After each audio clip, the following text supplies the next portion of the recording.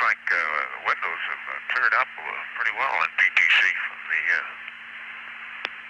ice crystals anyway that were on window 1. The hatch window still seems to have a film or something on it, but otherwise they look pretty good. Okay, sounds good.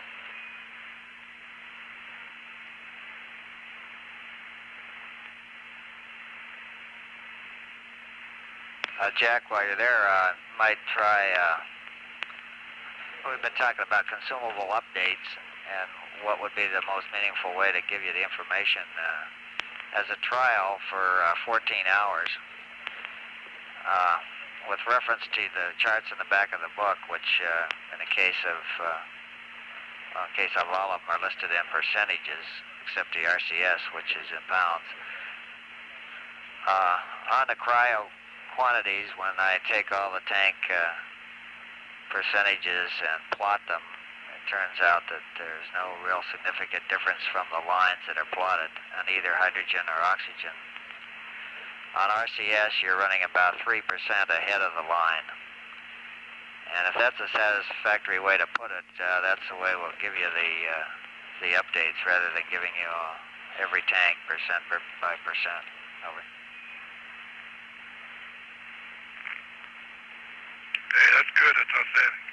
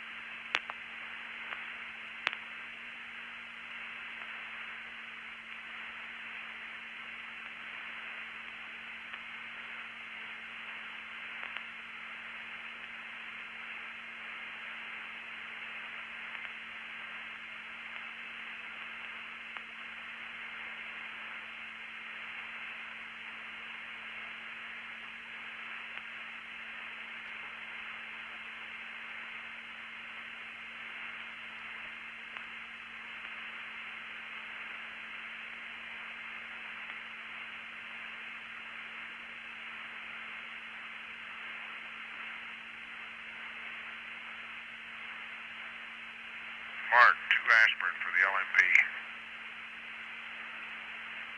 Roger, LMP.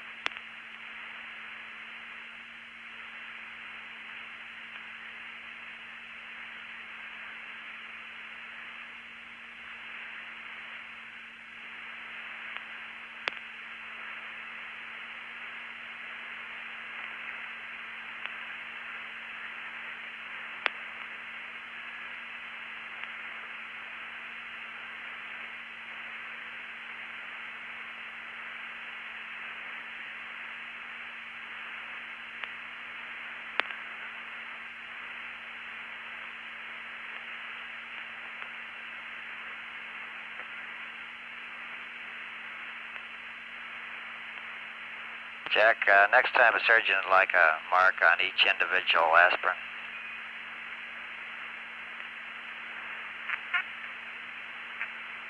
Well, I gave it to you since I swallowed them both simultaneously. Raj. I knew they wanted that, Corey, and that's why I only gave you one. Okay. Would they rather have them go down one at a time?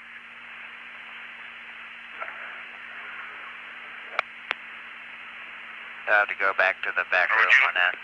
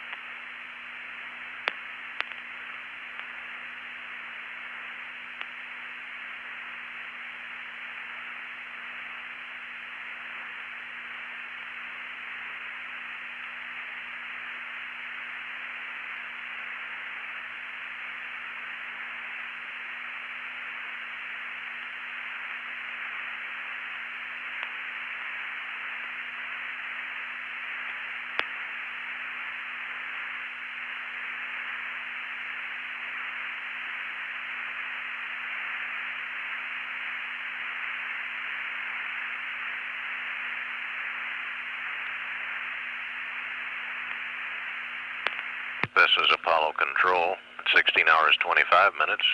Crew of Apollo 17 presently in a meal period. A little bit of levity a short time ago when Jack Schmidt, lunar module pilot, called down to say this is LMP Mark II aspirin. He had mentioned earlier in his post-sleep checklist that he was considering taking 2 aspirins. Apollo 17 is presently 72,843 nautical miles out from Earth. Velocity 6,477 feet per second. We're continuing to stand by on the air-ground circuit for further conversation as the crew finishes up their meal period and gets what few flight plan updates are involved in today's activity. At 16:26 and standing by, this is Apollo Control.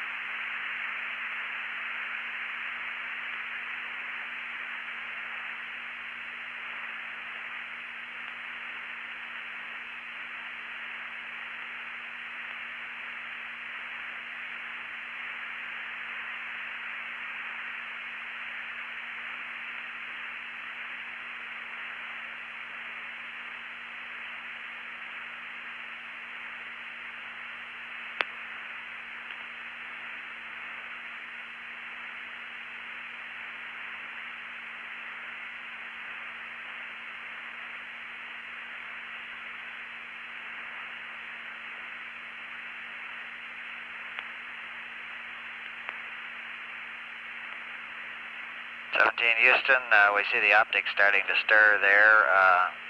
You can go ahead with a P52, but before you do the P23, we have some updates to it.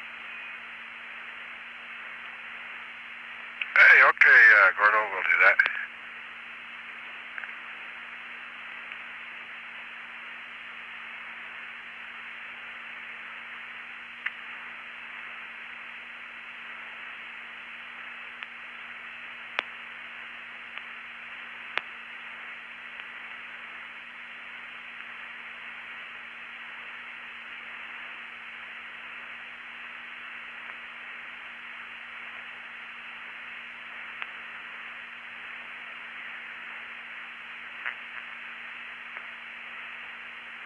Houston, can you confirm that you did change the LiO canister before going to sleep last night? Well, we can confirm we didn't. How about that? Okay. We'll, thanks for reminding us. We'll try that first thing this morning. I was just getting too tired, and the CO2 didn't look quite that high last night, so I let it go.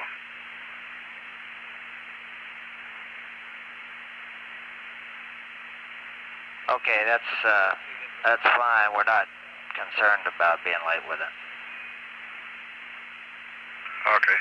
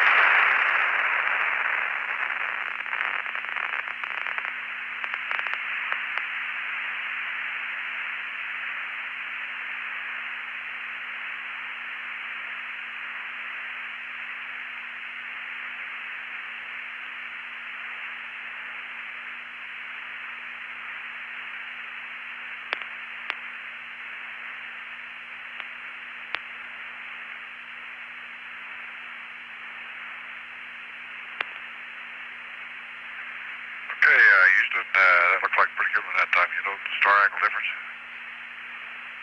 Roger, we copy. Okay. I can't see squat out through that telescope. I just hope it lines it up and does the right things. Okay, those are the target angles, and you can let me know when you have them. Okay, stand by. The telescope's no different than any other time. There's just a lot of reflection from the lunar module. And even though everybody said that before, I don't quite believe it till you see it yourself.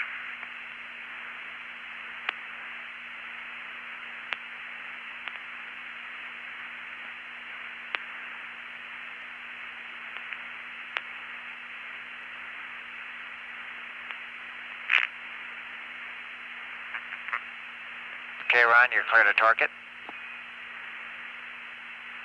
Okay, we'll target 5430. Okay.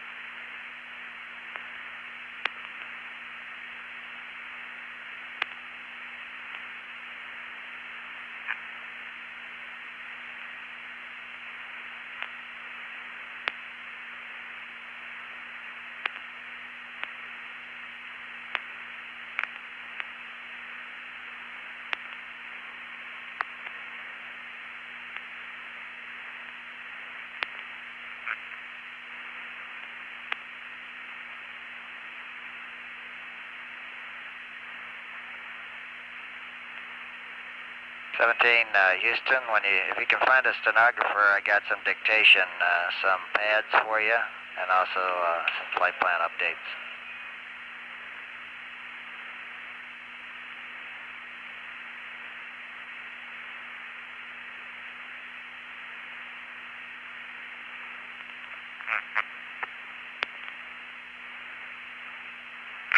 Stand by one, Gordon.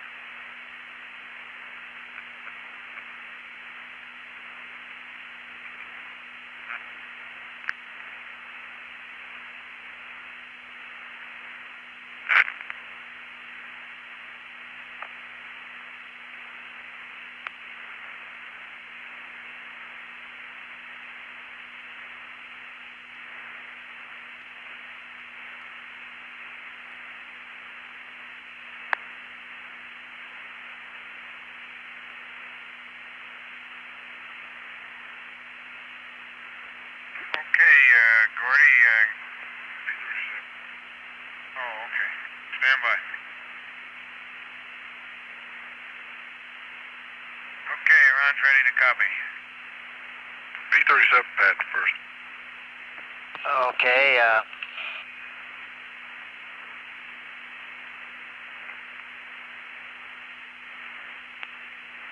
okay, the B-37 block data for 35 hours. Well, we got 35, 45, 55, and 65.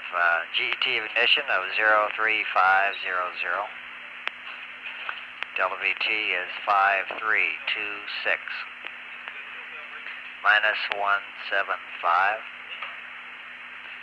08139er. For a GET of 04500. 7728. Minus 177. 08118. For a GET of 05500. 5859er. Minus 175. 10530. GET of 06500. 4703. Minus 175. 129er. 40.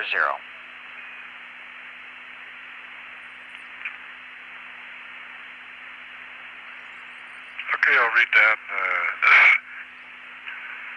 See, 3500 at 5326 and minus 175 and 8139er at 4500 at 7728 minus 177 and 8118. At 5500, it's 5859er, minus 175, 10530. At 6500, it's 4703, and minus 175, and 12940. Okay, that's correct.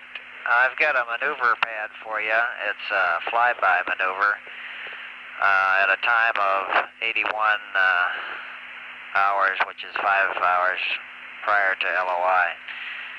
This is required because you're presently on an impacting trajectory, and this is assuming you wouldn't do mid-course 2. Mid-course 2 will put you on a proper trajectory. If you can get a maneuver pad out, I'll give it to you. Okay, that's in work.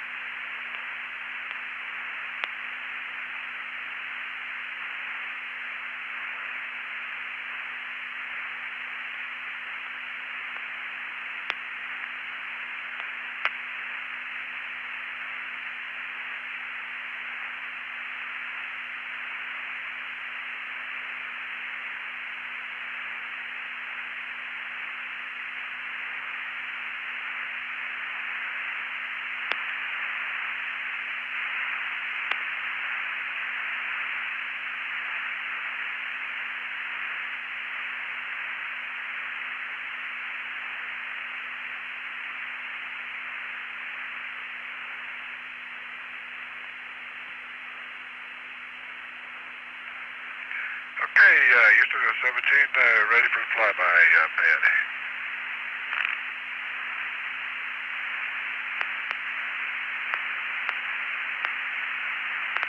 Okay, Ron, we're just watching your roll angle. We're gonna be updating the optics cal attitude, and the roll will be 164, and you're coming up on that.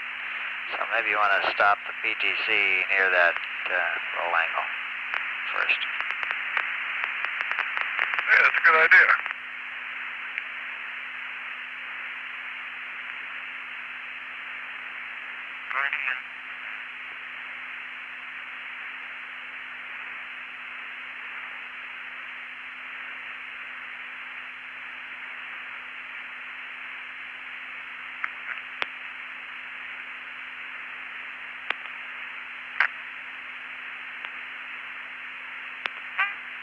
did you read, Jack? Loud and clear, Jack. I can take the pad if you want to while Ron stops CTC. Okay, why don't I give you the update to the flight plan, since that'll give you the new attitude and also a change in a star for the P-23, and then Ron can get on with that. The pad we can get after that. Go ahead. Okay, turn to 17 hours in the flight plan, page 18.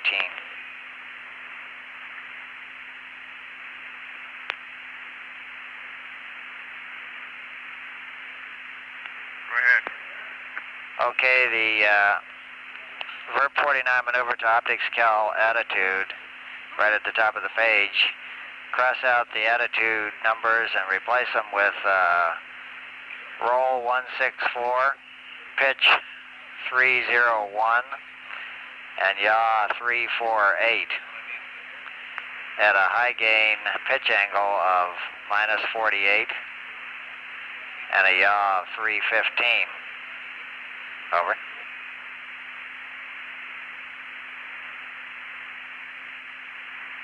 Okay, 164-301-348, -48 and 315. That's correct. Now go down a few lines to the sighting attitude at 17 hours and 15 minutes, and cross out that attitude and the high gain pitch angle and change to a roll of 196, pitch 304, and yaw 348. High gain pitch is a -61, and the yaw remains the same, 357. Over. Okay, 196-304-348, -61. That's correct. And now on the first star in P-23, we're going to change the star, so cross out, replace the noun 70 numbers with star 21. That'll be 3 balls 21. And delete the noun 88 and the vector numbers there.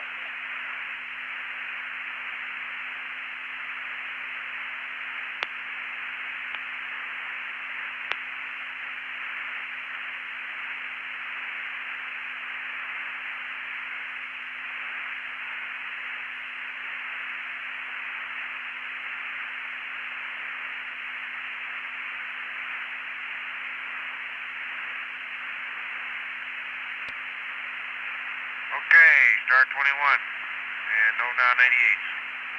Right, and over on the right where it says Mirac, you can write in Alphard. That's what 21 is.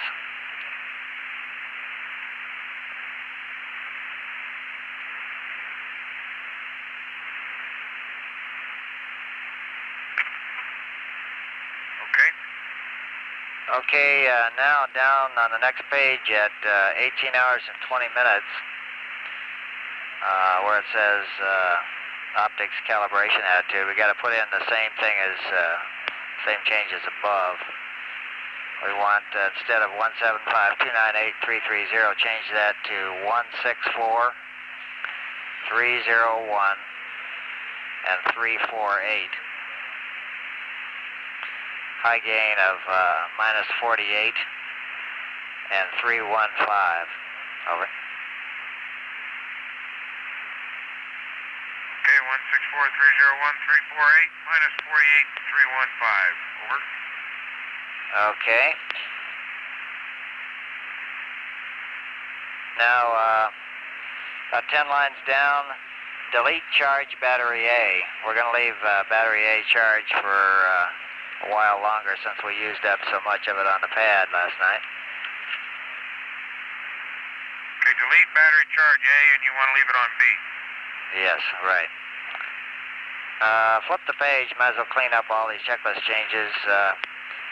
At 19 hours and 40 minutes, change magazine Kilo Kilo to magazine November November.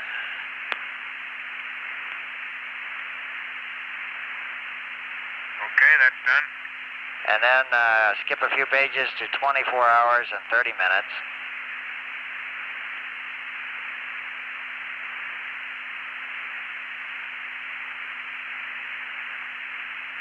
Go ahead. And just above the CSM Systems checklist call out there, write in charge battery A.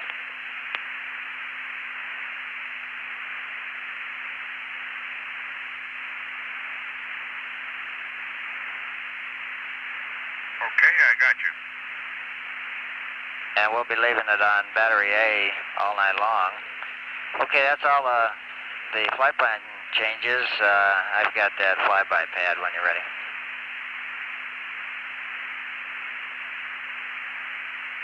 Okay, I'm all set.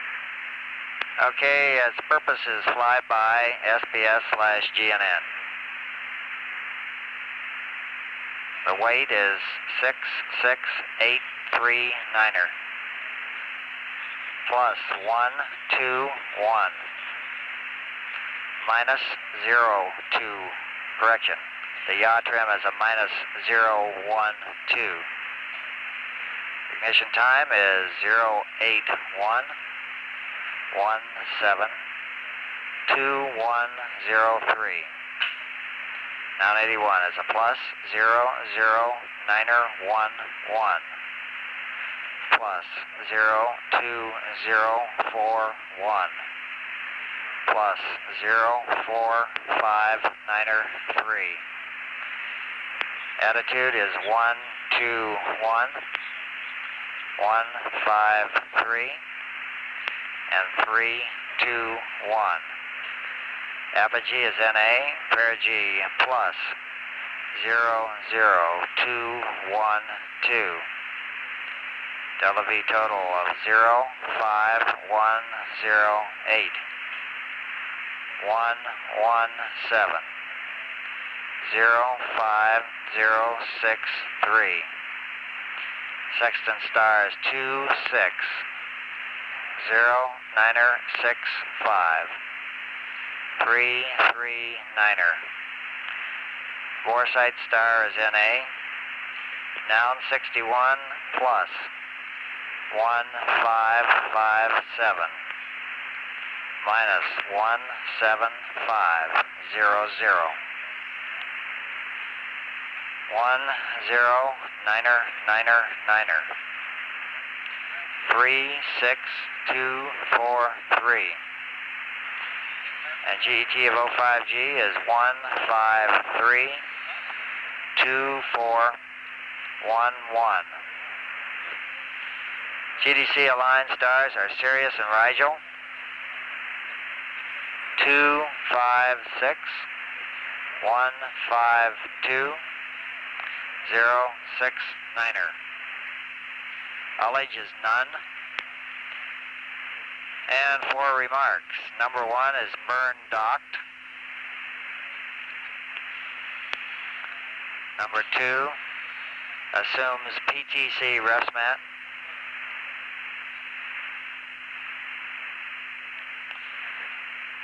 Number 3 lem weight 36281.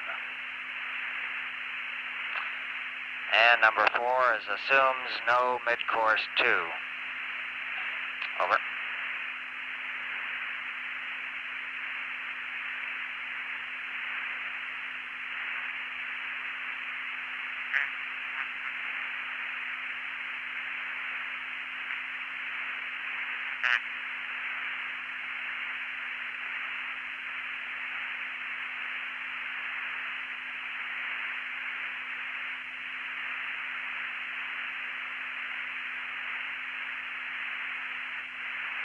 Hey, Gordy, you read that? I haven't heard anything since I finished the pad, Jack. Okay, I'll push the other button then.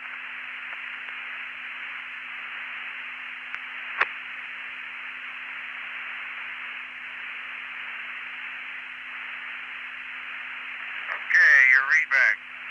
Flyby, SPS, GNN, 66839er, plus 121, minus 012, 081172103,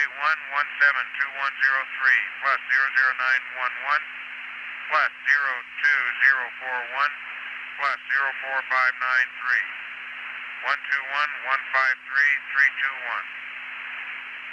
HA is in A plus 00210 05108 117-05063 260965 339er. Foresight stars in A plus 1557 minus 17500 10999 36243 153-2411. Cirrus and Rigel, 256-152-069er, no haulage. Remarks, 1, burn dock, 2, PTC rest mat assumed, 3, limb, weight 36281, and 4 assumes no mid-course 2. Okay, one correction on perigee of noun 44. That's a plus 00212.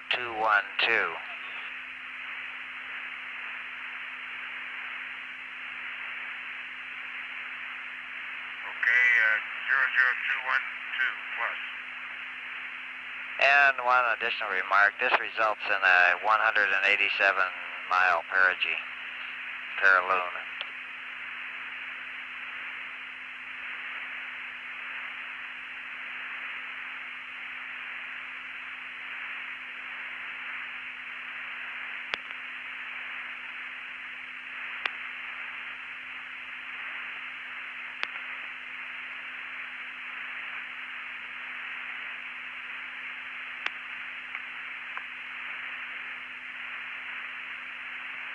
Okay, I got that.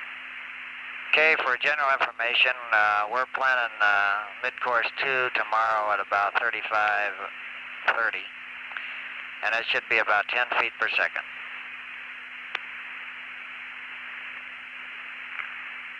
Okay.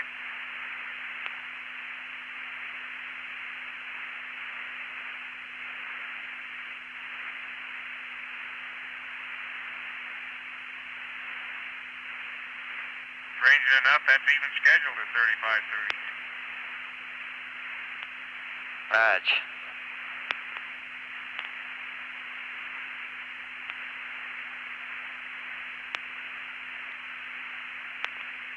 And one reminder to open the waste stowage vent valve as shown on the at 17 hours here. Oh, okay. We were going back to clean up. I think we owe you a Lyle canister change, too.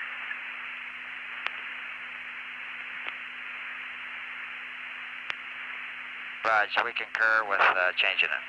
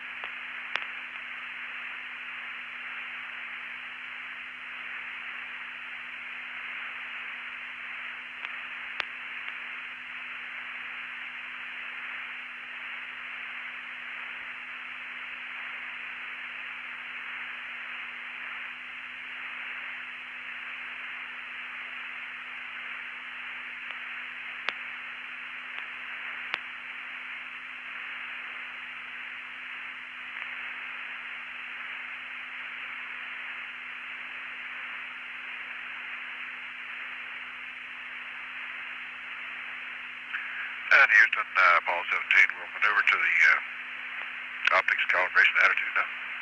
Okie doke. It's funny, eating potato soup, and all the soup is all around the outside of the bag, and you get a little hole right down through the middle of it.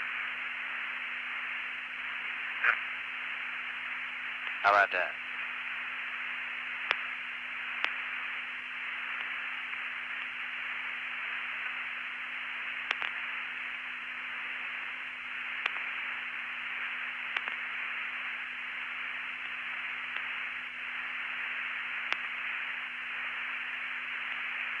It's just like in 1G. The spoon isn't quite long enough to reach the bottom without getting your fingers on the side of the bowl. Right.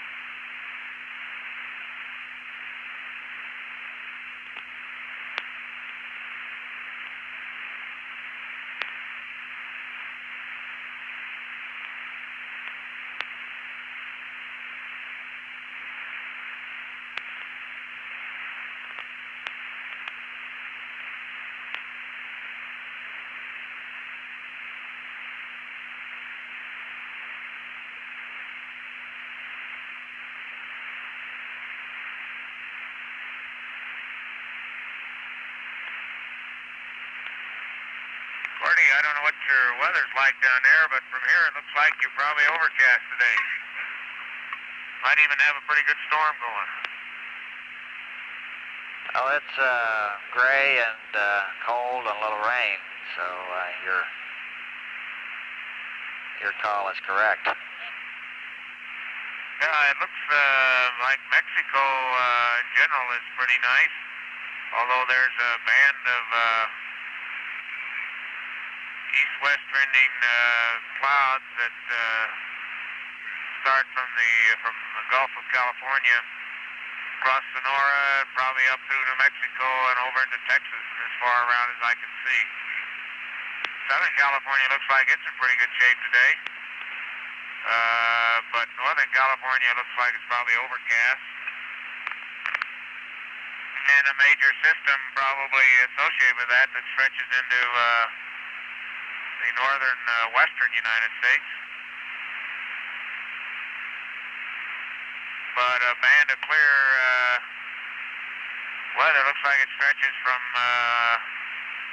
Arizona right on up through, I would guess it, through Colorado and Kansas, probably into the Midwest pretty well. Raj, your regular human weather satellite. If Ron had just stopped his maneuvers, I'd tell you some more, but the Earth just set behind the limb. Raj. More specifically, it's set behind a rover, which may be a space first.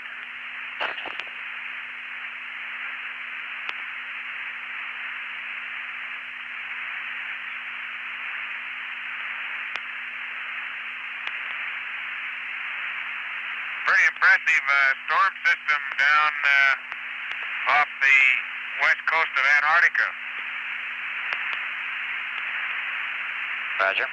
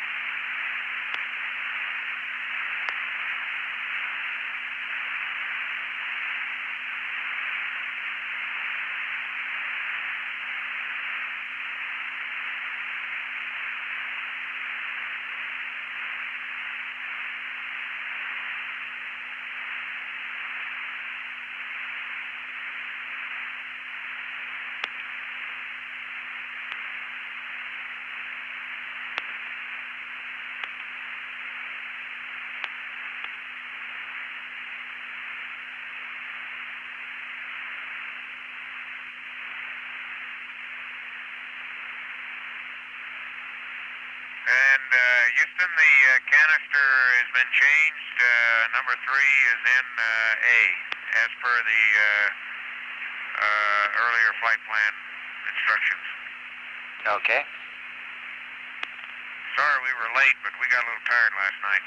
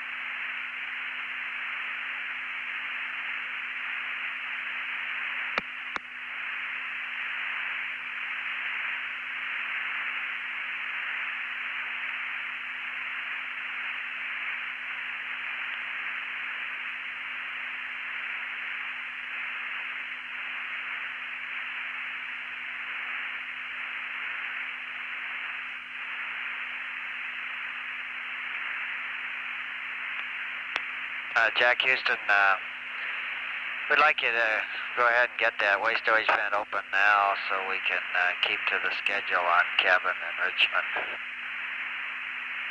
Okay, Ron's getting that. Keep nagging. Thank you.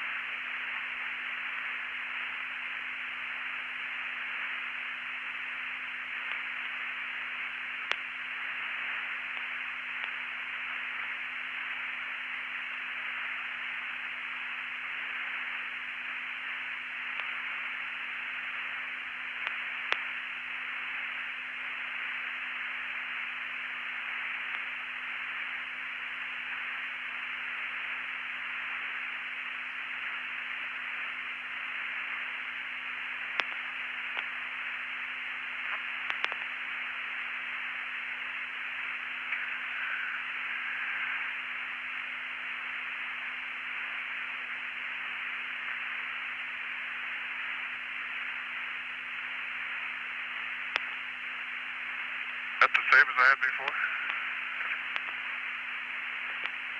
9.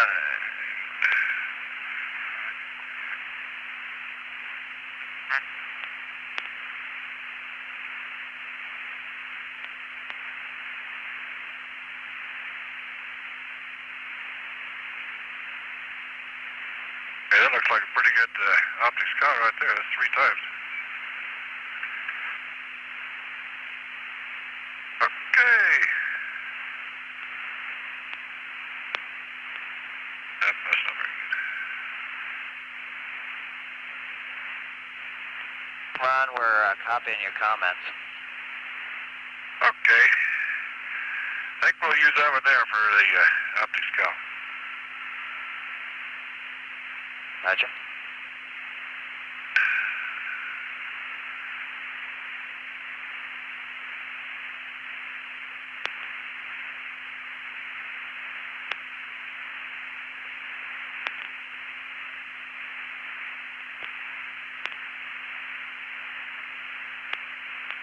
Okay, let's go to the old fighting attitude.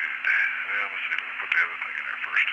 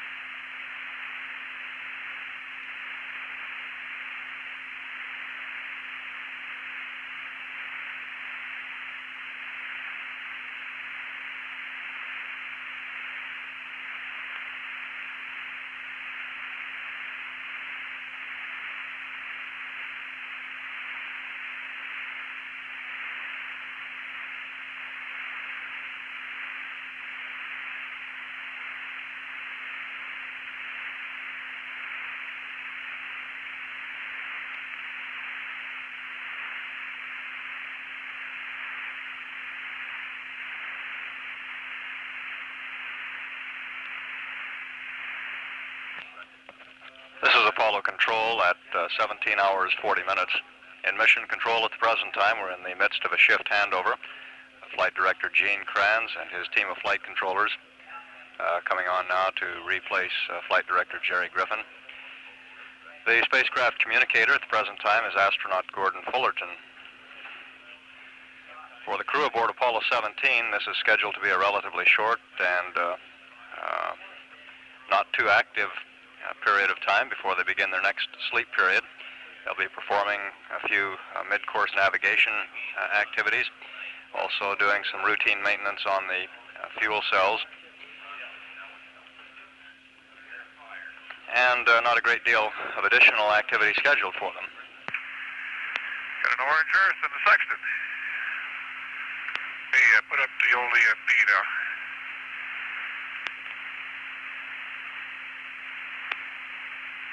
If you all don't need all that light in there, Jack, I could sure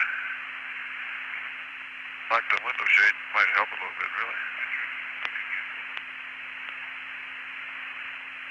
Not very much.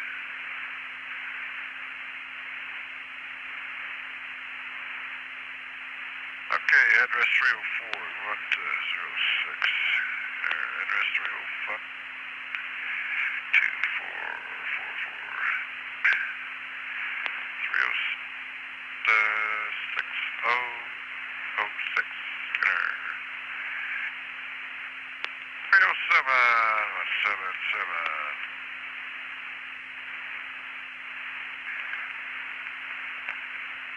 Okay, at address 310, we want 1562.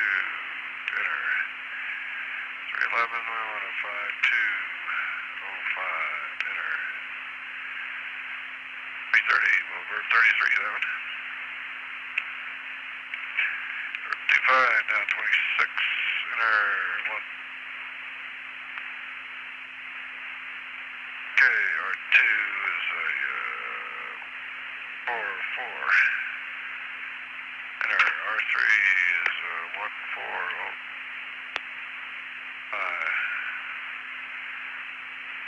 Okay, enter that. Now, we're ready to go in the first star here. 7, enter. 23, enter.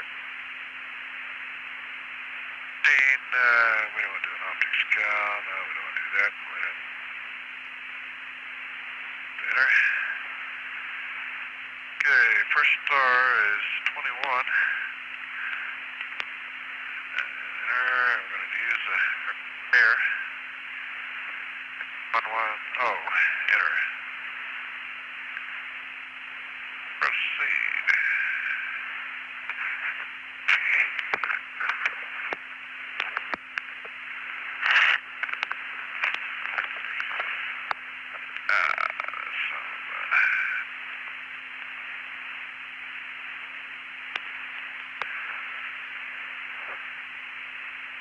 Okay, we don't want to do the 180 option, so we'll enter that one. 96.30. Pretty close. Okay, proceed.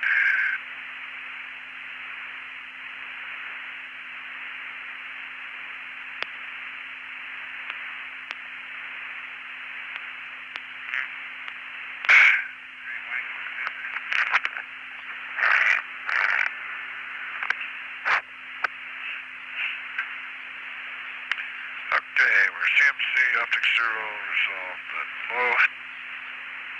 Now, we see if we can see the old star in there. Gordy, this is Jack. You guys did a good job fixing that master alarm problem. What'd you do?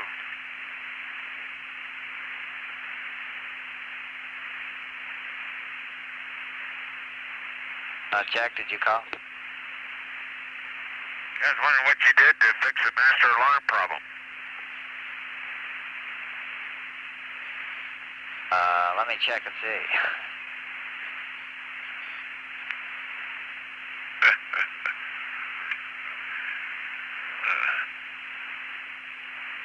Yeah, I gotta find the sub-solar point. A little bit of an error, looks like.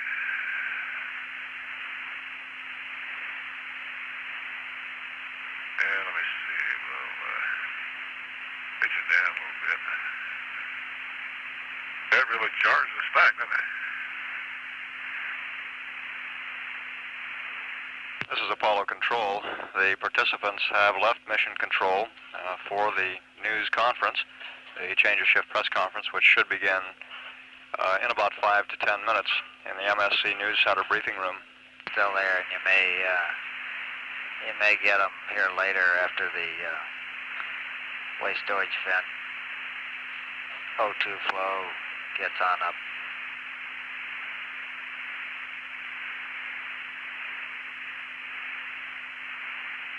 Okay, but those were associated with the accumulator, as I recall. The random ones is the ones I was interested in. They just seem to have stopped. Of course, we haven't been moving switches on too, but we were getting them without doing that also.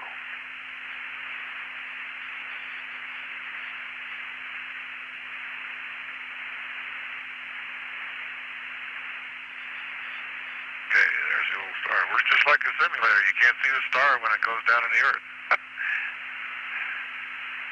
It's still being worked on, Jack, although we don't have any real concrete story to give you on it yet.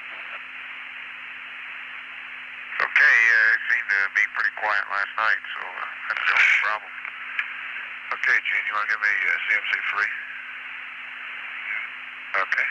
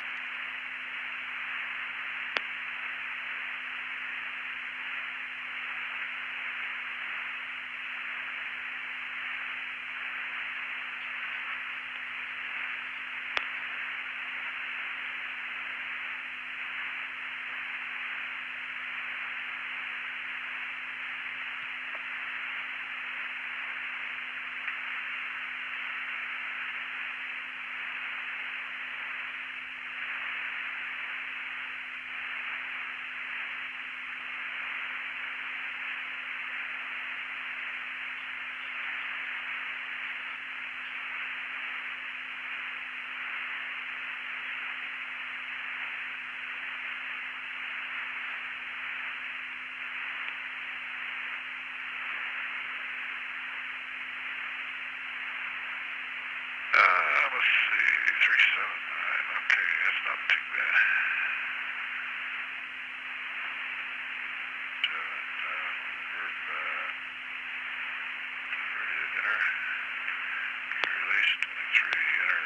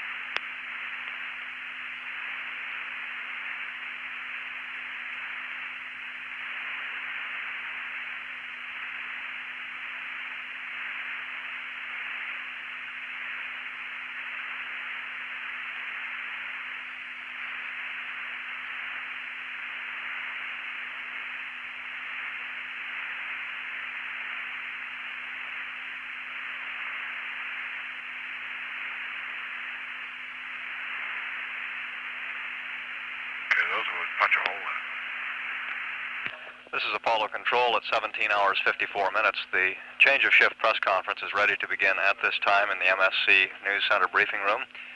We'll take down the live air-to-ground, record, and play back immediately following the press conference.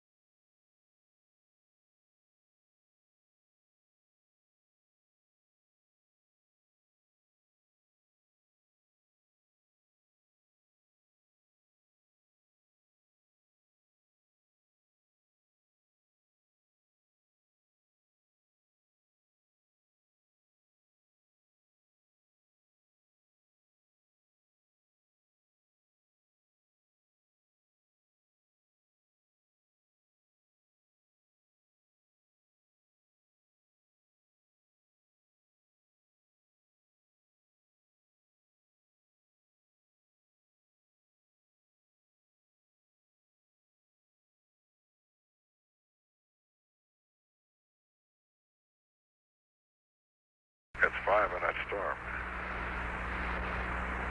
You concur it's 5 in that storm, Houston? Stand by, let me check.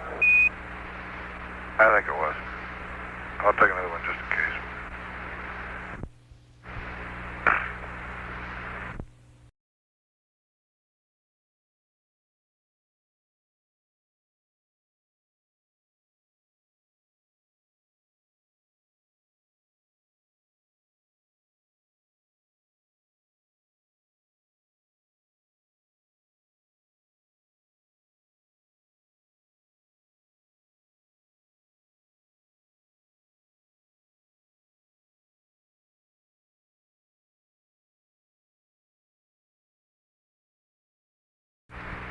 Okay, Gene, CMC auto.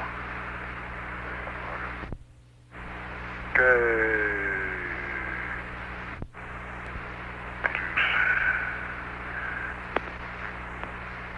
All right. That's right, no problem.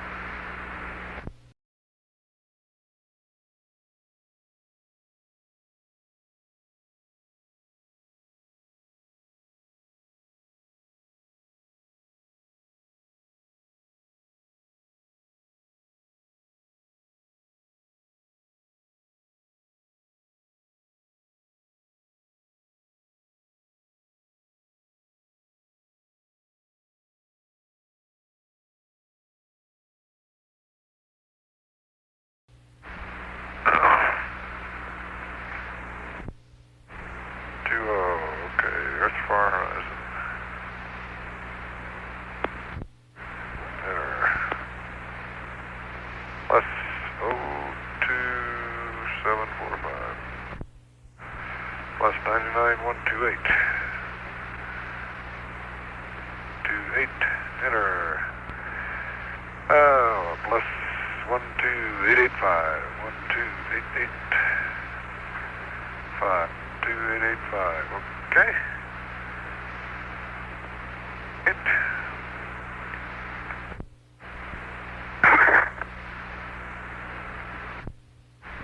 It's okay. 1 to 180 option, no. Computer, take me to Beetlejuice. Okay, this is Earth Far Horizon.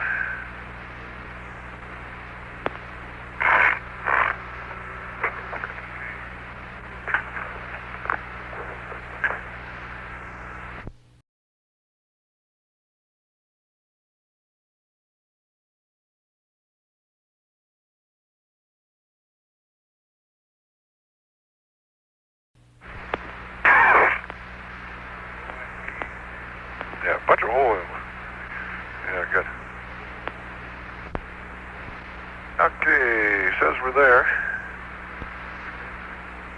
Okay, safely old fire cup to the subsolar point.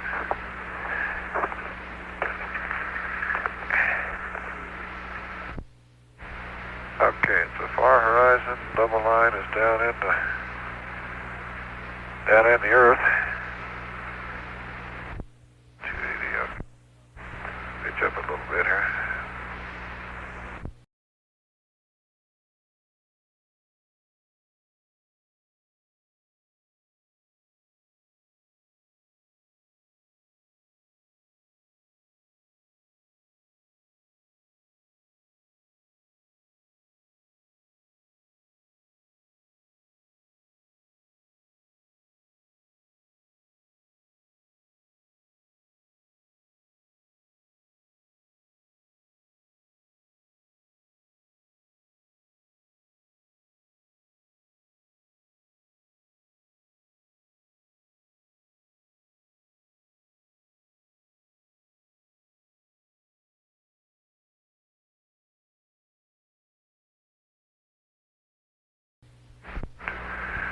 Okay, didn't do such a hot job of putting it on there. You want to go CMC free?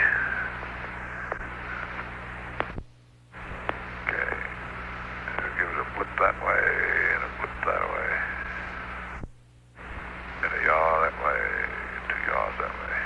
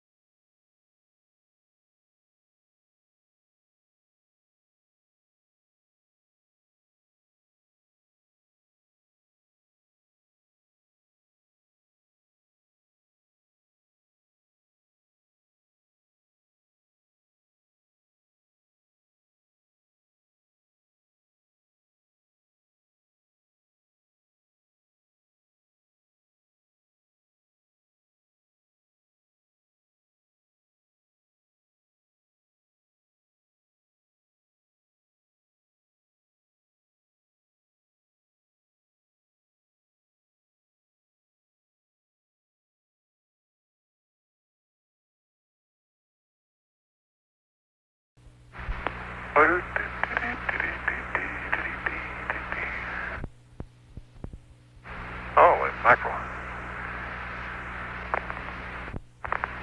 Yeah, that was a good march. So that was... Cordy, this is LMP. Hello, Houston, 17, how you doing? Go ahead, Jack. Yeah, you got any news today to read up to us? Yeah, as a matter of fact, we have a little bit made up here. I guess, well, on the personal line, we checked with Barbara and Jan and the kids, and they're all back home safe and sound, and they mentioned that they're going into their own personal quarantine period. They're glued to the squawk box. Over. Okay. I was afraid you were going to get too personal there for a minute.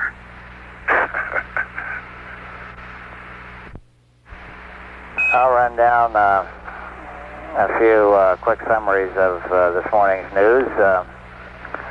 Former President Harry Truman has rallied slightly despite his weakened heart and labored breathing. His doctors report that their main worry is whether his heart is strong enough to withstand the physical strain of 88 years. Despite the slight rally, Truman's condition is still considered critical. In Paris, Henry Kissinger met with Hanoi's Le Duc for 4 hours yesterday and planned secret talks. Paris newspapers report an imminent ceasefire, but neither Kissinger or Toh indicate that this is true. After the 4-hour talks, Kissinger shook hands and his aide, but I had a little typo error here, but neither representative made any comment concerning their meeting. At Camp David, Maryland, President Nixon's press secretary, Ronald Ziegler, said that Kissinger and Nixon are in close communication by cable concerning the secret peace talks, but Ziegler declined to provide more information about progress in the talks. President Nixon selected Claude S. Brinegar, a California oil executive and a doctor of economics, to be Secretary of Transportation, succeeding John A. Volpe. Volpe will become the U.S. ambassador to Italy. Here's one concerning last night's launch. Mrs. Spiro Agnew reportedly made a wish on a falling star just before the delayed launch of Apollo 17.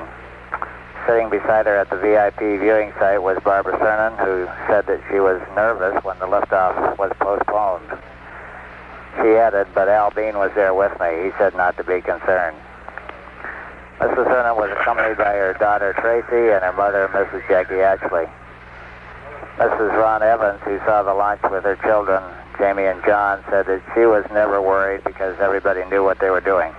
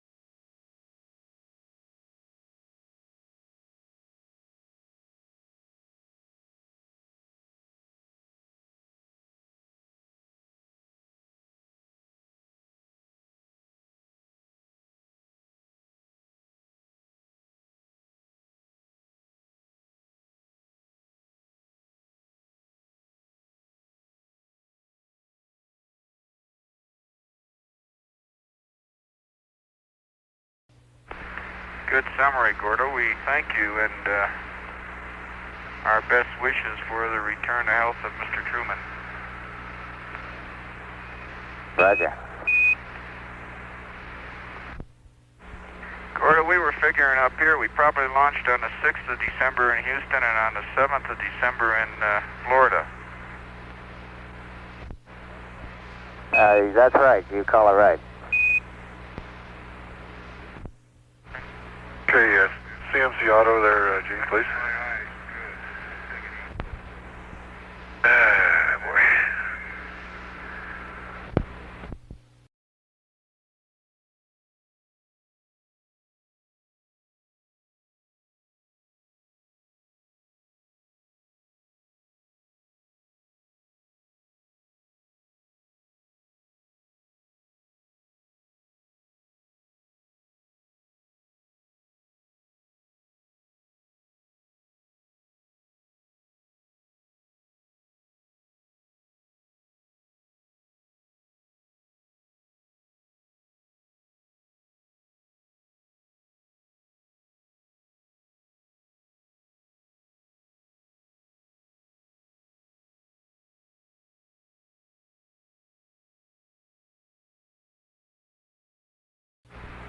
Okay, let's use verb 2-3 enter.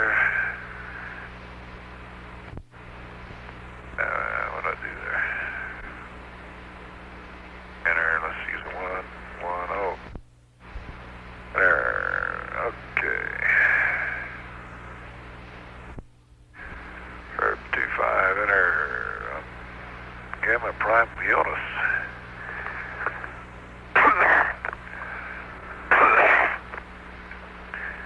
Okay, minus 8490. 84900, I mean. Plus 40299. Plus 40299. Enter. Plus 34176. Plus 6. Enter. Okay, proceed. 202, I don't want that one. Fit 18. Okay. There already. Picking, I guess. We'll try it one more time. And CMC auto. Yep. Are we at 196, 306? Gordy, you still there? Okay, that's right. Go ahead, Jack.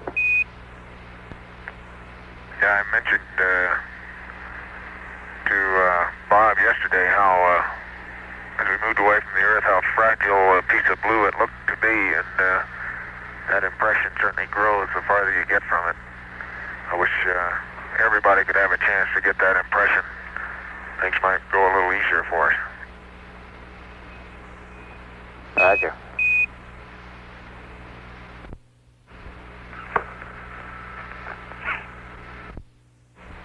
Okay, Gene, you want to CMC free?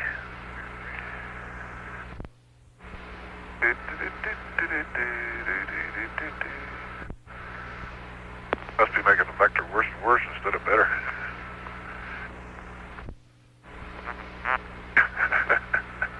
Well, it was on the sub-star point that time, except it's halfway through the Earth almost. Not really.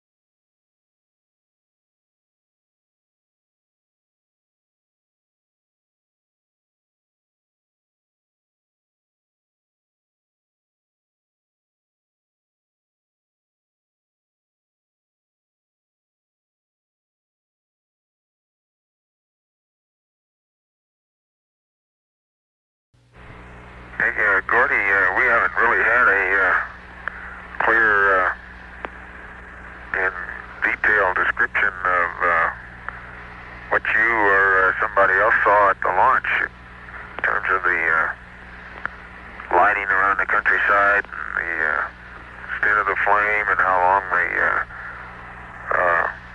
exhaust was out of the S1C. Do you have anything to add to that? Well, I can give you my feelings right away. It was a spectacular sight, and no doubt about it. I'd say the level of illumination would have made it easy to read a newspaper or anything like that from our vantage point near the VAB. The plume itself actually looked no larger or even any brighter, really, except in contrast than it does on a day launch by comparison. But, well, the effect, I guess, is about what I expected, just trying to extrapolate previous launches into a nighttime situation. the weather was very clear. That was one advantage gained by delay in the launch, the 2 hours and 40 minutes that you did. By that time, there were very few clouds around at all. And we could see a brilliant flash there when the first stage cut off and the second stage ignited. And I lost you visually probably 4 to 5 minutes into the second stage as best I can remember. Part of the problem was the brightness of the plume during the first stage. It kind of burned a spot in my eye, and so then I had reduced efficiency at looking for a small point of light from there on out. Stu's here with me, and he was watching it too. Let's see if he has anything to add. Stu who? He said after that comment, he has no comment. I'm sorry, Stu. I can't believe that. Stu always has something to add.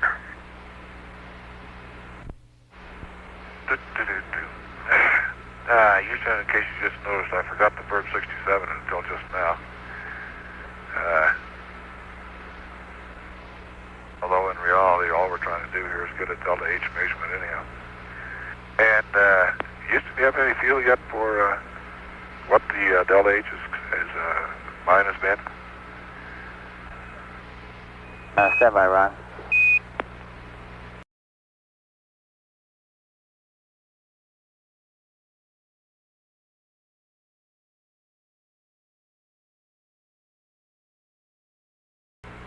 Ron, it's Houston. We're not going to be able to give you a handle on the delta H until they have a chance to take all the data and reduce it and work it around a little. Oh, okay, that's mighty fine.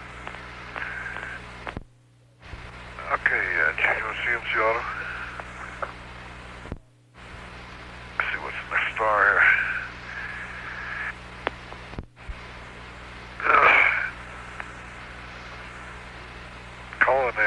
Calling in, I guess.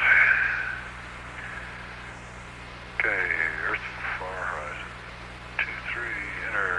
1225, enter. Class 0.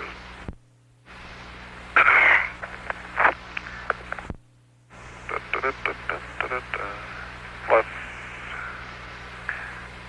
7073, enter.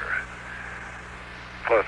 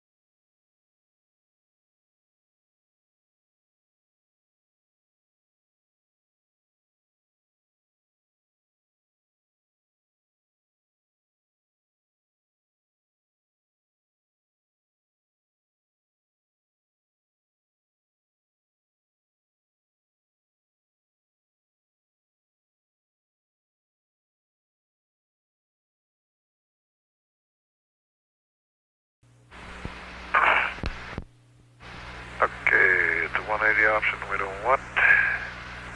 Take me the real option. I guess we're getting... Houston, you must be getting all the good data without the high gain, huh? That's affirmative, Ron. Okay. Okay, let's enter that.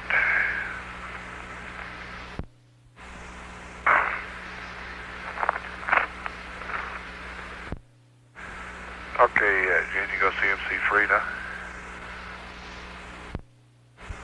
Yeah, that's about a half a sextant diameter above the horizon. Substellar point looks pretty good though.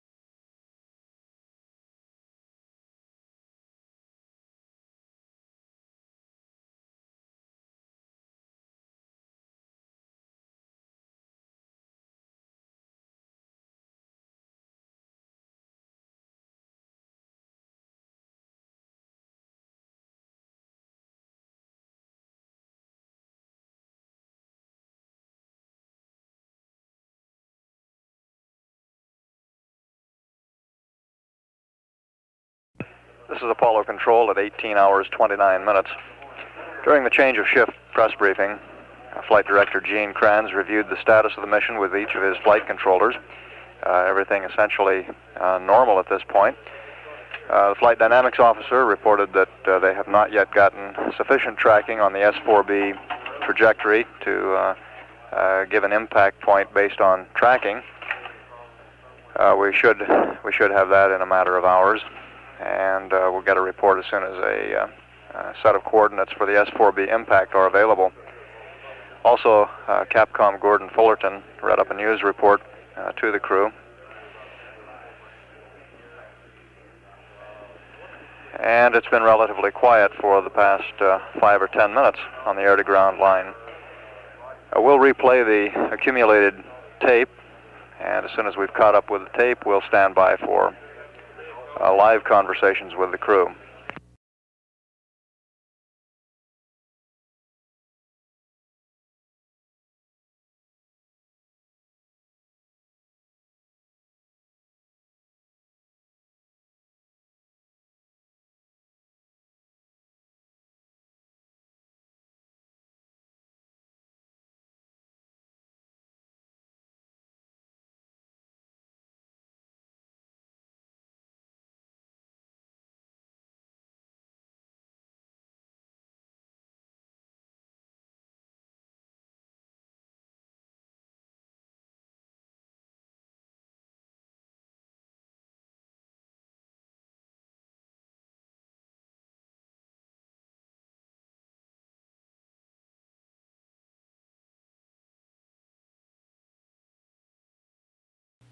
Yeah, not yet.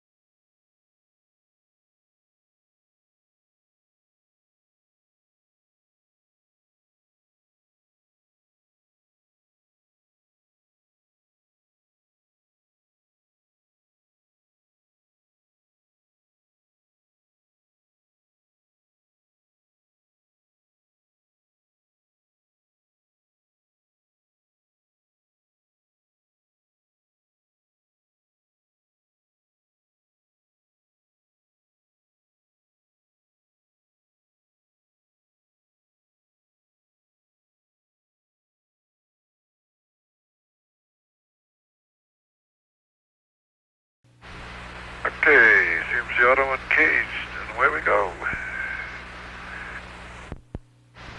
Hey, we gotta dump the wastewater too, 10%.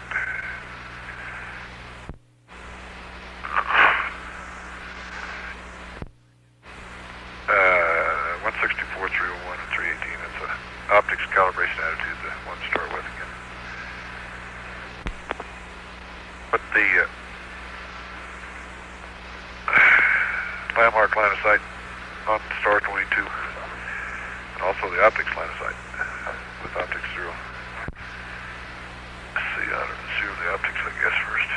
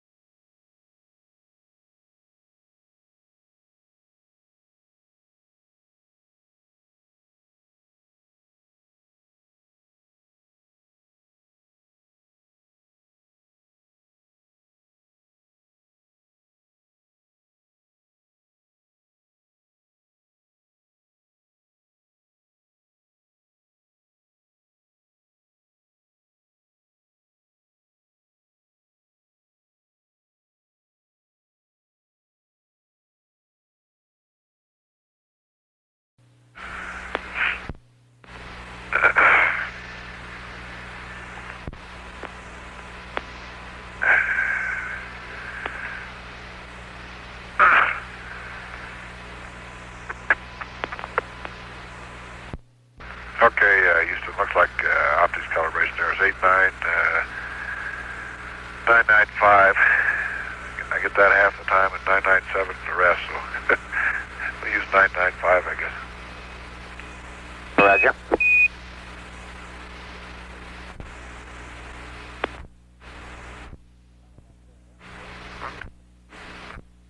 Okay, Houston, you ready for some purges and dumps? Let me make sure. We're standing by.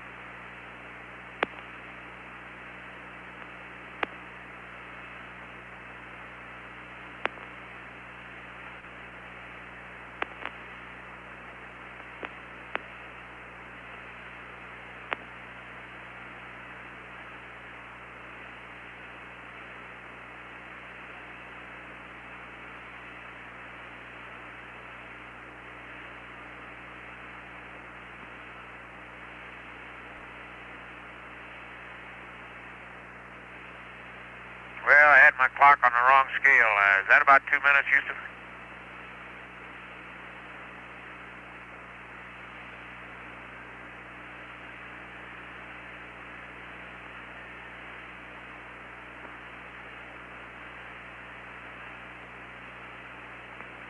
That's good, Jack.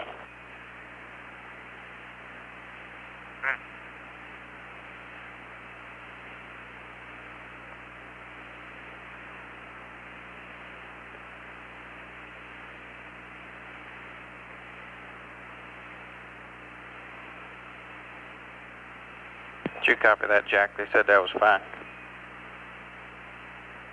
Yes, sir, Stu. I copied that. How are you? Okay, swing it. That's good to hear. Sure, I'm enjoying your descriptions.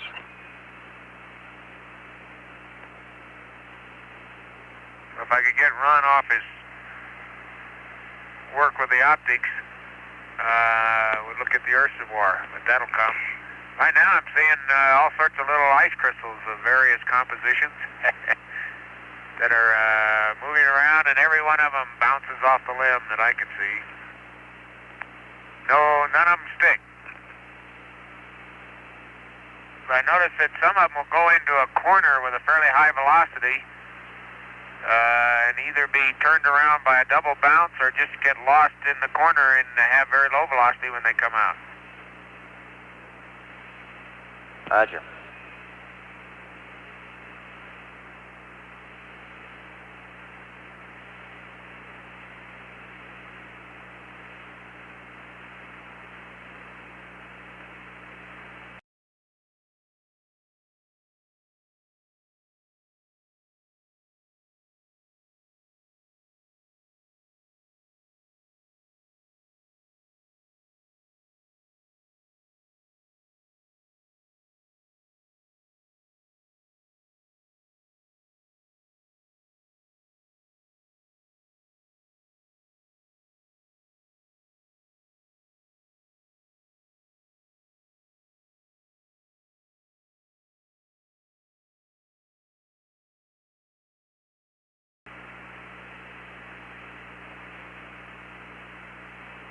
Most of them look like they have at least a foot or two per second.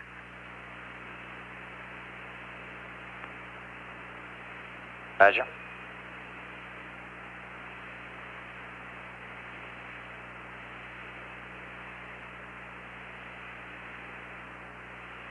Hey, Jack, I was surprised when you said when you got Ron off the optics. Don't tell me that Ron's going to let you look through his optics. Oh, heavens, no. We just moved the windows. Okay. That's for sure.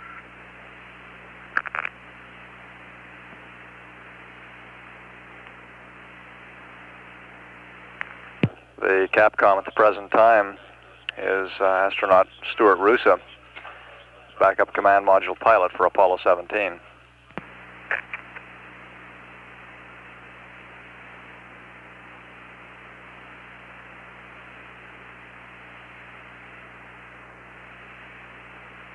Apparently you do get some particle-particle collisions because some of the trajectories are back towards us.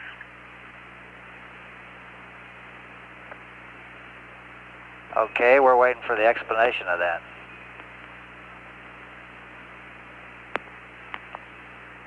Well, I think it's because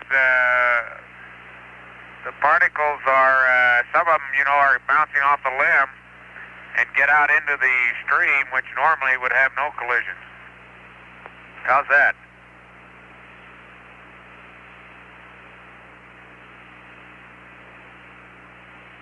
You can say it's not very good. I don't care.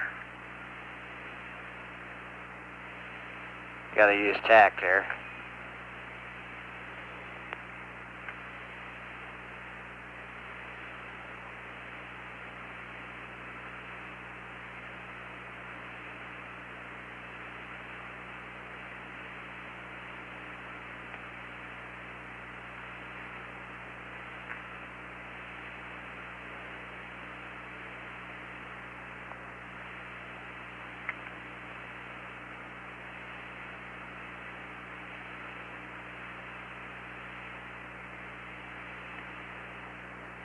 That animated description of the behavior of a cloud of ice crystals drifting along with the spacecraft was coming from Jack Schmidt. Apollo 17 at this point is 81,654 nautical miles from Earth, traveling at a speed of 5,972 feet per second.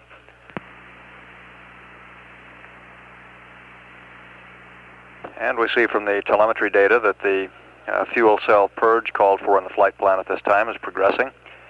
This involves flowing, in this case, oxygen at a high rate through the fuel cell for a short period of time to remove any buildup of contaminants, and is a routine maintenance or housekeeping procedure.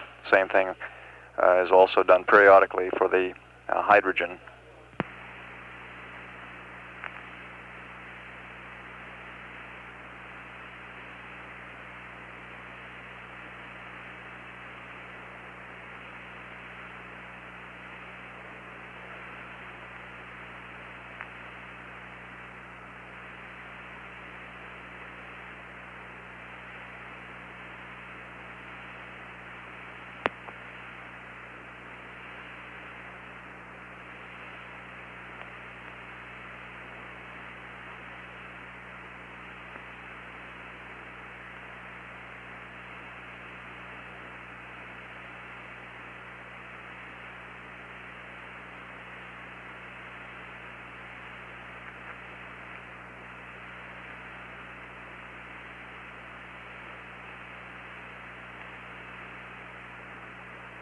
You can terminate the purge on fuel cell 302.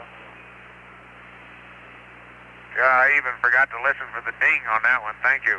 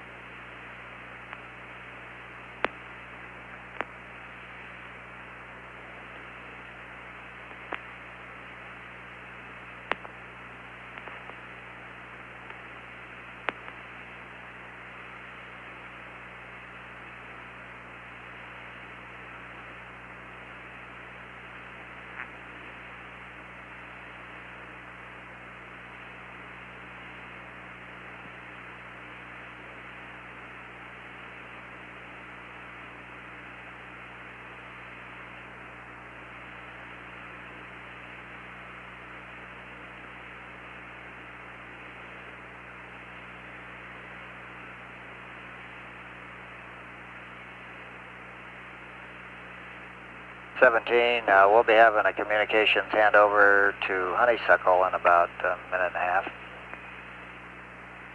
Okay, Gordo.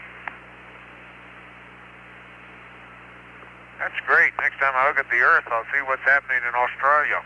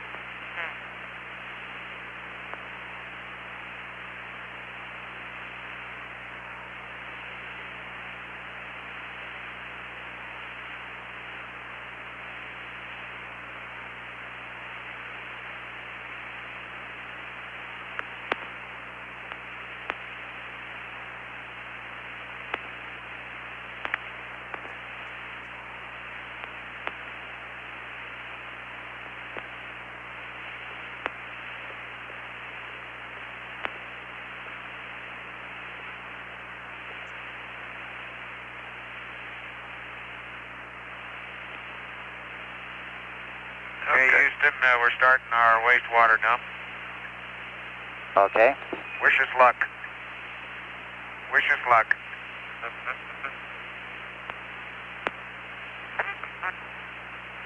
Yeah, that really goes out.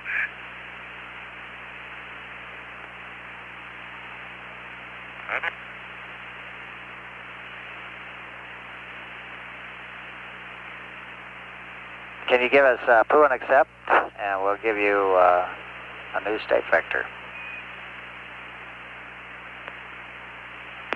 You probably need one after all those marks. Okay, you've got poo and accept. Roger.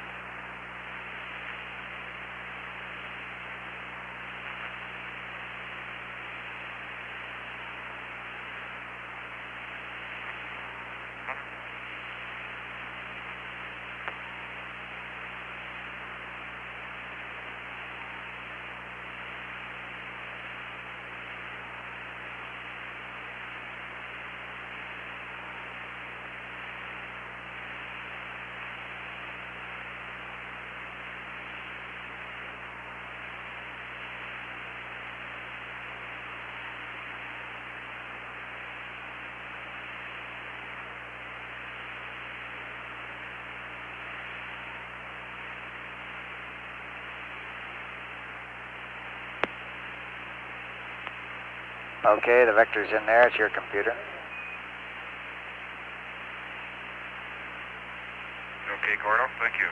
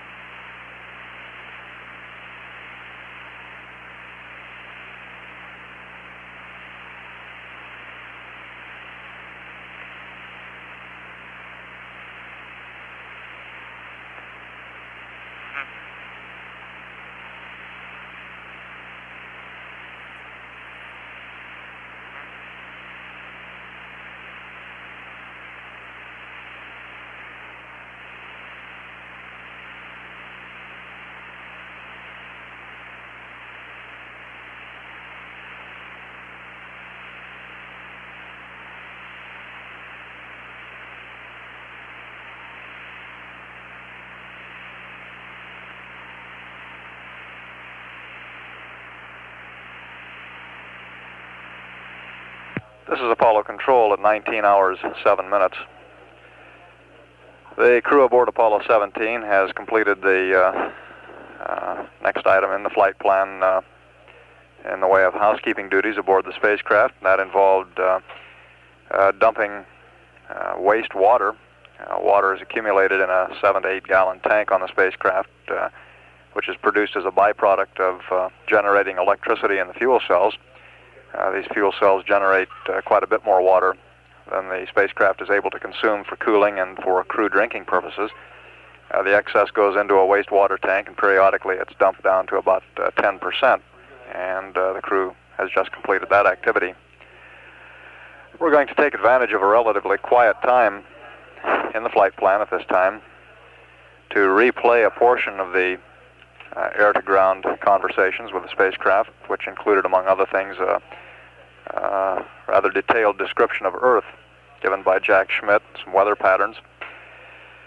This replay is necessitated by a problem that we had with a portion of the public affairs release circuit between 4:40 and 5:05 p.m. Central Standard Time this afternoon, in which a portion of the release circuit did not receive the air-to-ground. And for the benefit of those people who missed that portion of air-to-ground, we'll replay the tapes at this time.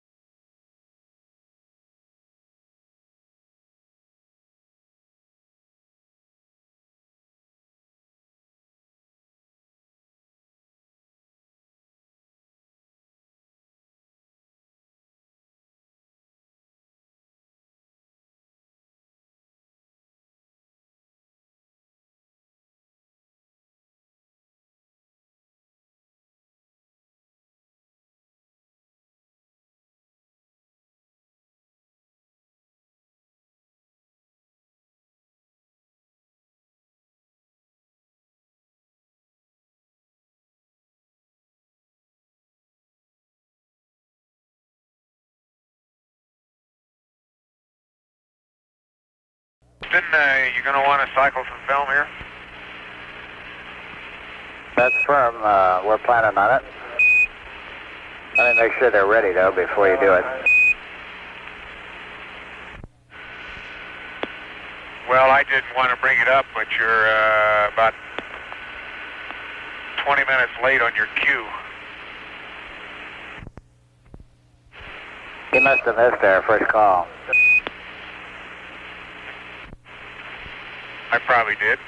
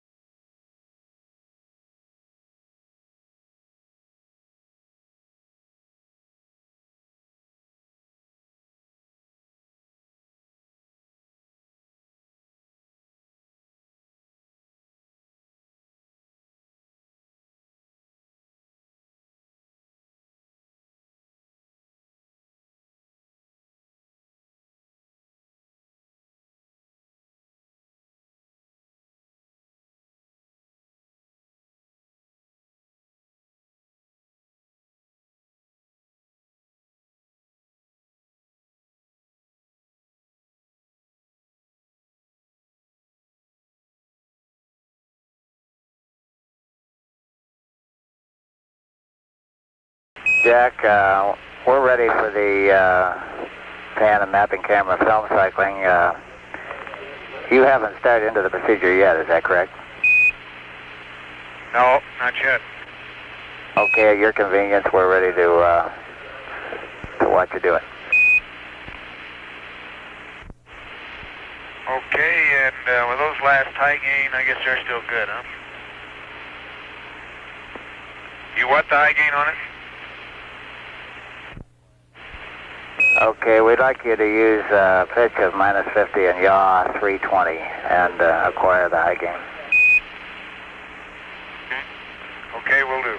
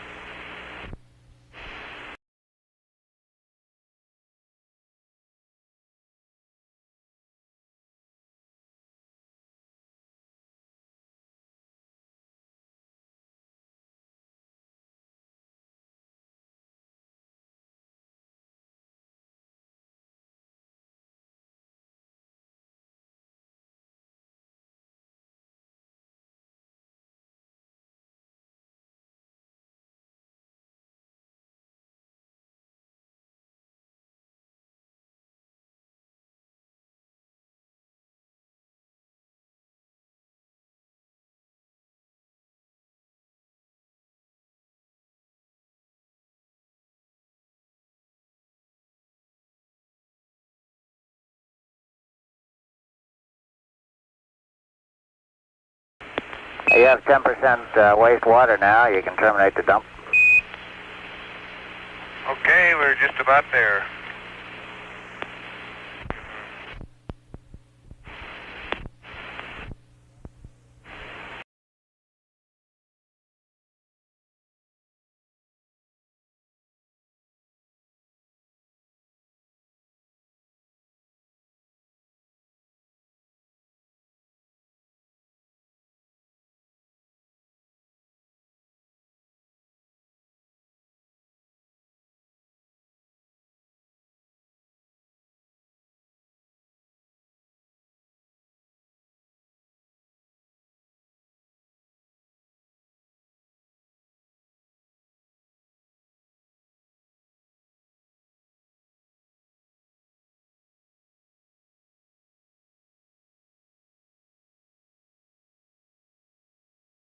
Okay, the old image motion is off.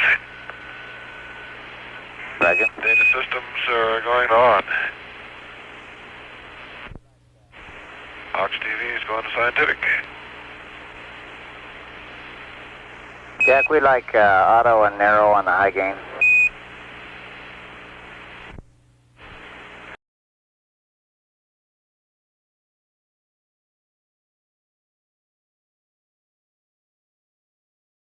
There you go, okay. Thank you. Okay, smack power is coming on.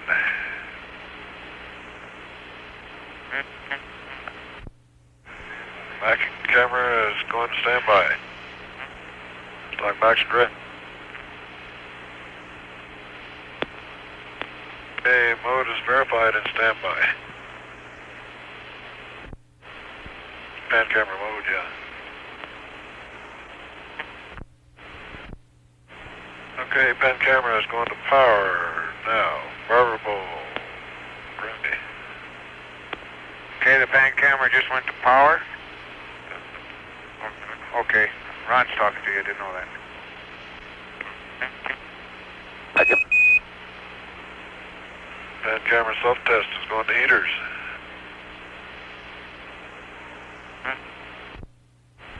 High bit, right?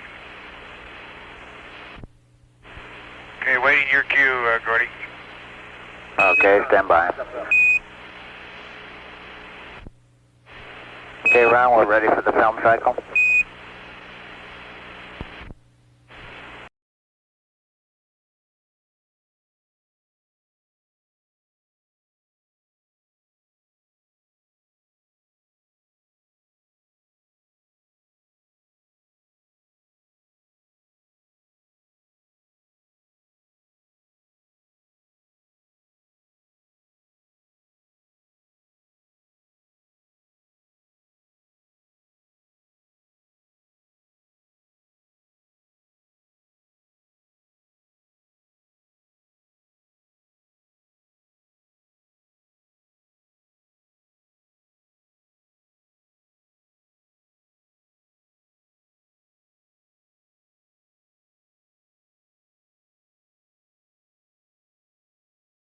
Okay, mapping camera is going on.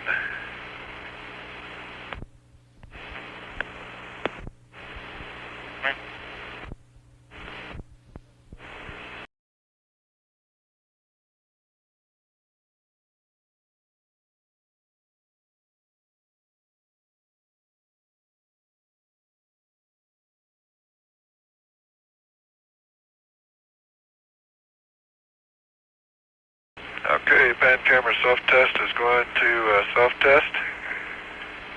Like Max Barber pole. Okay, I forgot to time it, yeah.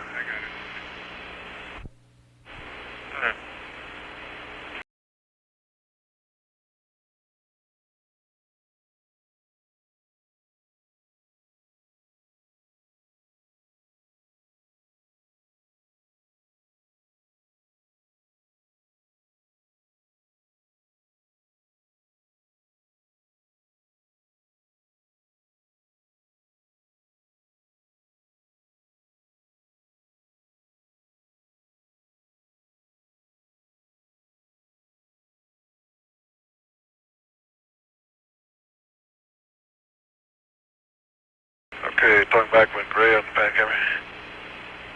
Roger.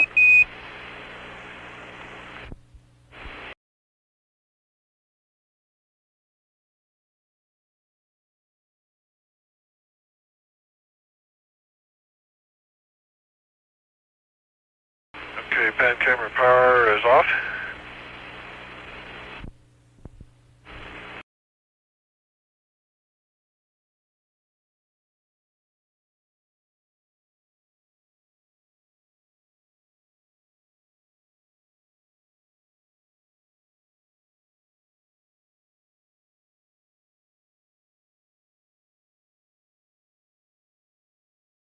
Okay, mapping camera is going off.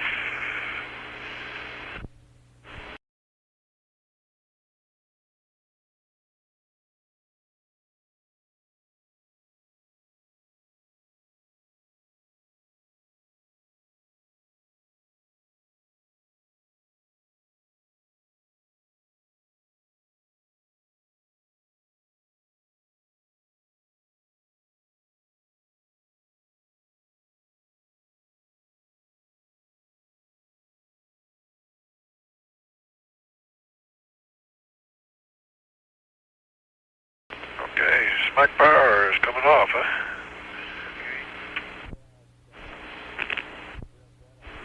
Okay, Houston, film cycling is complete. Okay, and it looked real good on both cameras. Very good.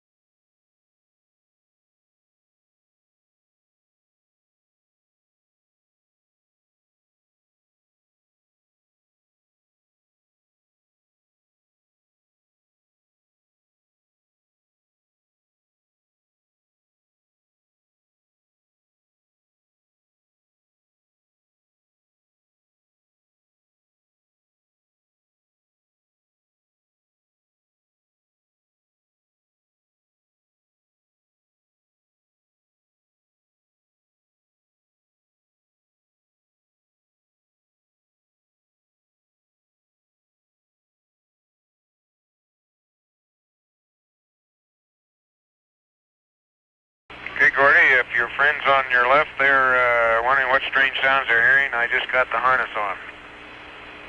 Roger. And I guess if you're through with the high gain, I'll go back to Omni Bravo. Okay, we concur with that idea.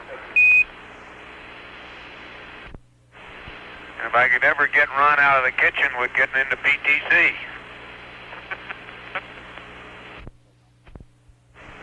Jack, you'll be glad to know your heart's beating normally.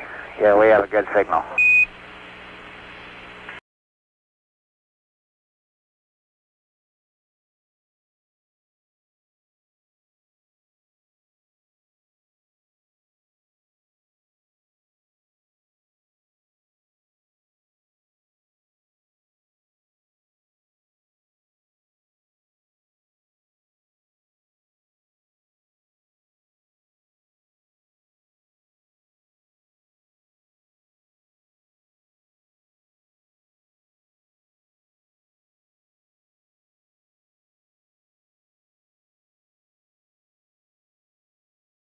Just so long as it's beating, Gordy. About 20 hours ago, I wasn't so sure.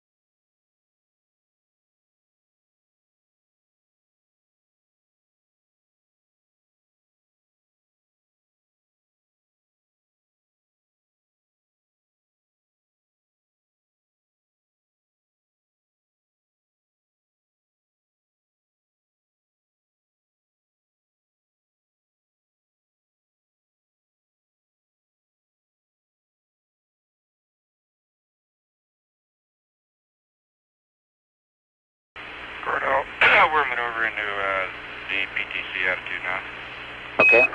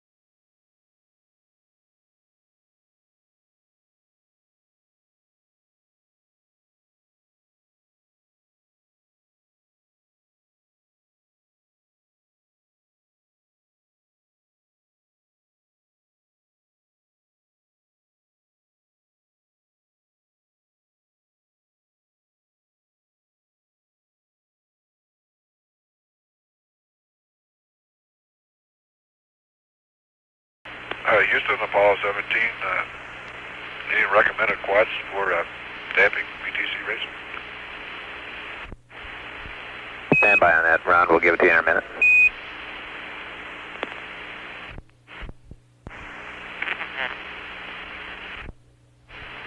Ron, we're recommending AB for damping and Bravo Delta for roll spin up. I'll say again, Alpha Bravo for damping and Bravo Delta for roll spin up. Okay, Robert, and welcome back aboard. Roger, sir.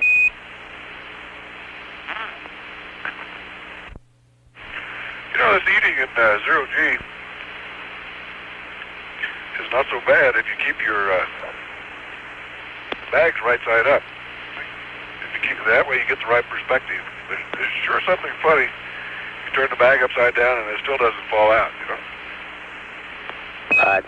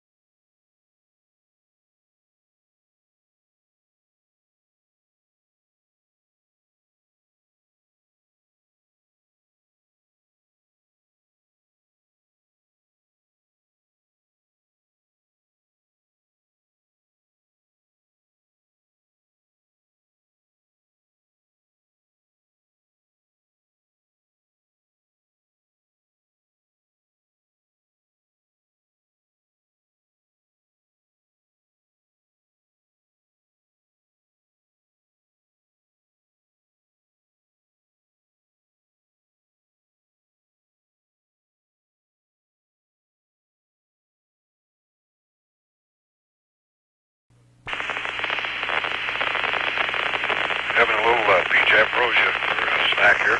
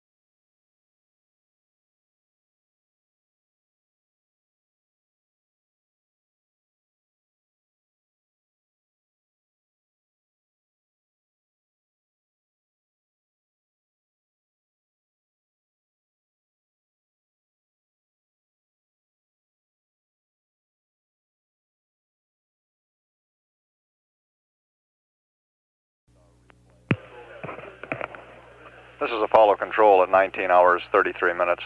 That completes our replay of the segments of the air-to-ground that were lost on a portion of the Public Affairs Release Network earlier today. During that replay, we accumulated about 5 or 6 minutes of additional tape with the crew. The activities involved during that period of time were completion of the wastewater dump, the crew dumping excess water produced by the fuel cells and stored in a storage tank on the spacecraft. They dump it down to about 10% of its quantity, or of its capacity, and also completed one other routine housekeeping activity. That was cycling the film in the panoramic and mapping cameras contained back in the service module, scientific instrument module bay. That bay, of course, still has the door over it. The door will be jettisoned before going into orbit around the moon. Exposing those cameras for use in lunar orbit, taking high resolution and very accurately controlled mapping cameras, mapping photos of the lunar surface. The cycling of the film is made necessary by the fact that the film is under some tension in the magazine and the transport mechanism. This tension tends to put pressure on the emulsion, and if the film is not advanced 4 or 5 cycles, at least once every 24 hours, it tends to create striations in the emulsion, and this is done during the translunar coast when the cameras are not being used periodically once a day to prevent these striations from developing in the emulsion of the film. We'll replay that accumulated tape for you and then continue to stand by live.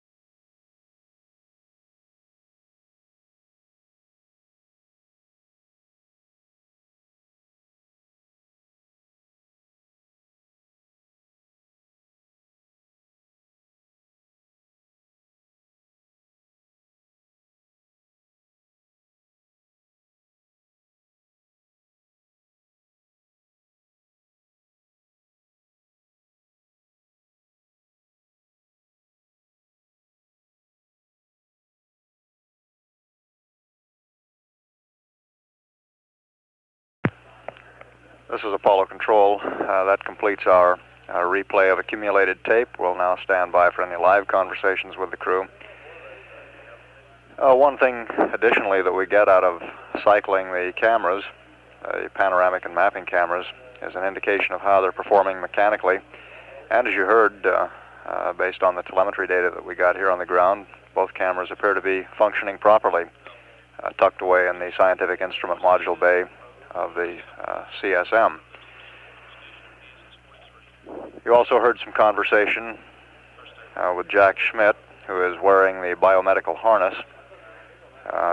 During sleep periods, it's customary for one of the three crewmen only to wear the biomedical harness, which allows us to get heart rate during the sleep period. And the crewmen take turns wearing that biomedical harness during the sleep period. We're getting good biomedical data, good heart rate data on Schmidt at the present time. Also, Ron Evans commented on getting the spacecraft in the PTC attitude.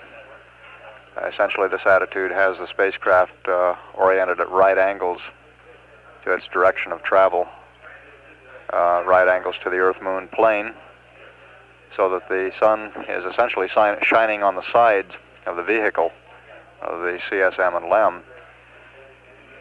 And then using the reaction control system thrusters on the command module, they set up a slow roll rate so that the two vehicles dock together, rotating at the rate of about 3 revolutions per hour.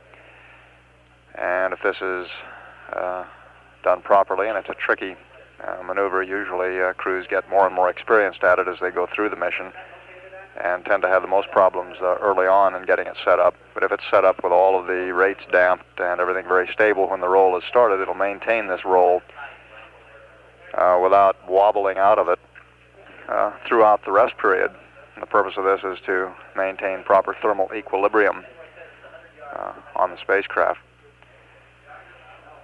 so that the heating on one side from the sun, the cooling of the other as it's exposed to the black of space is uniform and nothing gets too hot or too cold.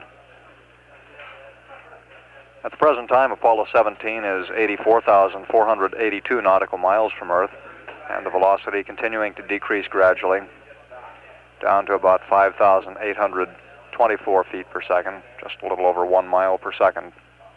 We'll continue to stand by live now for any conversations with the crew. This could continue to be a relatively quiet period based on Ron Evans, or I guess it was Jack Schmidt's comment that Evans was in the kitchen. Leads us to believe that they're probably getting ready to eat. This is Apollo Control at 19 hours 45 minutes.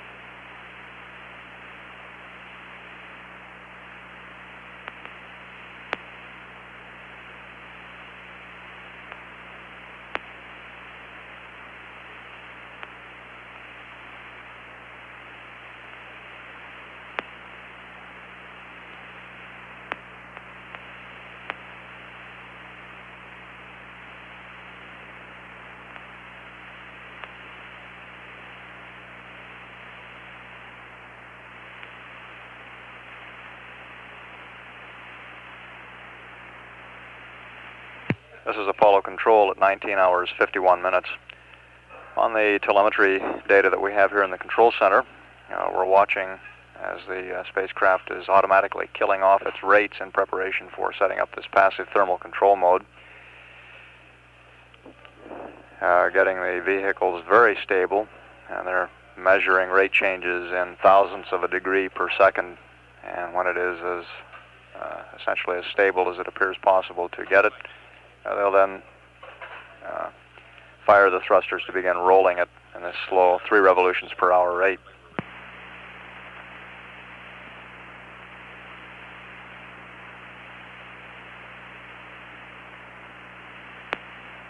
This is the second passive thermal control mode established. The rates are looking good. They're damped adequately. We're ready for spin up.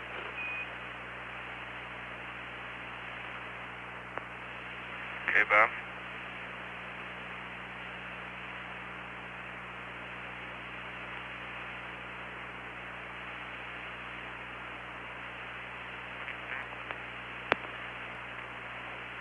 The crew set up the spacecraft in the passive thermal control mode before their previous sleep period and experienced no difficulties, and they appear to be going very smoothly in this passive thermal control setup.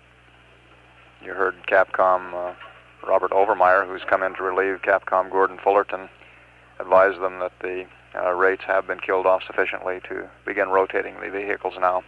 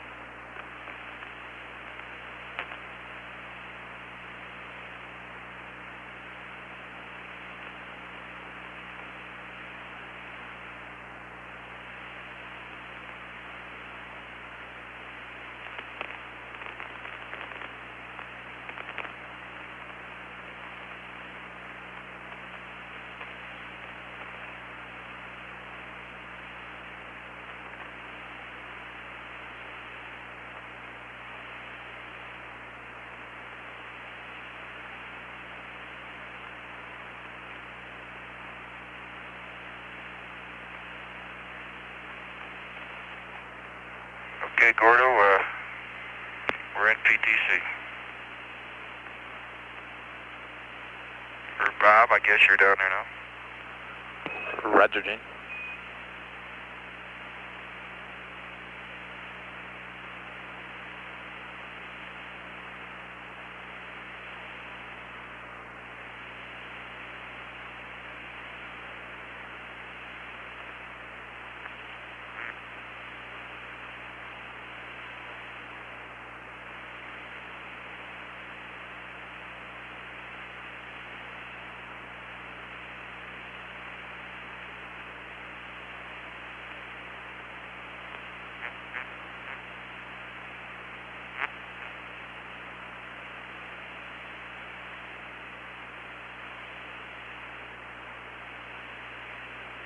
Bob, did you ever find out what part of Antarctica we were seeing at various Earth orientations? Jack, I tried that this afternoon and I couldn't get hold of anybody, and I looked on a map for a while, and I'm not sure where Little America was, and can't truthfully say I did get it. I'll keep looking at it. Okay, at any rate, it looks like there's a very well-developed front coming out of the northwestern portion of Antarctic ice shelf.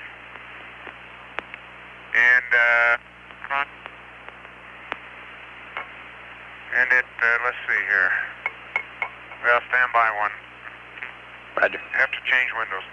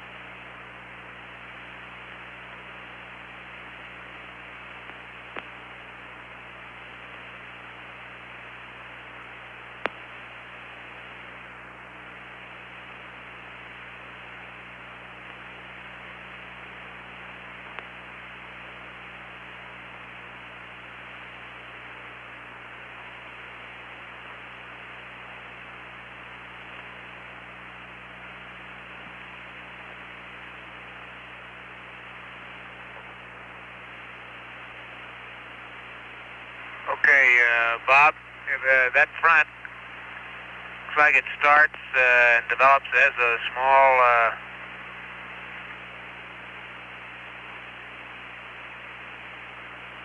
it actually seems to start with an anticyclone development off the coast of Antarctica. Moves up across New Zealand, looks like the South Island primarily. A little bit of the North Island is still visible. And into the eastern coast of Australia. And I'll give you a spot where it intersects and crosses the whole of Australia. However, it breaks up and is not very well formed once it gets inland away from the coast. I see no well-developed waves on it at this time. So it's hard to say how strong it is. There might be one developing just to the south of New Zealand, or right off the coast of New Zealand. Roger, I copy that, Jack. There at least is some sinusoidal motion or appearance to the front where it's approaching the picture.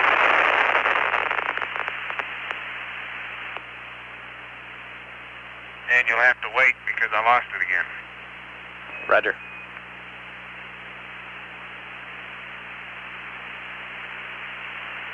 I took two 50 millimeter pictures. Mag November is on 132. Roger, November on 132. Those are pictures of the... and that was at...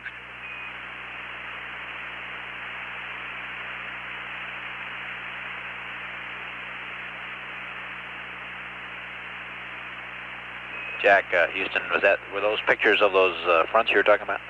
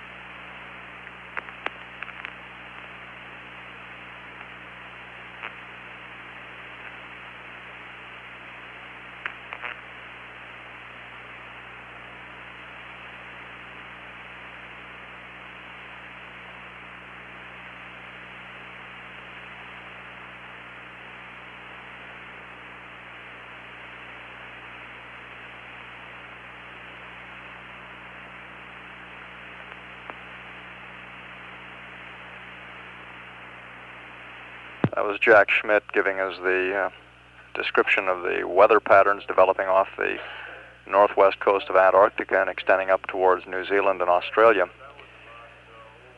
Apollo 17 at the present time is about 85,500 nautical miles from Earth and situated over the South Pacific. The spacecraft now essentially fixed with respect to the Earth and Moon, but the Earth rotating beneath it, and as the Earth rotates... Our orbital map out now, and that front is going off, crosses the coast of Australia, north of Sydney and largely a little south of Brisbane. And swings across the whole of Australia and seems to come, as near as I could tell, go back into the Indian Ocean about, well, where the Great Sandy Desert intersects the northwestern coast of Australia. Roger, Jack.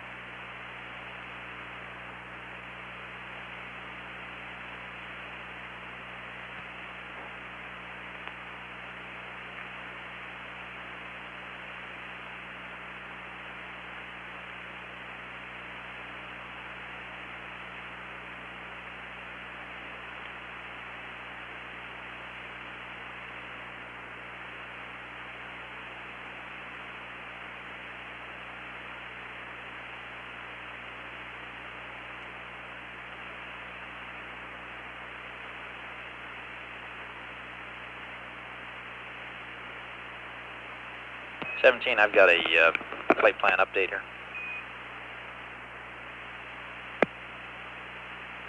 Stand by, please. Right, it's just a short one, one item to change. But if you saw my hands right now, you'd know why I said wait one. Understand. I'm just waiting for your call. Just didn't want you to think we're going to give you a whole wrapper of it. Well, we know you wouldn't do that.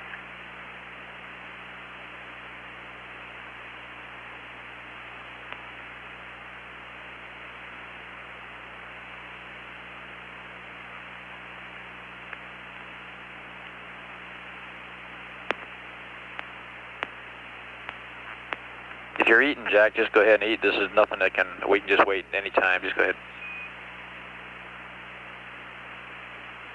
Yeah, I'm not panicking.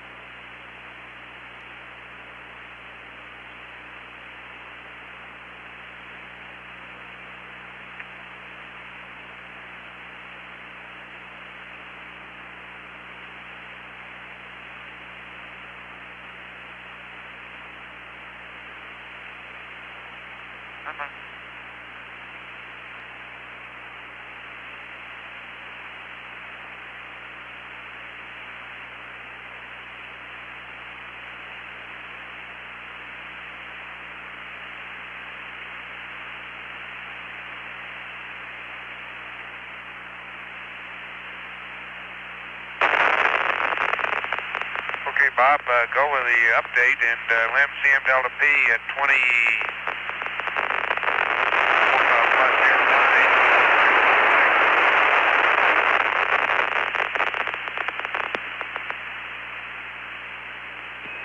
09. Once you know it, Jack, we just cut out by the antenna switch and say again the LEM CM Delta P. Okay,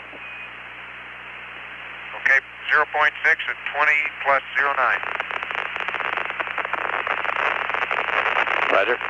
Okay, my update is just simply on the bottom of page 3-23 at 2300 hours in the flight plan, or 23 hours in the flight plan. Waste stowage vent valve closed, just delete that one and move it over to 2430. That's because you got started late on that.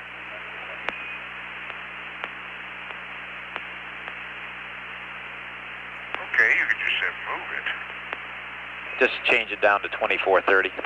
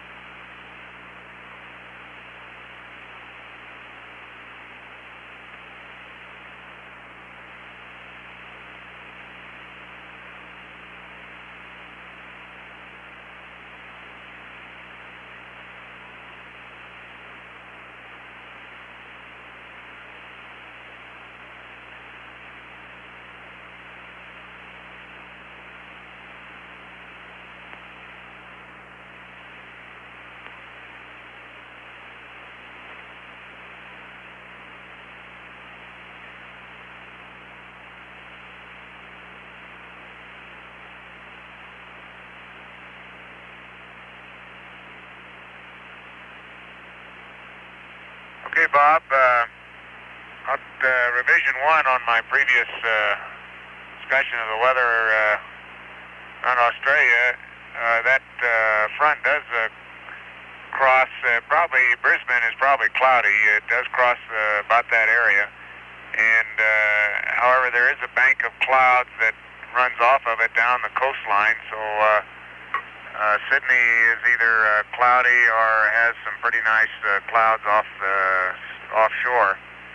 And the consequence of the front is it dissipates in the hinterland of Australia, dies out at about the Great Sandy Desert, and there's not a good indication that it crosses into the Indian Ocean. But we're getting over near the limb, and that's a little hard to tell. Roger.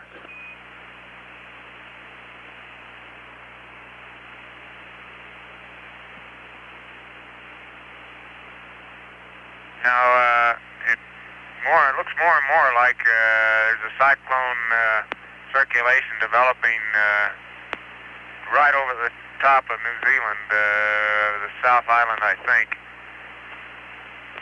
And now I'm looking with a binoc, and it's much that anticyclone circulation is centered on the ice shelf, and I think that, well, I just don't know. I think that's a Ross ice shelf, but I'm not sure, off Antarctica. And the clouds from that circulation do extend over the ice shelf and barely onto the Antarctic continent.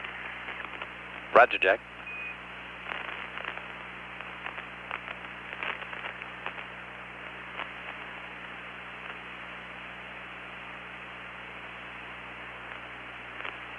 Now, to the north of Antarctica,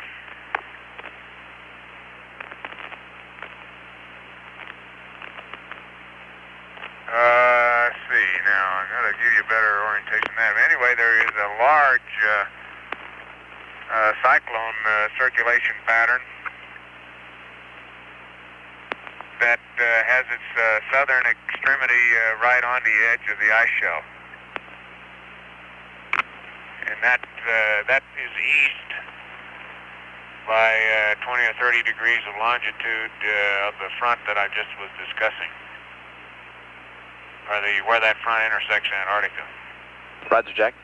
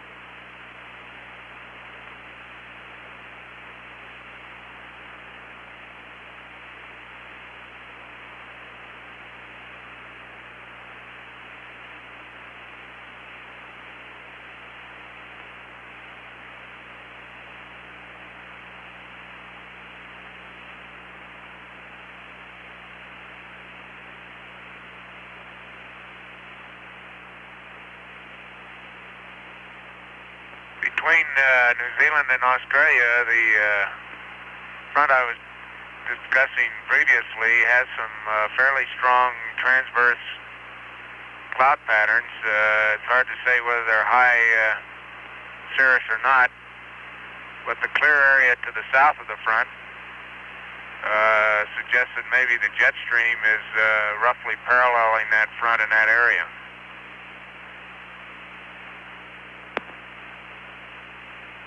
Roger.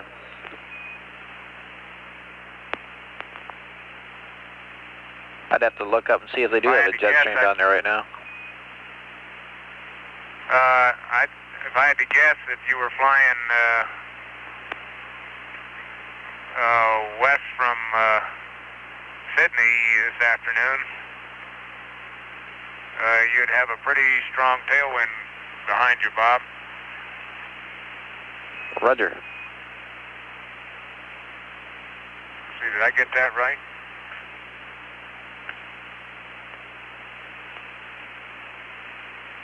Would Would you believe a headwind?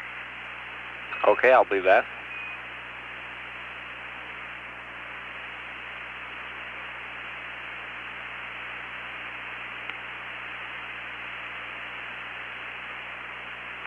But the bulk of Australia is very clear, all the south and the north. It's just that one line of clouds that crosses the center section.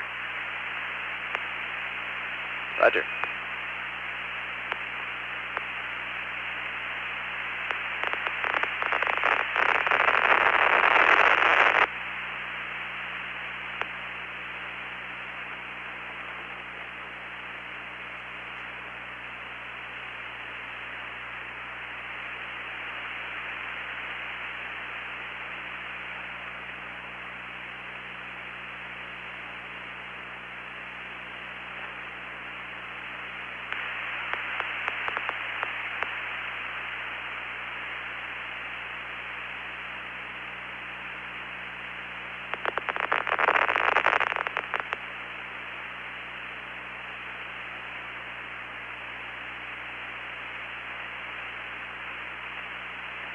That put all the major cities of the south, Perth and Adelaide, at least, in Melbourne, certainly in the clear. And in the north, Darwin and those areas are very nicely clear today. Roger.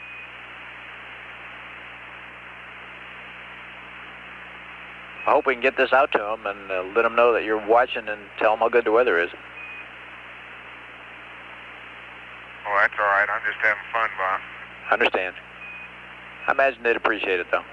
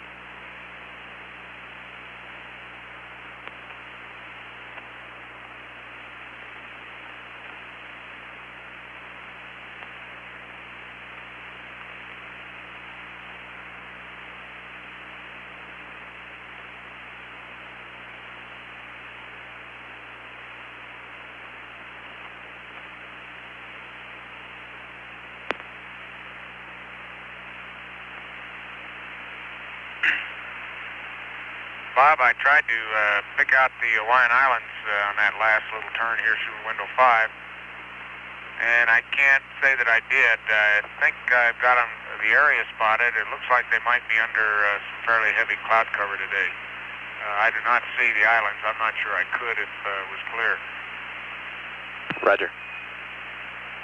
Hey, Jack, I got some answer to your question from last night on where Little America is with respect to on Antarctica. Go ahead.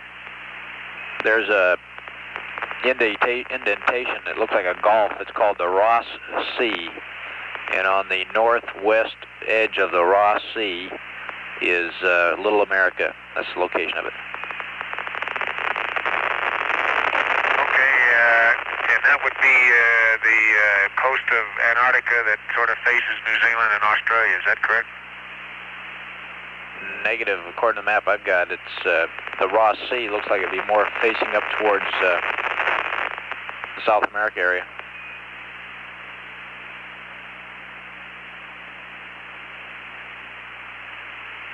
It's actually kind of facing up sort of in the middle between Australia and South America, Jack.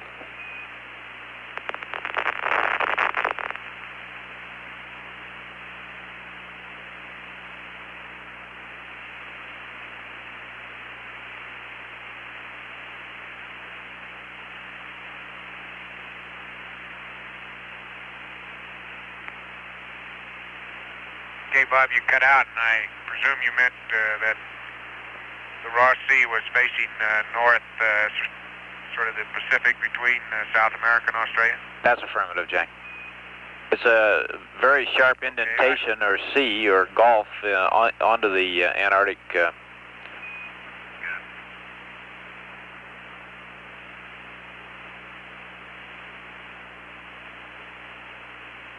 Okay, I think I know the area you mean, and I'll check it out again when it comes by. Okay, that's Little America on that northwest edge of that Ross Sea. That's where Little America is.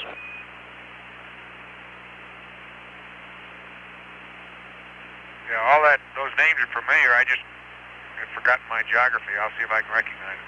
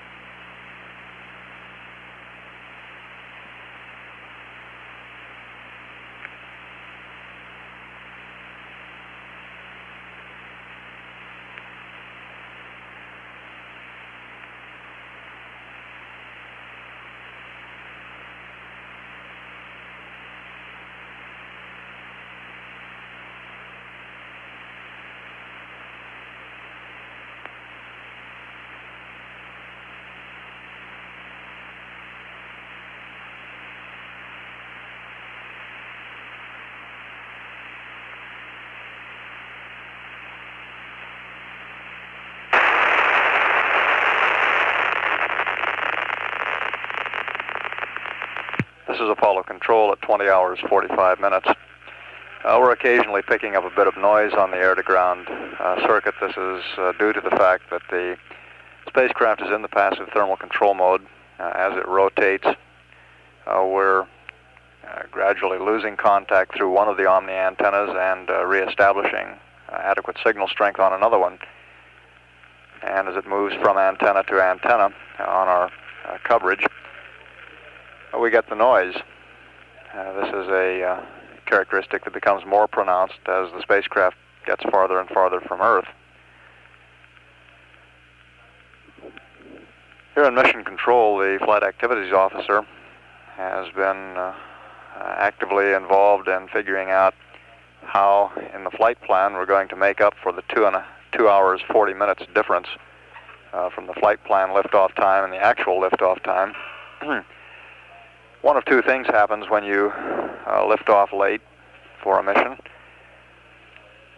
Either the events that are called out in the flight plan occur at a different Earth time, Central Standard, Eastern Standard, or Greenwich Mean, whichever reference you happen to be using, or the elapsed times change. And the flight planning is all done in terms of elapsed time for the most part. Events that are called off in the flight plan are listed by the amount of time that has elapsed from liftoff. At the present time, in the Apollo 17 flight plan, the amount of time that has elapsed since liftoff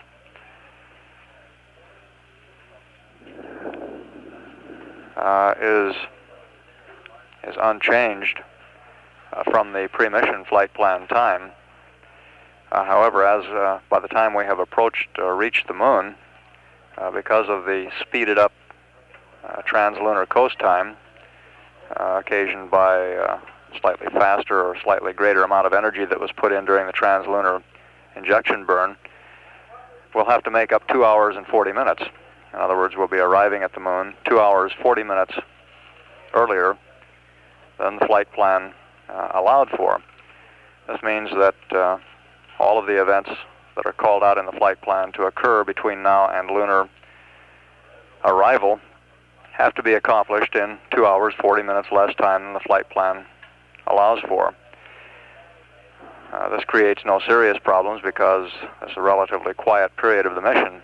It's very easy by adjusting sleep periods slightly and moving the activities up to accomplish it. However, the flight planning officer, flight activities officer, prefers to accomplish this shift in 2 increments rather than in a single one.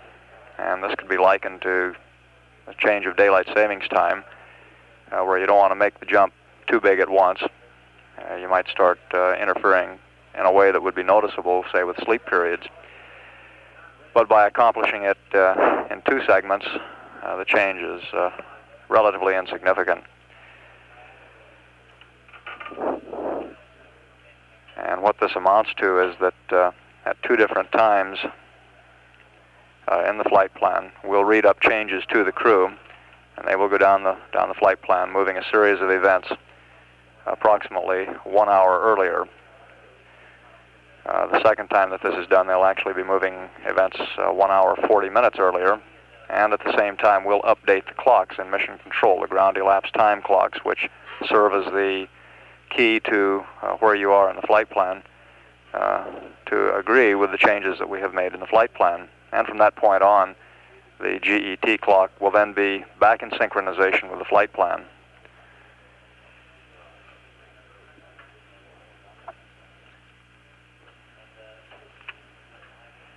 This clock update is presently scheduled to occur at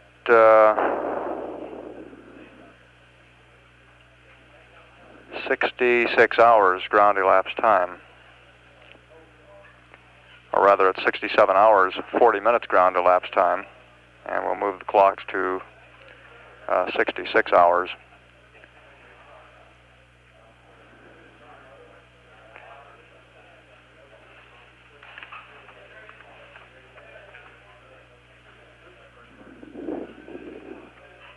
Apollo 17 at the present time is 88,091 nautical miles from Earth. Checking on Ross Sea, and if I've got her pegged right, it's got a fair amount of open water in it this time of year. Roger. Although it's completely surrounded, I think, by portions of the ice pack. And off to the west of there, it looks like there's an area that might be clear of snow. And does my memory serve me correctly that that's where McMurdo Sound is, and in some of the dry valleys? I believe so. That's the Little America area right now, all that general vicinity, Jack.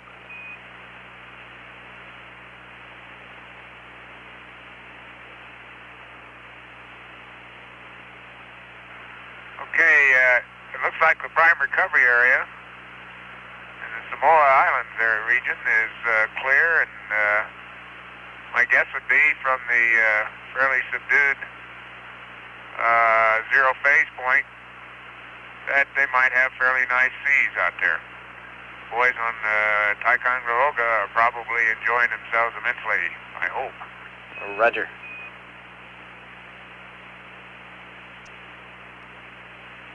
Indonesia looks like it's having a nice day, with a possible exception of the region over just north of Australia. New Guinea in that area, there's some clouds in there. I can't tell whether they're high or low clouds, though. They look like they're probably fairly high clouds. But north of New Guinea, there's a strong concentration of clouds, although small. It looks fairly dense, like there might be a little tropical depression in that area. Roger.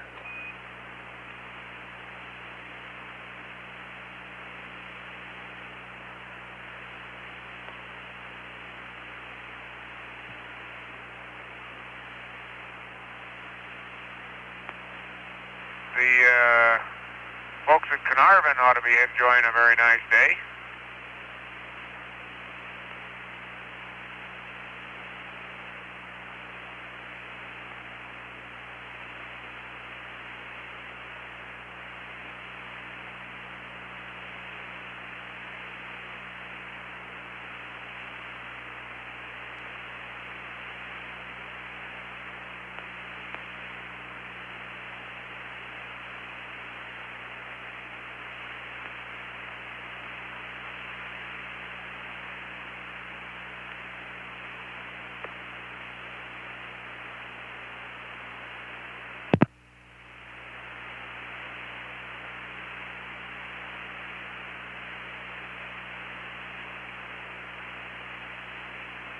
I've been trying to spot tropical storm Teresa, which is a couple days ago was near the Philippines, but I don't think I quite have that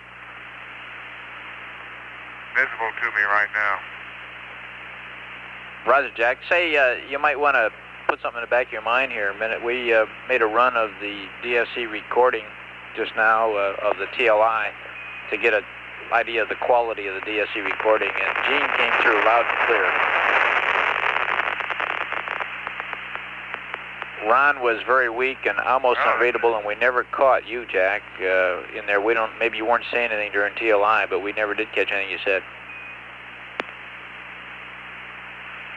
Okay, I don't recall talking too much during TLI. Roger, understand. Now, Gene came through real loud and clear, so whatever technique he was using went on that tape real well.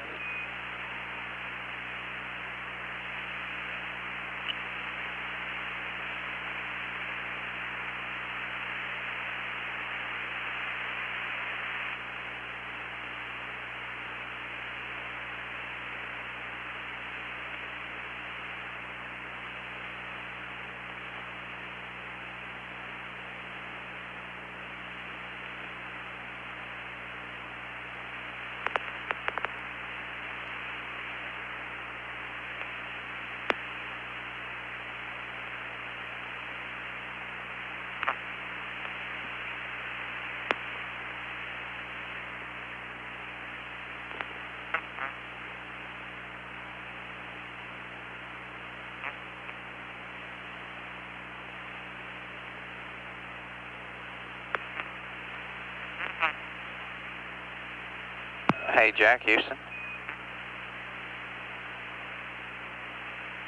Hello. Hey, Jack, just a couple of more comments on that DSE. I think, as you well know, it's very critical on the position of your booms there, and those areas that you're critical in. Why make sure that you've really got those beauties up, or you're talking right into it, and this really makes a difference because the DSE the volume is fairly low, and if you're muddled just the least bit, why it's going to be difficult to pick it up. So talk slow and get right up next to the mic, as I know you're doing. It's just some voices come across a little better than others. Roger, Stu. Thanks for the comments. As a matter of fact, you probably called it just right. I think once I got the helmet off, I loosened up my chin strap, and my mic booms had moved away from my mouth some. And I'll keep that in mind. Thanks for the reminder. Yeah, that's probably the most critical item is the position of those, and this has been true of in the past, and it just really makes the difference in that being able to pick up the data off the voice. Roger, Ron and I did some experimentation with that in the chamber, and couldn't agree more. But I sometimes don't remember it. Thank you. Well, I just thought Okay, go ahead, Stu. No, I was saying I was sure you're aware of that, but I think the fact that the volume is down just accentuates the problem.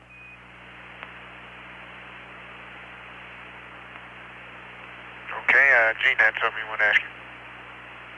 Stu, I just thought you'd like to be aware of it. As much time as we've all spent down at the Cape, probably May is one of the nicest months down there. However, having had the opportunity to be up here during May, I find out that it's not nearly as nice up here.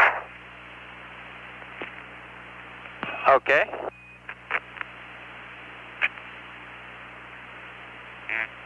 And I'd like to thank all my friends for that. Okay.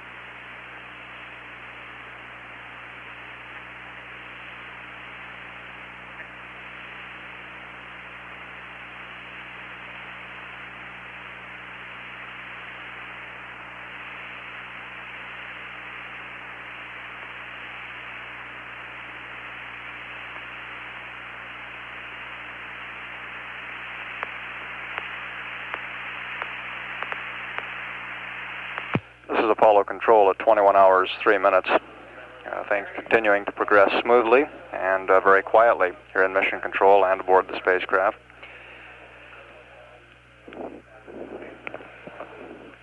And we'd like to have a bit more discussion of the ground elapsed time update.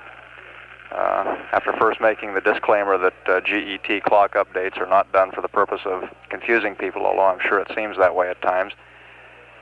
And by way of clarifying the previous description of this GET update, we should point out that the amount of time that the clocks are changed, both here in Mission Control and aboard the spacecraft, will be 2 hours and 40 minutes. And this clock change is scheduled to occur, as mentioned previously, at about 65 hours ground elapsed time.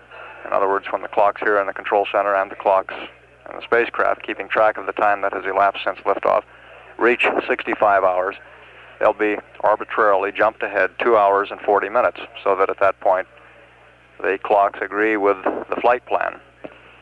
However, in order to account for these 2 hours and 40 minutes, which are suddenly going to disappear from the amount of time available to the crew to accomplish their activities, to make it easier on the crew, it'll be done in 2 increments. The first increment of 1 hour and the second increment of 1 hour 40 minutes. And at about the time the second increment of changes is made in the flight plan, we'll also simultaneously update the clocks. Apollo 17 at this time, 88,909 nautical miles from Earth, and the velocity continuing to decrease gradually down now to 5,603 feet per second.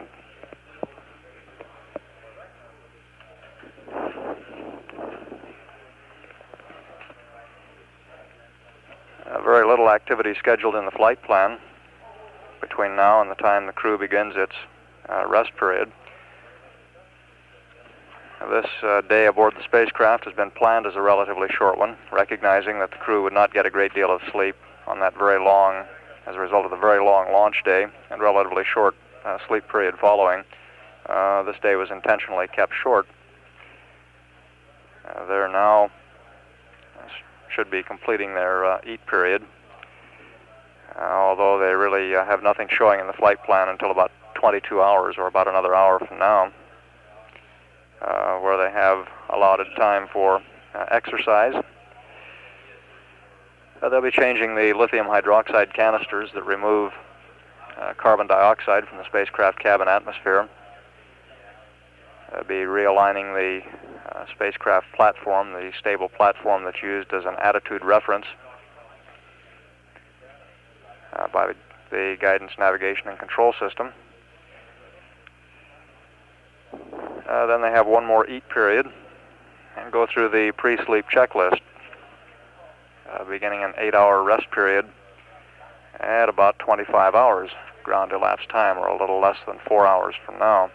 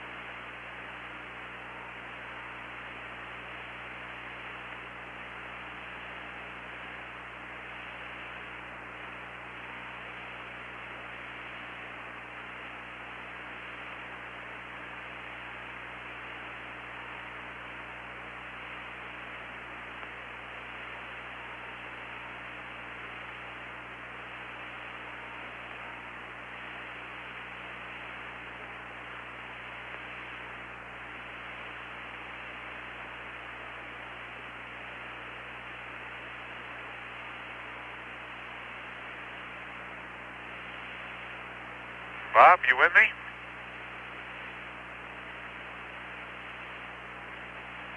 Roger, we wouldn't go away, Jack. We're listening. Did you call? Well, I just, I almost lost the pass here. Just a couple more words about Australia. As a general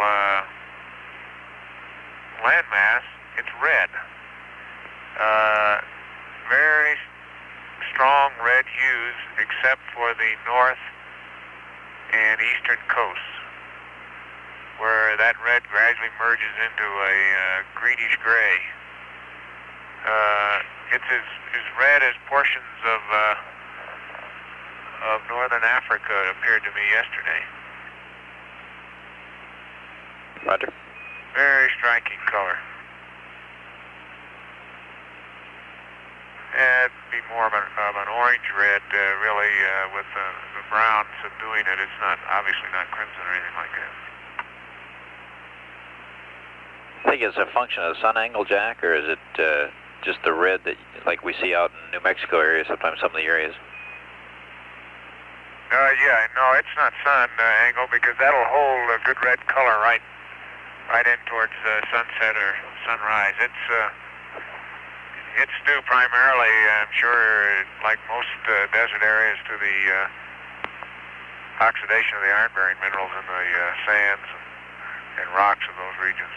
Roger. Getting limonite, hematites. Little geology thrown in there, Bob, sorry. That's all right.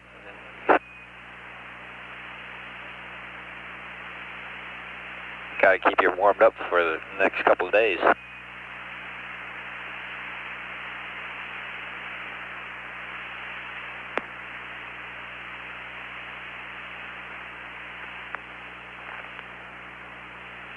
I think the flight plan will probably keep me warmed up, too. Roger. We thought that time around T&D was just outstanding. Hey, Bob, I think we pretty well got impressions from you down there on that night launch. I might give you a few of mine. Go ahead, Jane.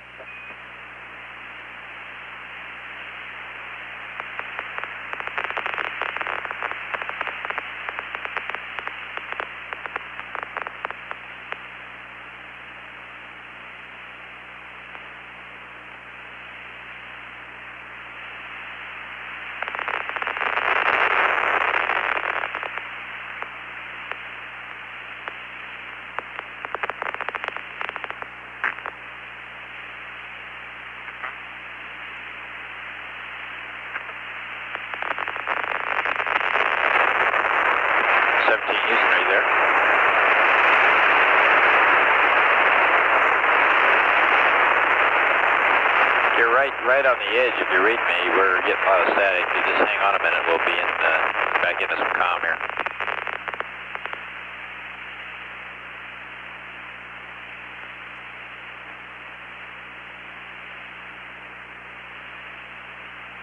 Jane, Houston, go ahead.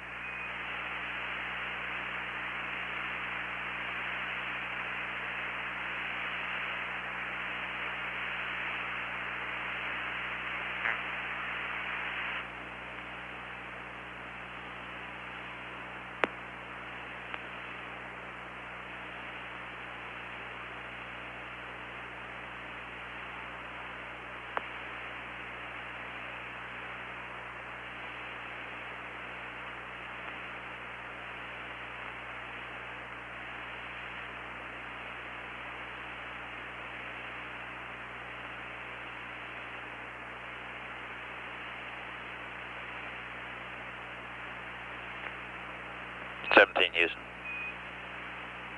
Go ahead. We're just standing by for your comments you want to make. I think we lost comm there a minute. We're back with you. Okay, Bob. The entire boost itself was not unlike what you've heard and what Stu down there understands from the physical cues and what have you, but the significant part of going at night is that as soon as we did have ignition down there in the bottom of the S1C stack, even though I only have a little slit out of the rendezvous window here, and Ron doesn't have much of a hole in a boost protective cover out of the hatch window, we could definitely confirm ignition because we could see the reflected light on out through in front of us. It was by no means blinding, of course. We had the cockpit pretty well lit up. As soon as we lifted off, that light immediately went behind us. We came in at S1C staging, and I had an opportunity to say "I told you so" to Jack and Ron. It was just like the great train wrecks of the past. I definitely could see the S2 ignite, and then of course I could see the significance of the reflection through the window. Besides all the other cues we had for ignition, very much like the S1C lit up the windows on the stack. Tower jet was pretty spectacular.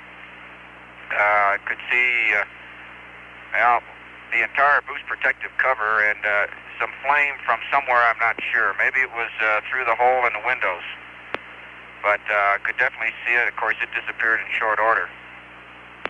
When the S2 shut down, the delay time between shutdown there and the S4B igniting, the entire flame overtook us, and we literally flew through the S2 flame when the S4B ignited.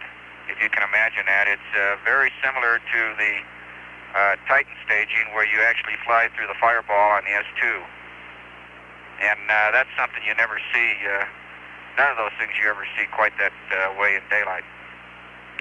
On the S4, I could see, of course, once we got going, couldn't see any light from the plume again, but we could see the apps firing all the way through the burn. And once we got in orbit, as other guys have seen, you can see the apps firing at night without any difficulty. One of the most significant things about TLI is the fact that we, of course, started at night and flew right on up and through a sunrise, which in itself was a pretty spectacular thing, but when you do it during a TLI burn, it even adds a little bit momentum to your effort. Roger, Gene. Any comment you might make on the possibility of picking out your yaw if you had lost your platform at that time? Remember the discussion we had about the yaw and the late, like a mode 4 or something like that? Yeah, Bob, I not only will comment, and I was aware of it, and I was looking for it, and during parts of the S2 and parts of the S4B burn, I even turned the lights down in the cockpit in hopes that I could see stars out there, but I could not make out a one. Ron, I think, may have saw Saturn out the overhead hatch, but looking through the rendezvous window during a boost phase and during a time-critical phase like a Mode 2 or Mode 4, I am very much afraid that we would not have been able to pick up that reference. Oh, Roger. As I remember it, as low as I had the interior lights there for a period of time, and I didn't want to keep them that low, of course, to see if I could get adapted very fast, because we were in the dynamic phase of the burn. But my window just gave me a very deep purplish hue, a hue of which I could not literally see through to look to see any stars at all. Now that may have been due to the very low intensity of our interior floodlights. Roger, Gene.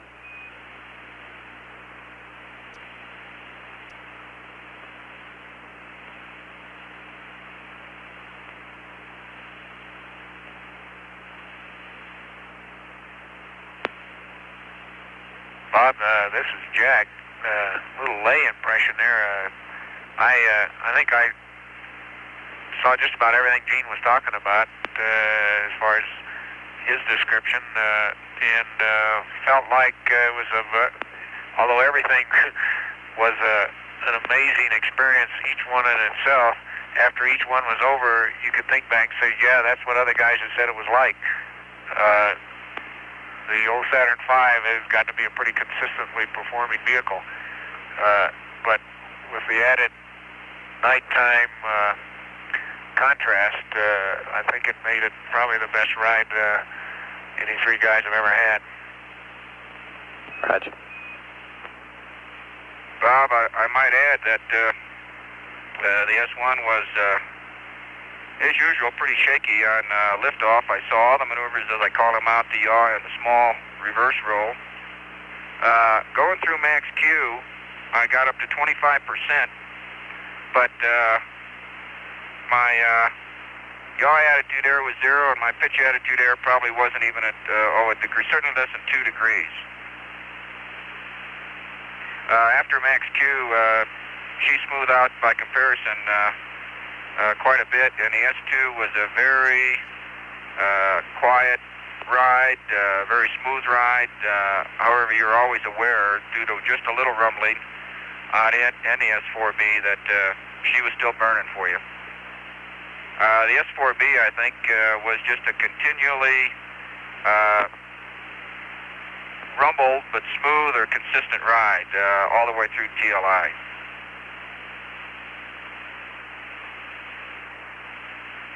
Roger.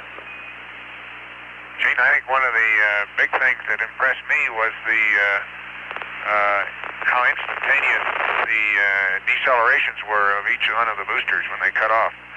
That included the S4 TLI cutoff.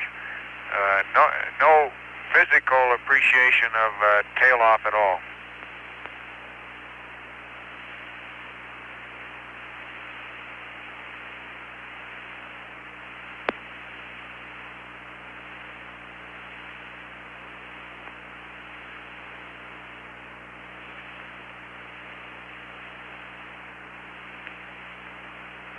And Bob, from my rendezvous, from the right-hand rendezvous window, when the tower jet occurred, there seemed to be a lot of burning particles streaming away from it.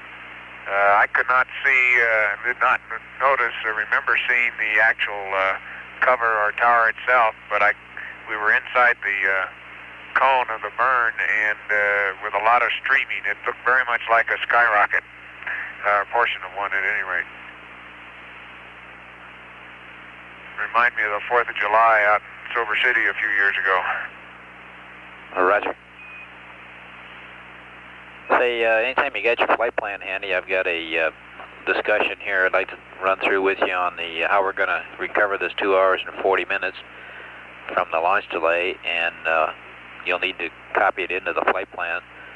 And then just want you to be advised, we're not happy with the PTC. We've got a half angle of about 17 degrees, and so sometime after the P52 coming up at 2300, we'll want to do another PTC, or initiate PTC again.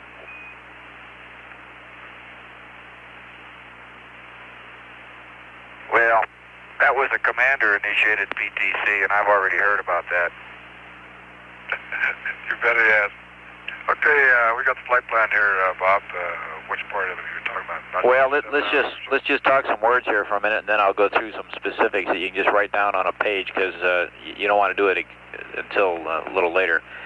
Okay, what we're going to set up here, you will arrive at lunar orbit at the same GMT time. The landing, sun elevation angle, and the camera settings and everything will be unchanged when you get to lunar orbit. To compensate for the 2 hour and 40 minute late launch, we're going to hack 2 hours and 40 minutes out of the timeline, and we're going to, they'll be out of this TLC timeline, and we're going to do it in two groups. And this is where you might want to start copying now, Ron. Delete 1 hour from 46 to 47. From 46 to 47, we're just going to delete the activities that are presently scheduled at 4630 to 4700. You'll perform at 45. Move those to 45. Let me read that again. Delete 1 hour from 4600 to 4700. The activities that are listed at 4630 to 4700 perform at 4500.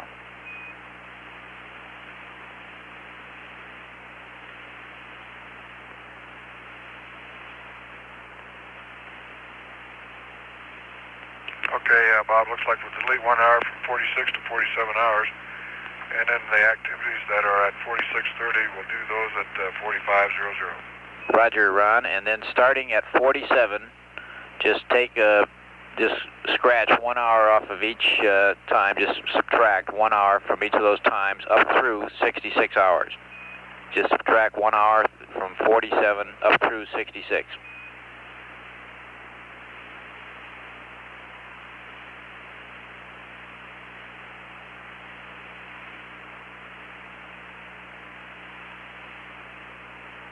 Okay, we can do that. Subtract 1 hour from 47 through 66 hours. Okay, and then just for your information, you won't have to do it, but we're going to play the old simulator step-ahead game at 66 hours of the old time, which will be 65 hours of the new time, or however you want to call it. We'll call you, and we're going to sync you up at 6740 at that point. We'll play the old step-ahead game there. Okay, Bob. All right, that means that you're not going to actually do any clock updates or syncs until somewhere in the 60s there, not in the 40s. Roger, it'll be 65 hours on the new time or 66 hours on the old time, depends on how you will look at it, but that's when we'll sync you up. Okay.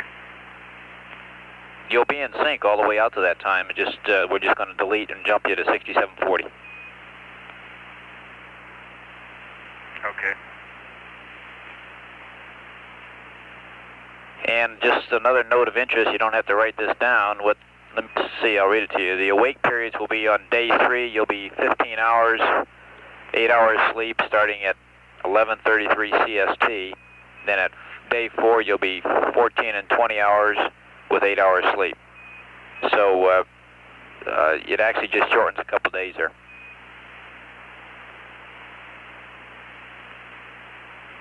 Okay, mighty fine.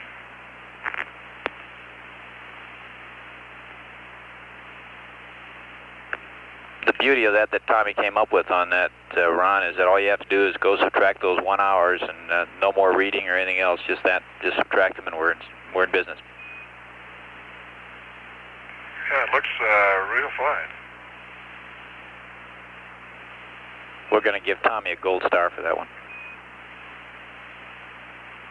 You bet.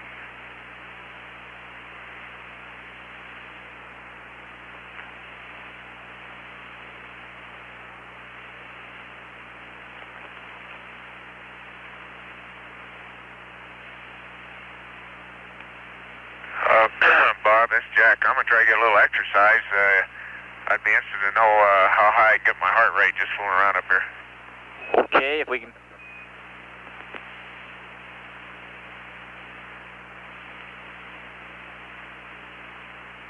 We'll keep you posted, Jack.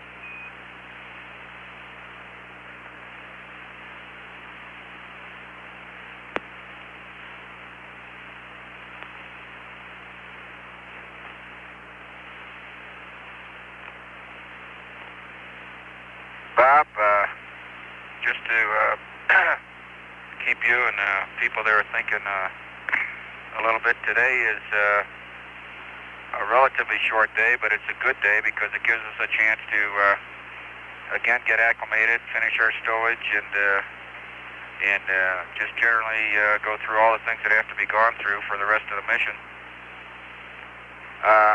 We've got 3 eating days today, and judging from what we're thinking and talking about now, that the last 2 are going to be sort of stretched into 1 eating period, because 3 meals on this particular day just is not really going to be stomachable.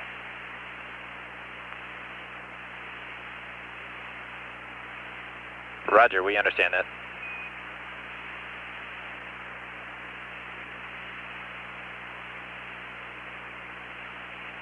I think you'll find out that our eating and drinking, for the most part, is starting off relatively slow, but I think we'll pick it up here by tomorrow. Roger.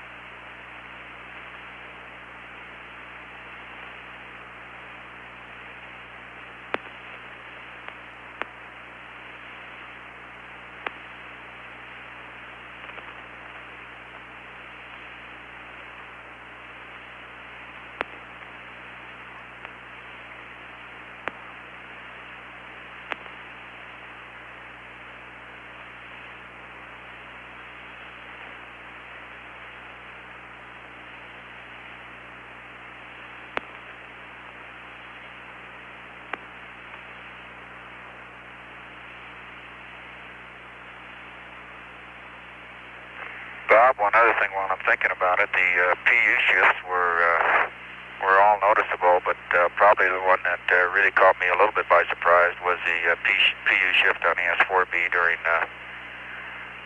TLI. Roger.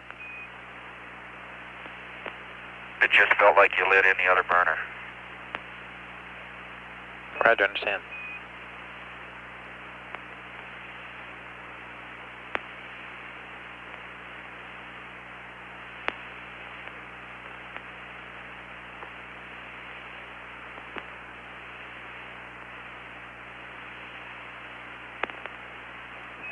Just for Jack's information, you're running in the 80s on your heartbeat. We saw a 91 or 2 there for a few minutes. Are you still working out?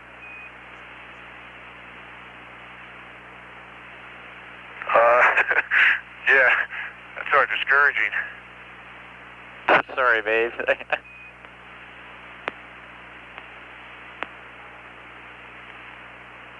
Hey, Bob, what was Jack running before he started that?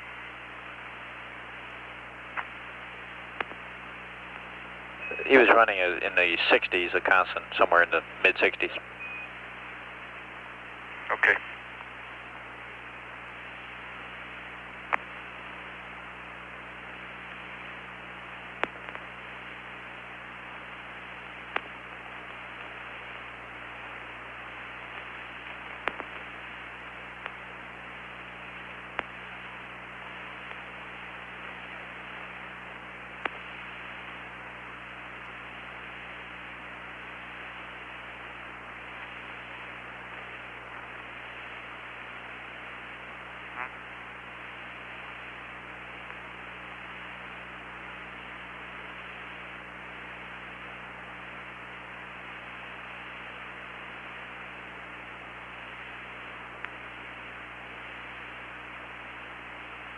Okay, Jack, you're running about 105 and 103 right now.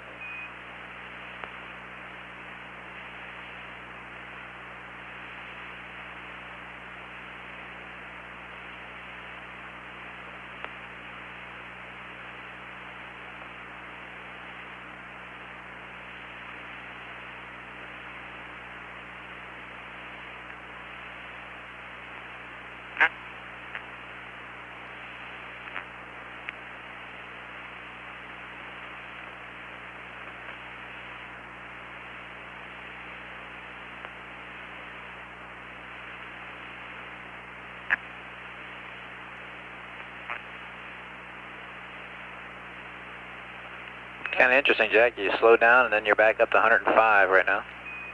Now you're slowing down again.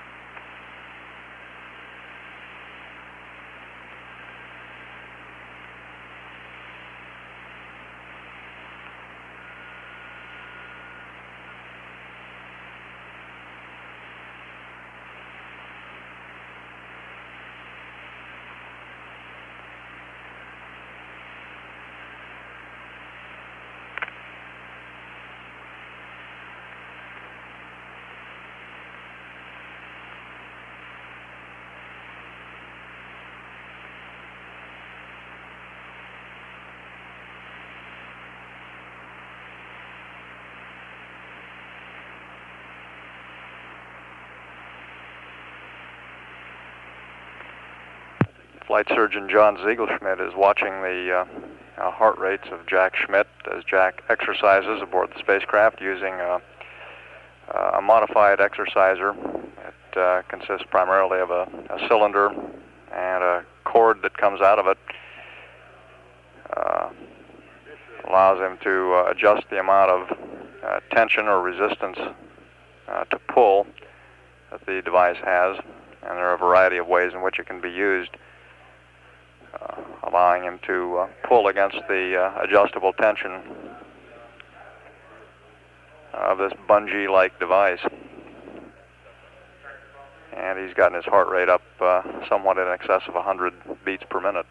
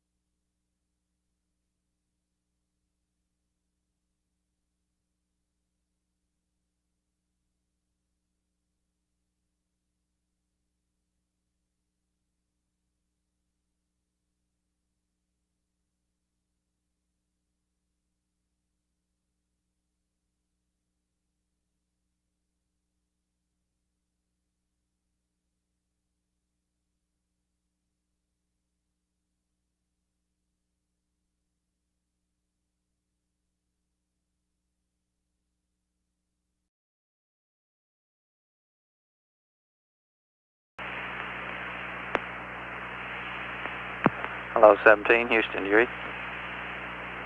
Honeysuckle Comtech, Houston Comtech, net 1. Goddard voice, Houston Comtech, net 1. Goddard voice. Roger, Goddard, I'm reading you loud and clear. Honeysuckle, I'm not getting to him. Hello, Houston, this is America, over. America, Houston, stand by. If you read us, don't change anything in the cockpit yet. 17, Honeysuckle. Roger, Honeysuckle, I read Hello, you. Honeysuckle, 17's reading you loud and clear. Roger, we have a comm outage. I'll be right with you. Okay, very fine. How are things down there today? Fine, your weather report was beautiful. The call this morning. Your country looks beautiful from here.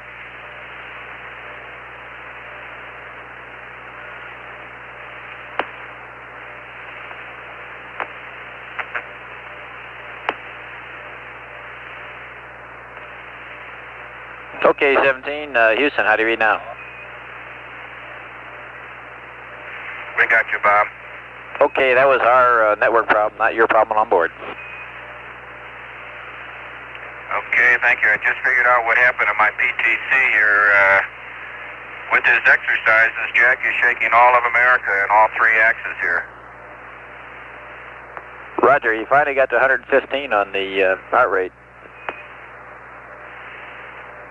Yeah, my right needles are bouncing back and forth a half a degree. Roger. Got to find something to pin it on.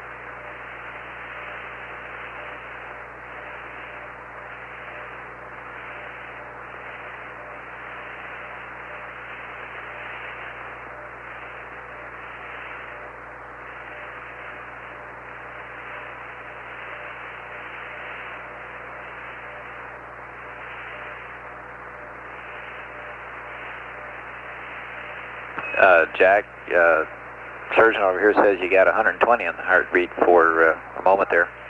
122 right now.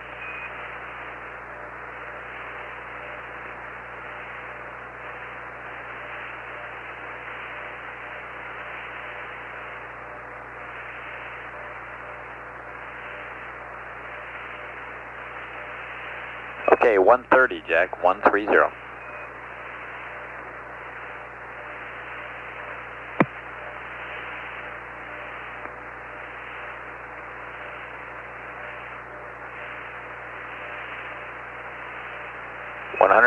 Jack, 140.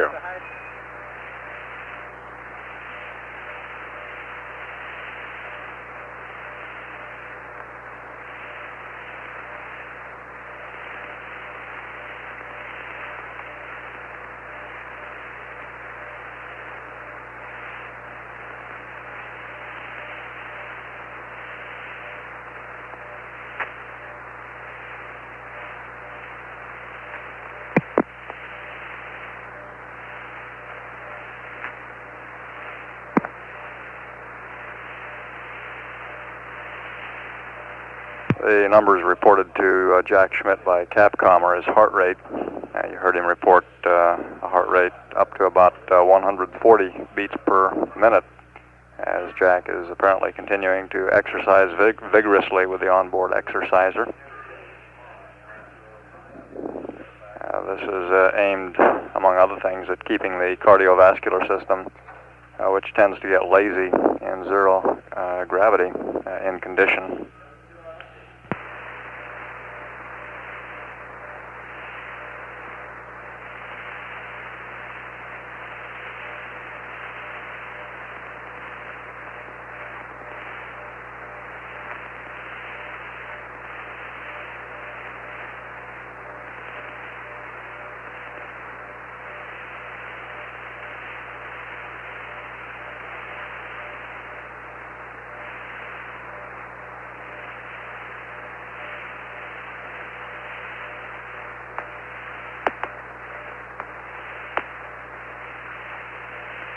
Dean, we've got a serious one here. You might be interested. All that exercise banging around in there, de-stratified tank 302, so it stirred it all up good. Yeah. Glad we brought him along then. We found some use for him. Once an ecom, always an ecom.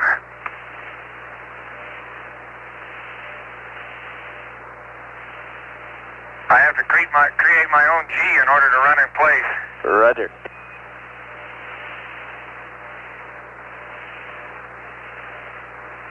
How high up did the heart rate get, Bob?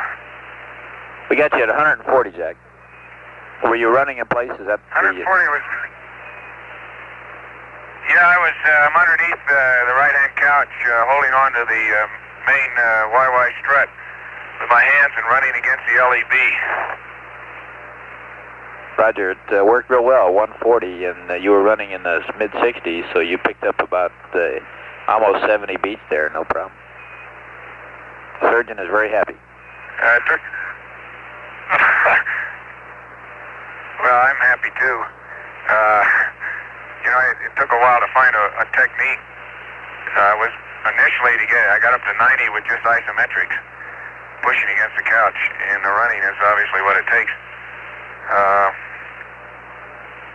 Oh, Roger. But I don't, Bob, I really don't feel, I guess lost.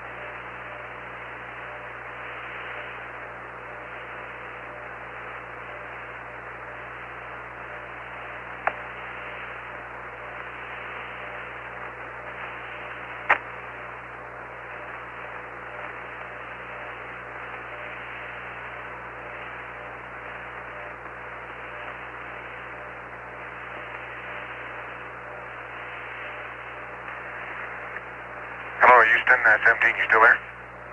Roger, we're with you. We had a little comm problem there as you know, coning on this as we're changing on the antenna, but we're with you. Okay, what's the heart rate right now? Right at standby.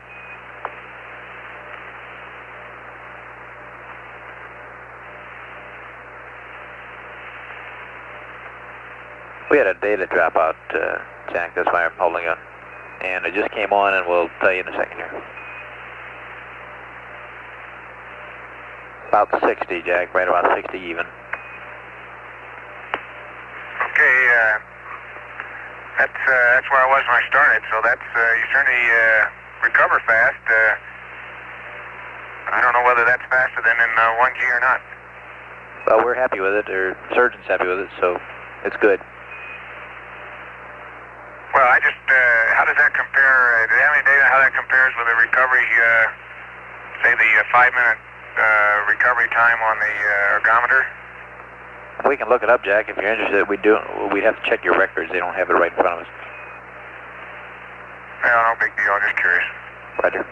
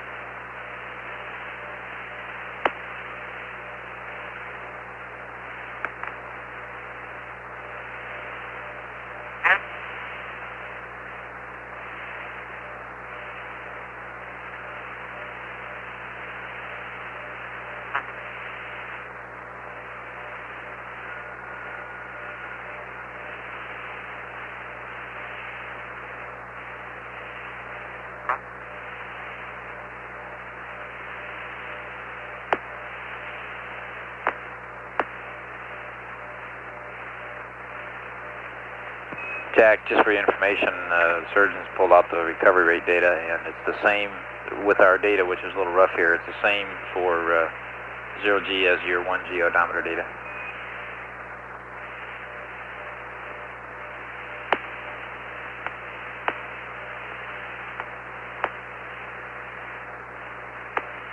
Okay, that's very interesting. Roger.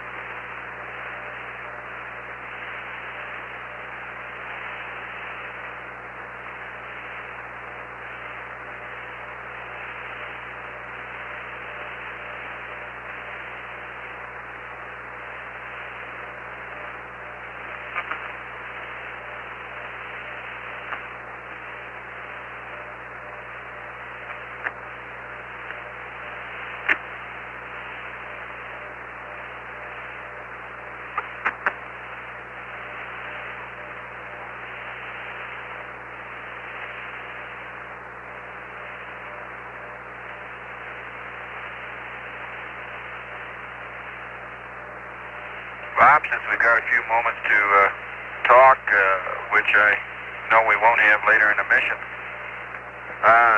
something I don't ever remember happening, but is happening now on the windows. That's the 1, 3, and 5, but not 2 and 4, is that in the center of the window, about 6 or 8 inches in diameter, as you come through the night side of the rotation, you pick up a very light, you might call it even a frost.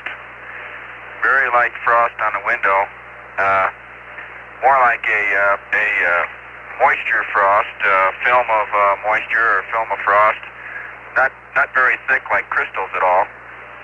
As you come through the sunlight, it tends to sublime away, but you never fully lose it until you go back into darkness again.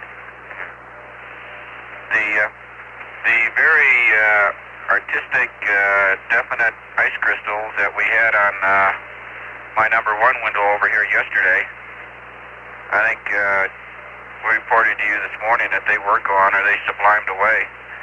But the impression they left on the window is still there. It's very sharp and it's very evident. Roger, we copy that.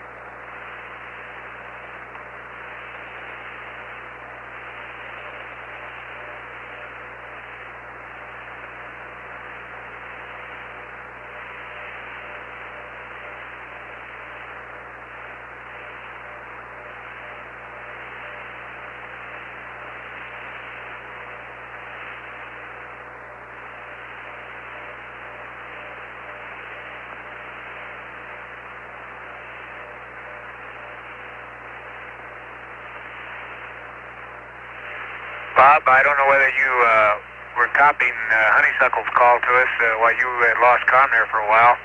Roger, we copy. But they said that they... Okay.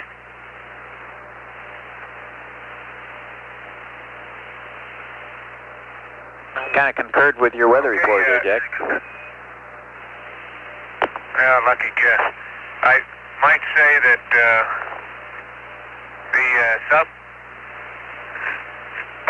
zero phase point that we're looking at is right at the northeast coast of Australia, and it's much brighter.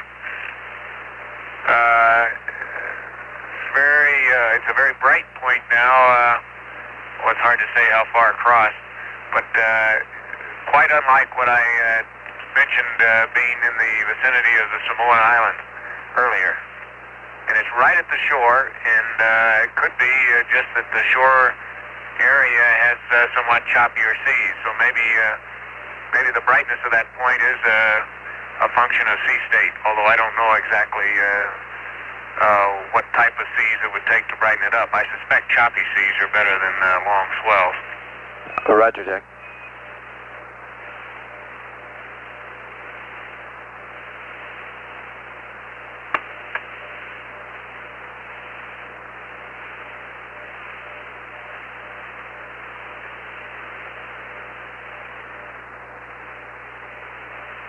That front seems to have slowed down its progress. It's about in the same position, possibly slightly farther north than when I started talking about it this morning. The wave that seems to be developing off the south west coast of New Zealand is much more pronounced than it was. Definitely seems to now have a slight cyclonic pattern, clockwise pattern, and I wouldn't be surprised if next couple days that moves along the front over towards Sydney. And maybe a little farther north than that might, Brisbane's probably more likely. Roger, Jack. Yeah, except I got the movement wrong again. Although it does seem to have progressed west from New Zealand.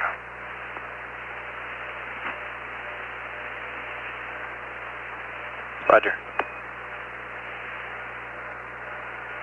I take back what I said about forecasting Sydney's weather. I think I would suspect that would move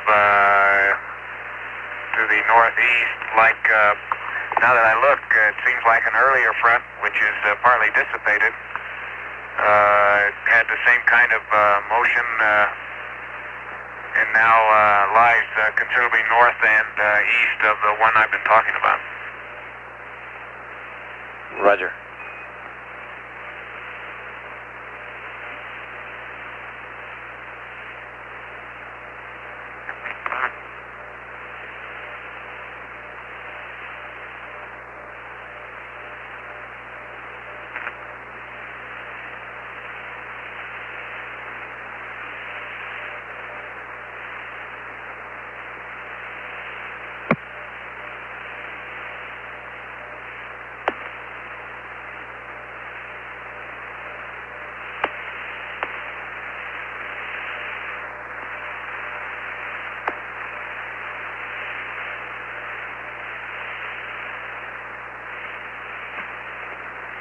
Thinking back on some weather briefings we had last week, Bob. Are you there? That's affirmative. I'll talk to you later. I think we're losing you for a little bit here.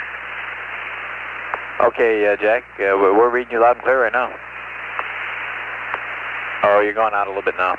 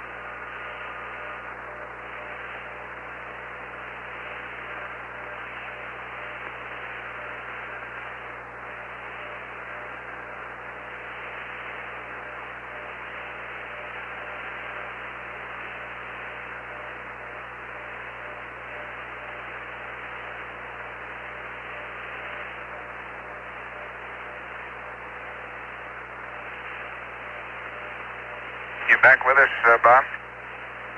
That's affirmative.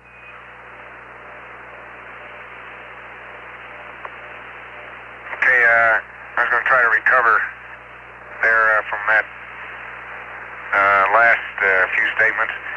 As I recall, the weather briefings that we had at the Cape last week, that talking with Ken Nagler and Jim Nicholson down there, that the patterns we were seeing from the satellite pictures and their forecasts, or analysis anyway, charts in the New Zealand part of the Pacific, those waves formed along the front would move north and then curve east. And that appears to be the pattern that was visible in one of the older fronts. And I suspect if that pattern would hold with the way that's developed off the right on the coast of New Zealand now, that it might move on up the western coast of New Zealand. We'll probably have a chance to watch that the next few days and see what happens to it. Roger, Jack.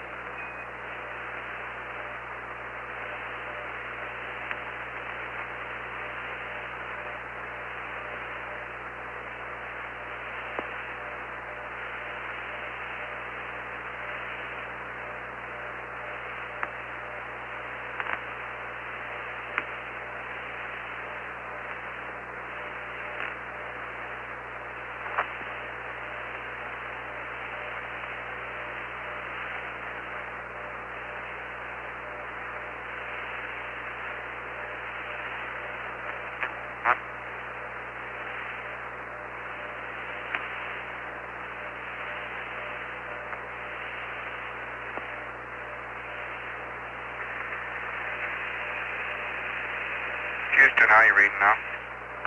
Reading you loud and clear. Okay, Bob, as I look at the clock, we're just 24 hours ago, we were about within our hold somewhere.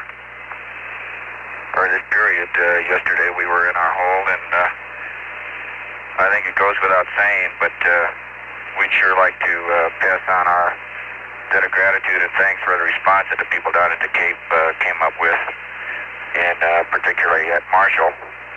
I think we all knew no one would be going anywhere unless everyone was satisfied that we were going all the way, and that's certainly the way we felt, but we do want to thank everybody who had a part in making that come true.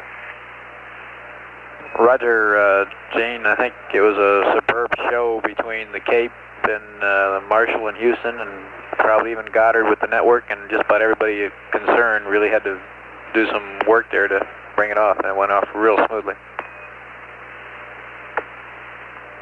You know, after flying with Stafford a couple times and having that happen a few times back, I thought maybe he was aboard. Okay.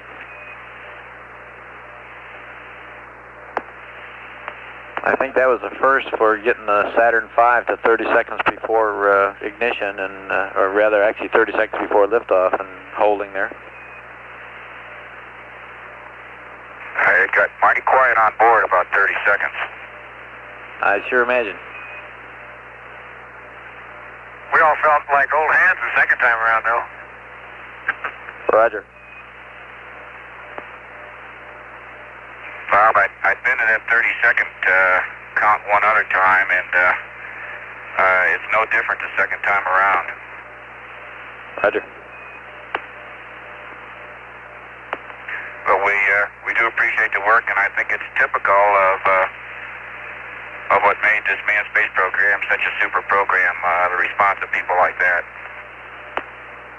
We concur with that, Gene, wholeheartedly.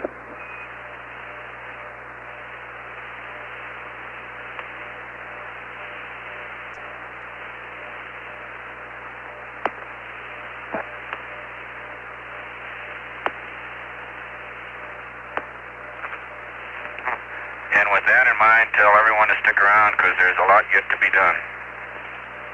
You better believe it.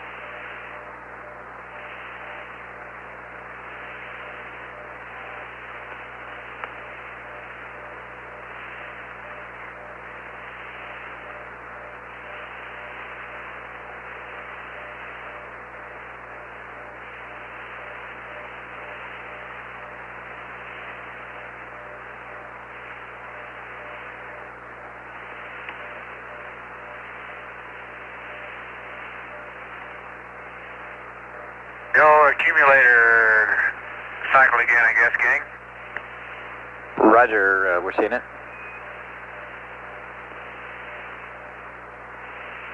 Looks like you got a master alarm. Is that affirmed? Yes, sir. That's how we tell these days. Although it doesn't happen all the time, and I guess as long as, remember we have that waste vent closed, we probably wouldn't be bothered by it at night. Roger, that's our feelings here, Jack.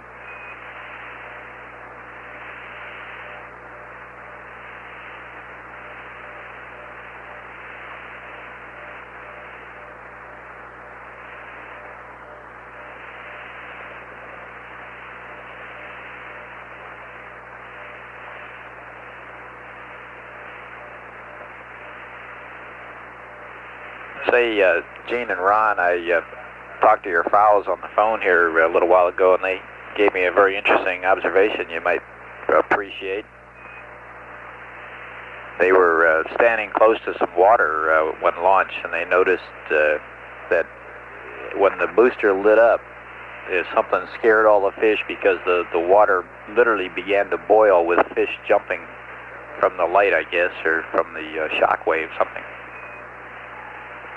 It was made a very distinct impression because that's the first thing both of them told me about. That's pretty neat. It's a neat way to go scare up the fish, I guess. Right.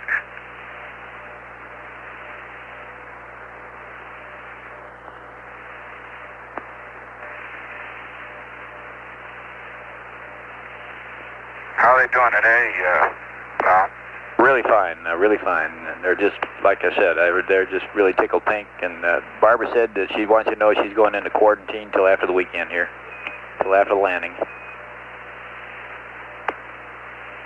And if she goes into quarantine, it'll be a space first. Roger.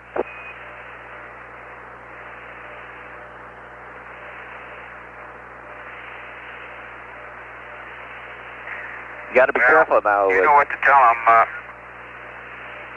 Go ahead, Bob. You got to be careful now. The hot boxes are open. The hot lines are open at the houses there, so everything you say is being listened to.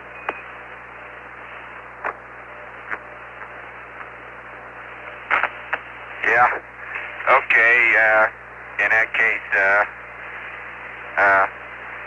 just want to say hello, and we're having a super good time. Looking forward to what's coming, and we thank you for the news, Robert. Roger.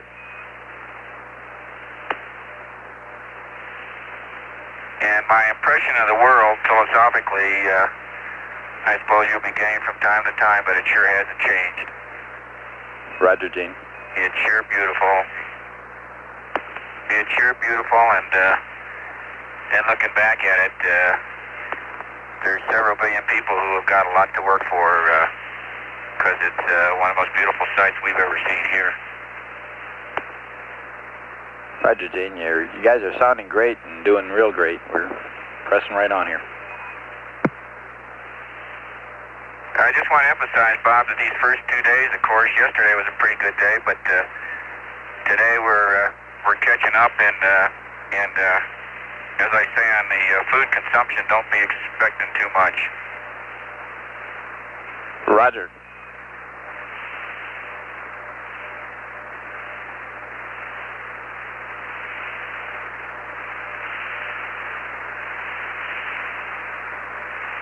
Acclimation and familiarity and stowage and preparation and enjoyment and relaxation are really the call of the day today, which is probably the most ideal day in a flight plan to put it, because it's probably the only one we'll have. Roger. Not that they aren't all going to be enjoyable. Hey, Bob, your hourly weather report is due, and I'll wait a while. I keep losing your comm. Okay.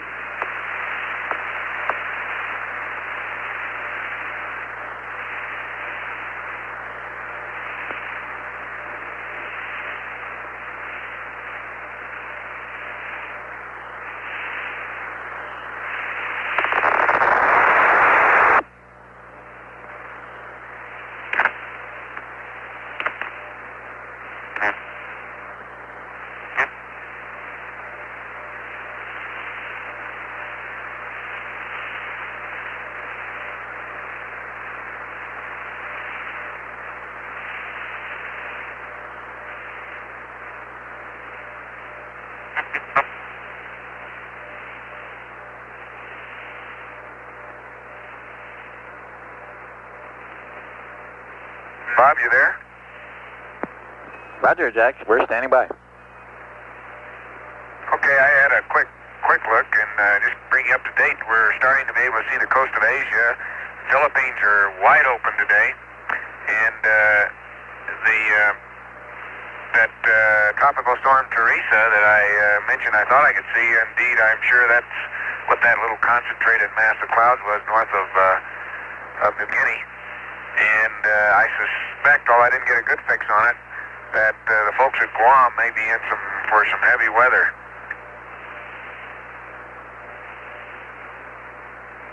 Roger.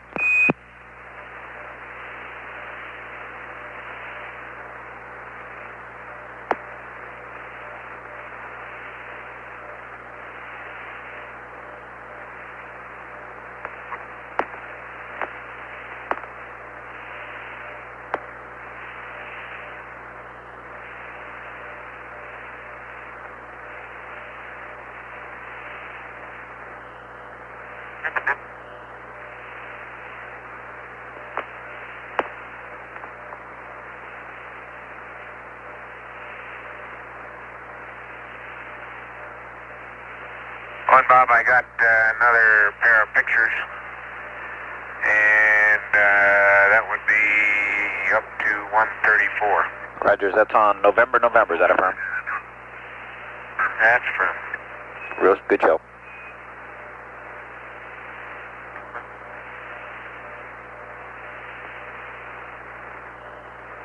And that was taken last pass about 10 minutes ago if you want to keep track of the GET. Roger, thanks, Jack. I'm doing that.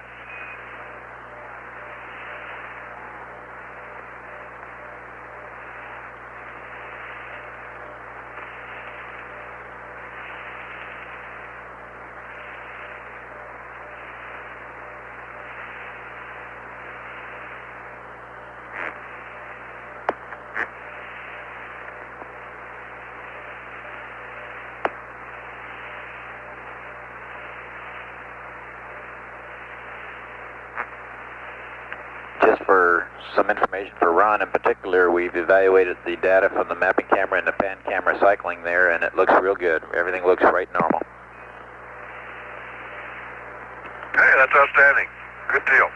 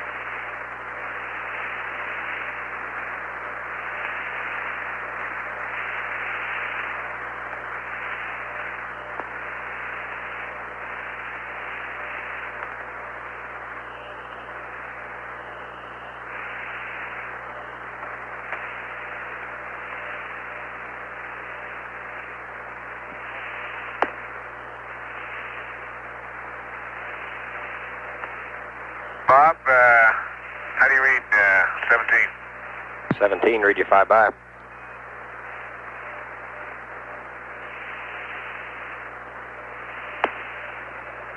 That's the strangest sounding Bob I ever heard.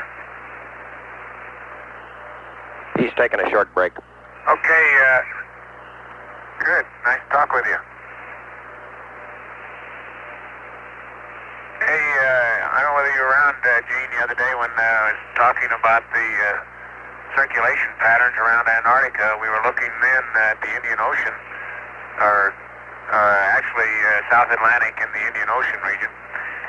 And you see the same pattern at about the same latitude, say 60 degrees south, where all the linear cloud patterns, which presumably reflect the various cold fronts, are arcuate with their convex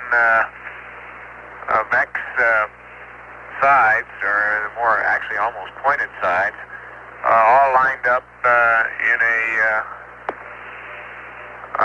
west to east direction around that latitude. It's quite a spectacular appearing circulation pattern. And the little wave that I mentioned on New Zealand seems to be beginning to form another arrow or another convex point on that front that's fitting right into the same circulation pattern. Okay, copy.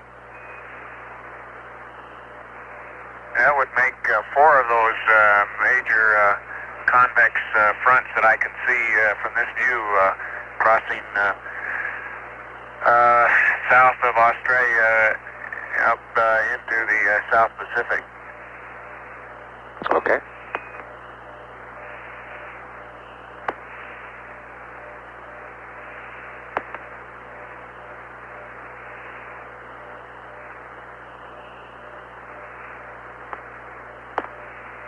On that tropical storm that was Teresa, I don't know whether they're still calling it now, I'm not sure. It may be a little south of Guam. Guam may not be in trouble with that one.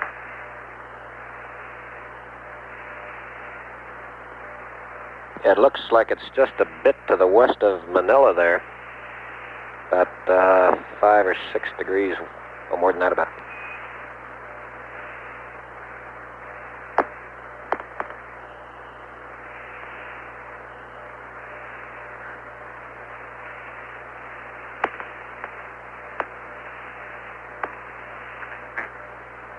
Looks like it's about 5 degrees west of Manila and about 5 degrees south. And it is still called Teresa.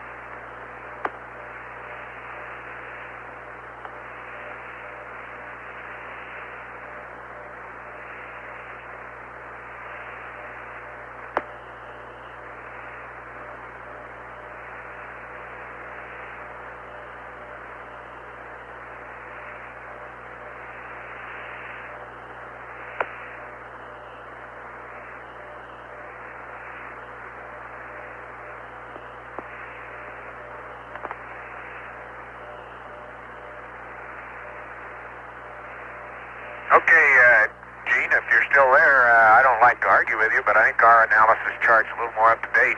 Okay. In the center, that area you just mentioned is very clear now, east of the Philippines. Did you say west or east of the Philippines? West of the Philippines.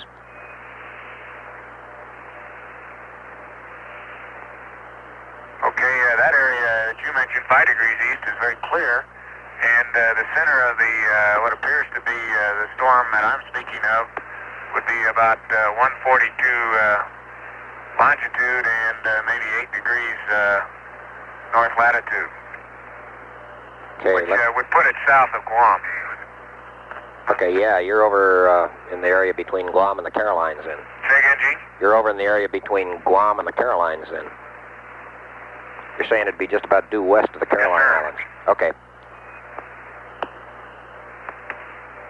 Yeah, you're probably looking at I don't know, maybe a 12-hour-old Prague or something? Yeah, that's the one I had for launch day. Okay, well, it's moved quite a bit now, and I guess it's the same storm. Still seems to be very well organized, but quite concentrated and small.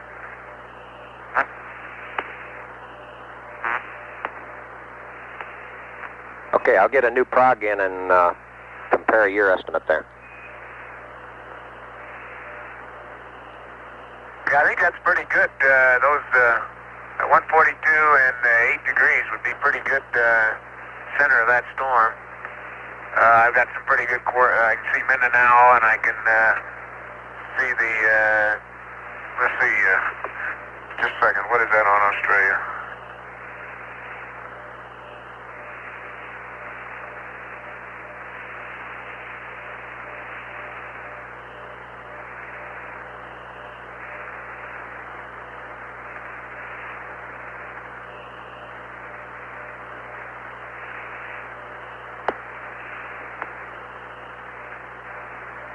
Yeah, of course, that's Port Moresby. I can see that point there, and between those two, I can pin that down probably within a couple degrees. Okay. We'll get a satellite photo and bring it in here in just a bit.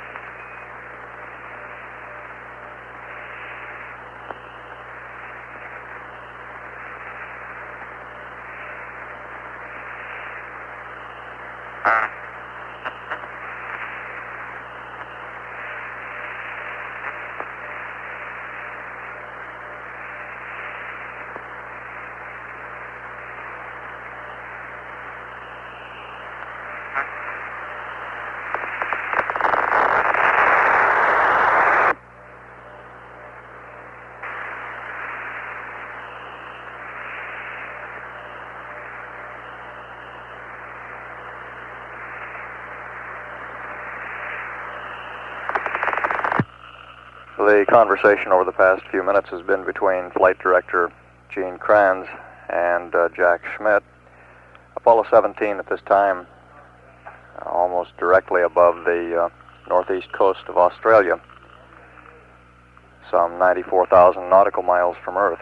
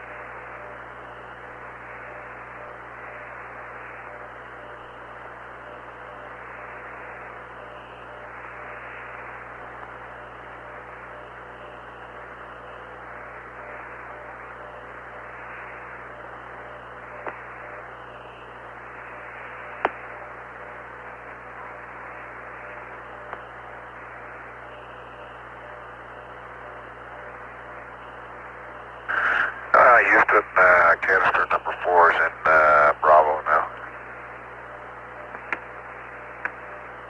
Roger, we copy that.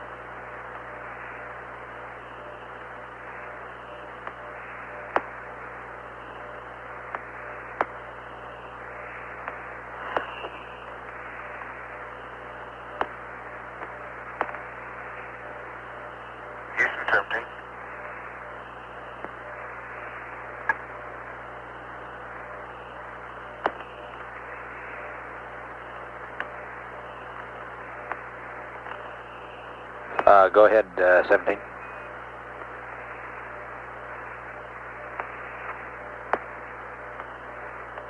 Okay, Bob. That storm just off the southwest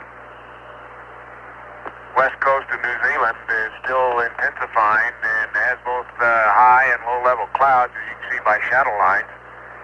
It looks like it may grow into a pretty fair storm system. Borneo is very clear today, and as is the Philippines, and I mentioned, there's looks like a very strong frontal system that stretches from, let's say the south coast of, or southeast coast of Vietnam, between and across Taiwan, between the Philippines and Taiwan, and across Taiwan, and right along, and I can't tell, I think just south of Japan. I can't tell whether Japan's in the front or not. I'll look at it some more. The strongest storm center that I can see on that is way north, and probably Hokkaido has a fair amount of weather from that storm system.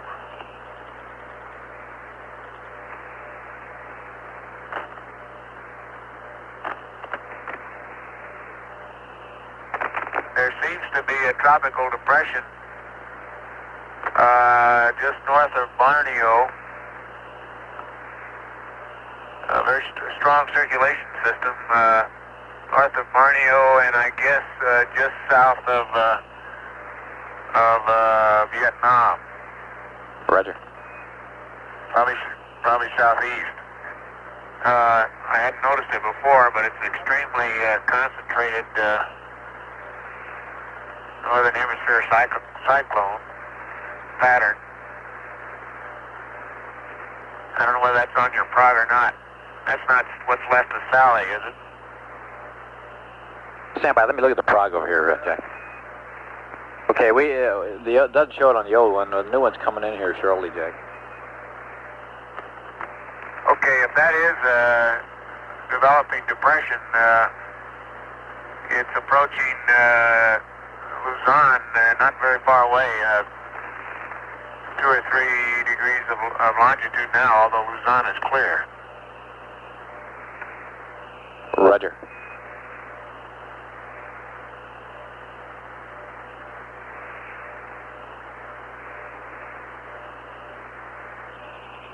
I can see Korea quite well, Bob.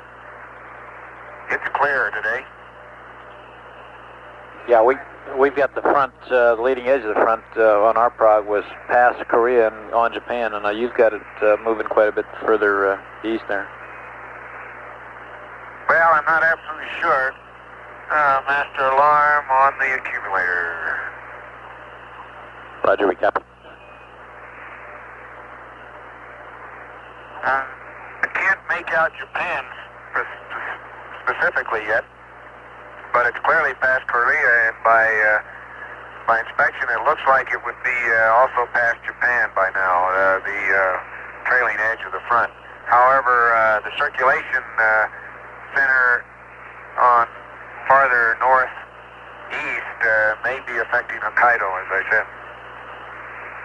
Roger, we like I said, the front on the old prog for yesterday showed that front on the other side of Japan, so it moved across pretty well.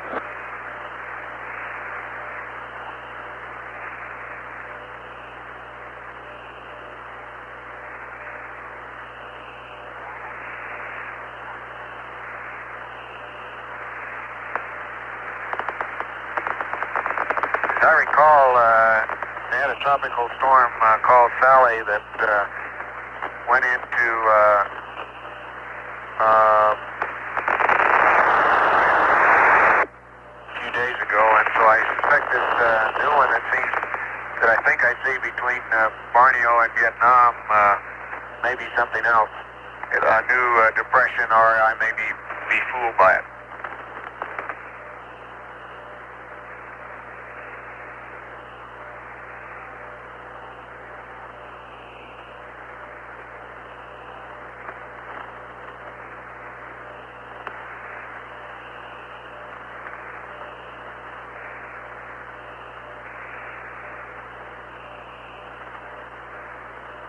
Mainland China, Bob, was the last pass here. I can't see the Earth now, but mainland China looked like it was clear as far as I could see. There might be another front quite a ways inland, but that gets right at the limb, and I can't tell. But Korea, Yellow Sea, and the regions of China south of there, Shanghai and Nanking, and those places are. Look as if they're quite clear today. I'll check that again next time around.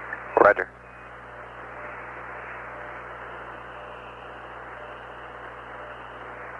And Jack, we're ready to terminate the charge on battery B and start the charge on battery A.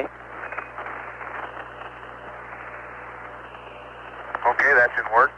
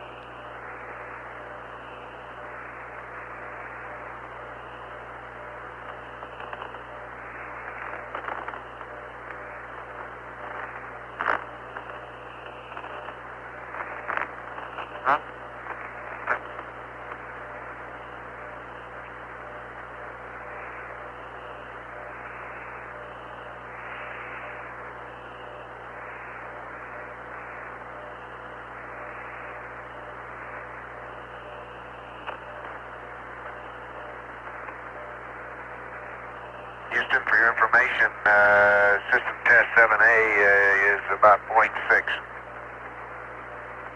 Say again, Jack, I missed that. 0.6 on system test 7A? That's from battery compartment pressure. Thank you, Jack.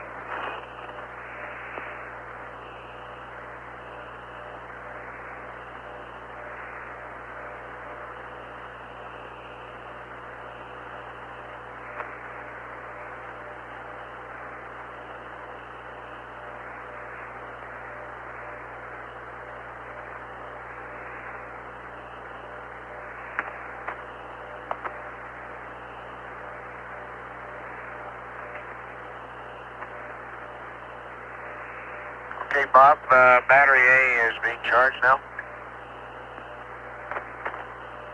Roger, Jack.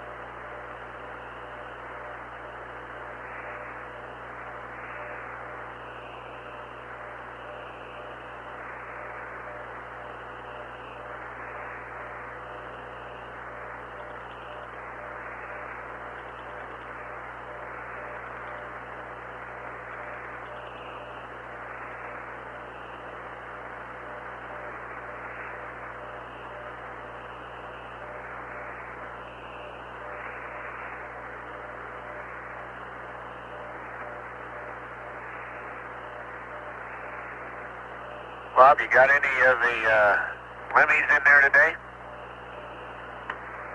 Any of the lemmies? Roger, all sitting by. Just gave me a big thumbs up, Jack. Okay, give them a thumbs up on the rendezvous radar antenna. It looks real good.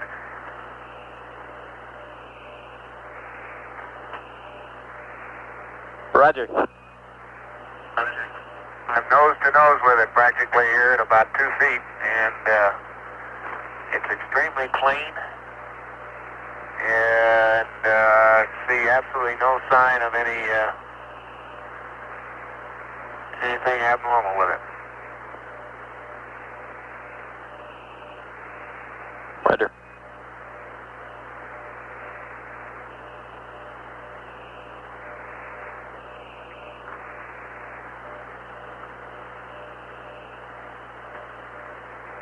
Matter of fact, compared to some of the flaking problems and things like that we've heard about in the past, I never saw a cleaner piece of hardware than that limb looks right now. Roger.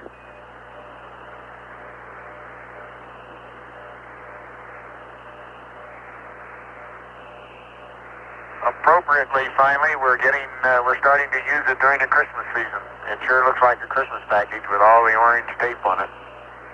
Roger.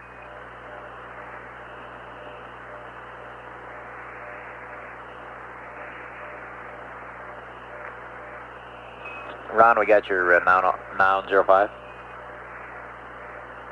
Okay, all clear to accept that one this time.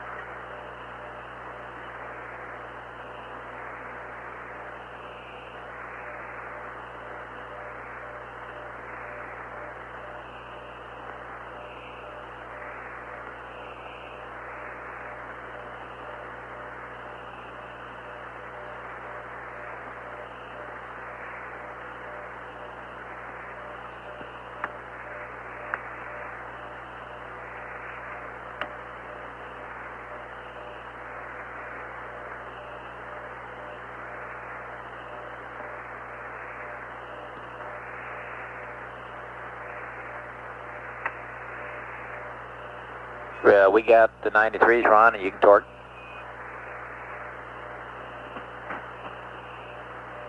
Okay, I'll torque it to 940.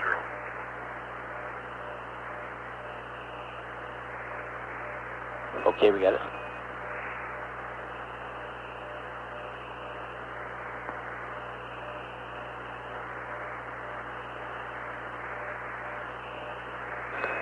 And Jack, we've been looking at our records. We don't have a previous system test reading for 7 Alpha. Do you recall of any previous readings on that one?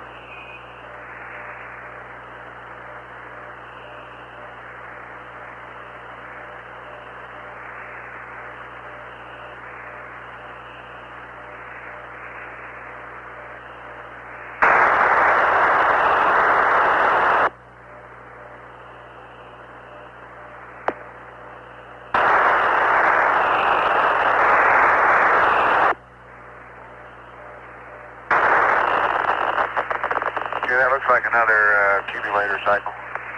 Got a master one.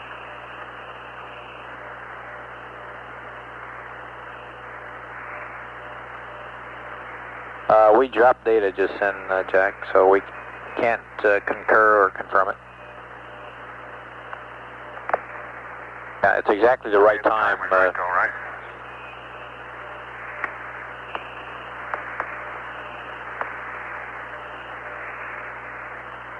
Bob, you cut out about your system test meter discussion. Roger, Jack. Do you have any previous 7 Alpha readings? We don't have any in our log here, and we're just wondering what the past readings on that was. No, I think that's the first one that we would have been called to make after a battery charge, right? That's firm, Jack.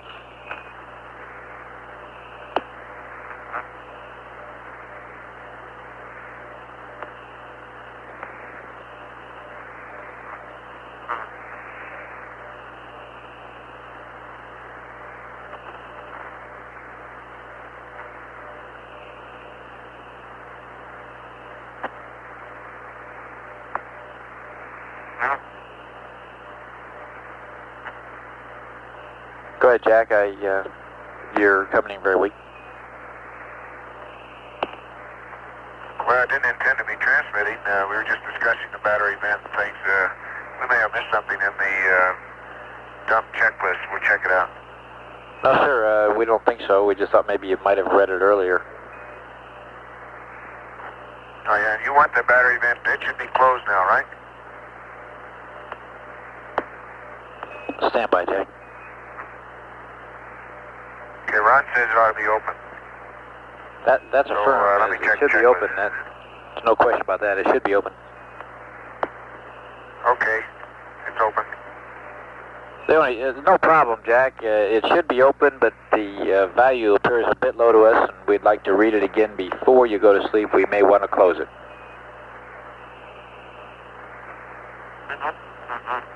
And a nominal reading would be 1.7 on that. Okay, we closed it when we were doing all our dumping some time back and neglected to open it again. So it was closed, and I gave you a reading, and it has been closed during some 2 hours anyway. You can figure out how long. Okay, we copy that.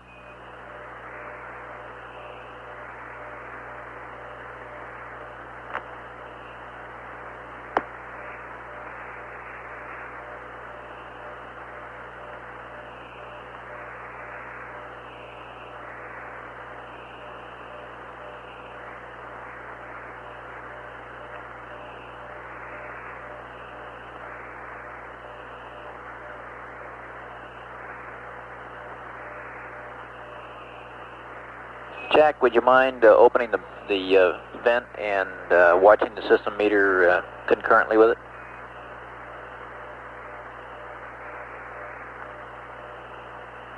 Stand by.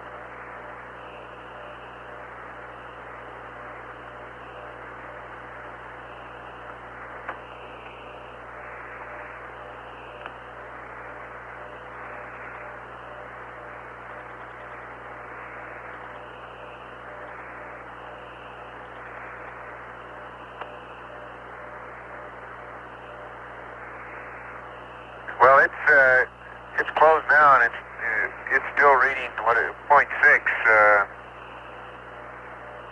You want us to open it again? Raj, open the vent and... I mean, it's open now. I'm sorry, Bob. It is now open and reading 0.6. It read 0.6 when it was closed. Okay, just leave it open now. Okay. And we will want to still check it prior to your sleep period. Okay.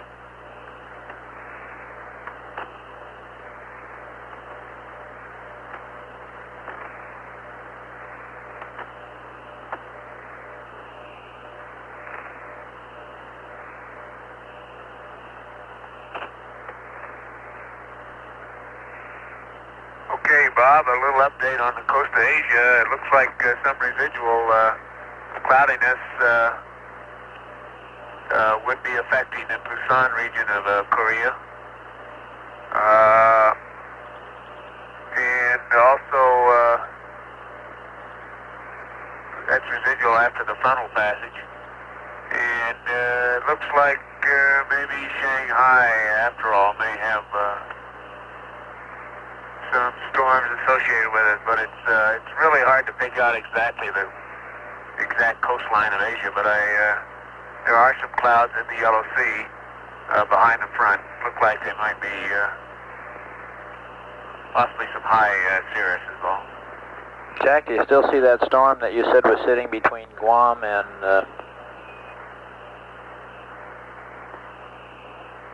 Borneo in that area?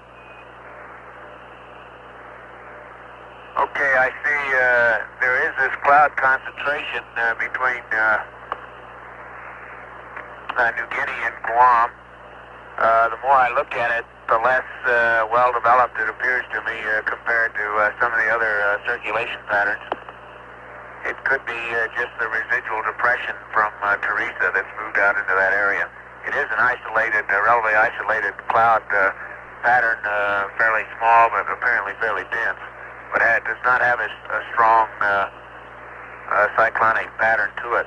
Nothing at all like the pattern that now exists above Borneo and seems to be moving towards Luzon.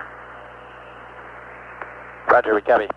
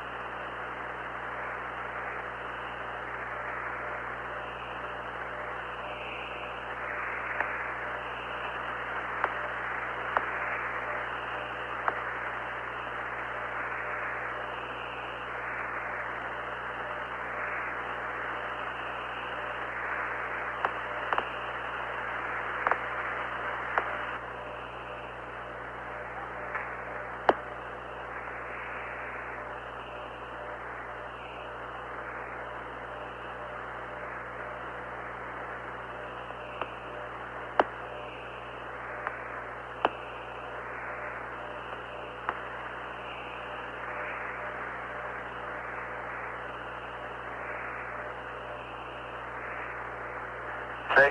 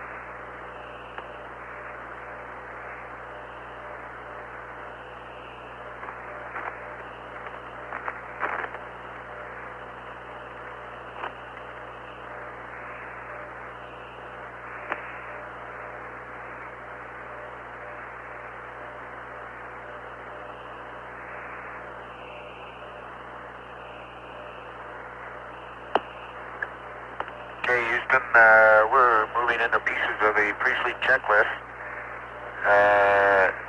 Here's some onboard readouts for you. Battery C is 37.0. Pyrobat A 37.2. Pyrobat B 37.2. RCSA 9.5. Bravo 9.4. Charlie 9.4. Delta is 9.6.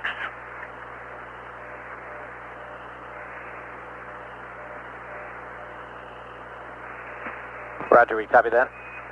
And if you started, we don't want you to reinitialize the PTC until about 2400 on the timeline.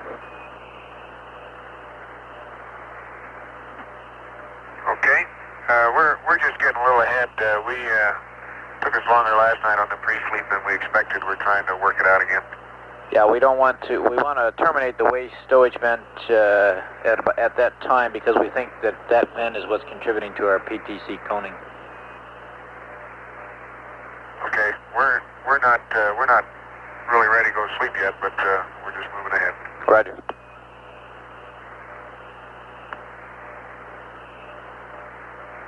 And if it's okay, I'll cycle the H2 fans. Roger, we're standing by.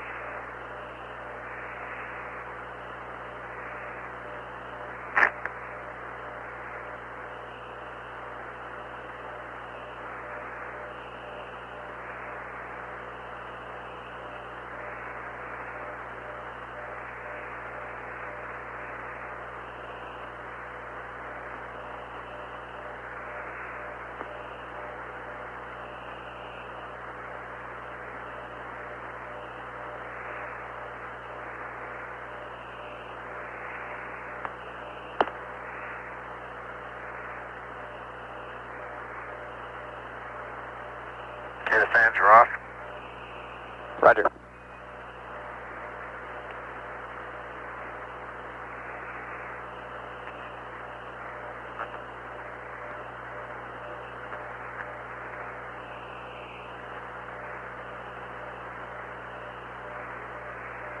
This is Apollo Control at 23 hours 25 minutes. The crew has completed realigning the inertial measurement platform, a platform used as a stable reference. The spacecraft guidance control system uses it as a reference in determining its own attitude. They've also been charging the two entry batteries that are used during peak electrical loads of liftoff, and then are recharged during the translunar coast when the fuel cells are producing a surplus of electrical energy. They've recharged one of those two batteries and are in the process of recharging the second one at this time.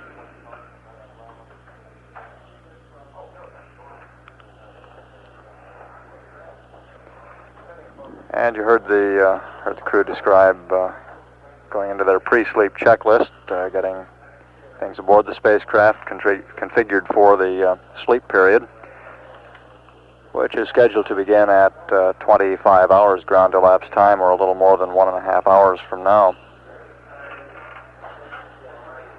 Apollo 17 at this time is 96,244 nautical miles from Earth, traveling at 5,264 feet per second.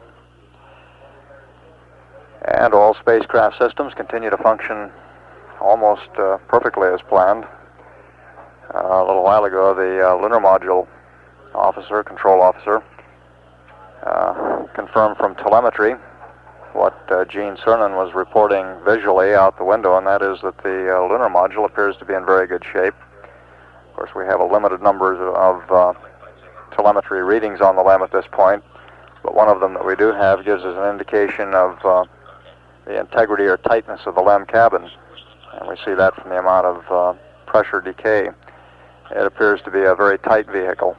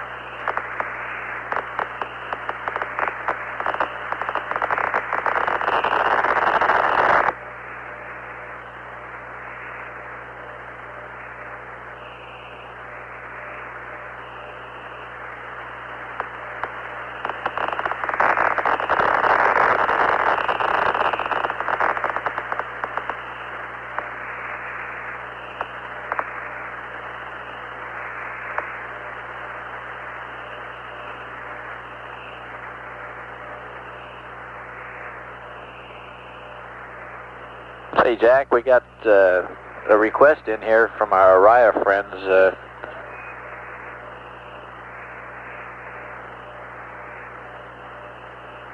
ahead. They were just wondering if you're looking out that way, if you could give them some sort of an update of what the weather in the Wake Island, Kwajalein, the south of the Wake area looks like. Okay, let me work on that one. Okay.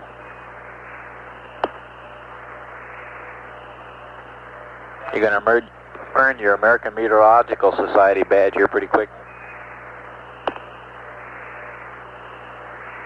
Okay, let me get the binocular and we'll look at Wake Island.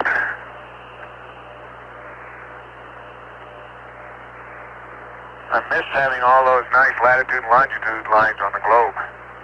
Yes, sir.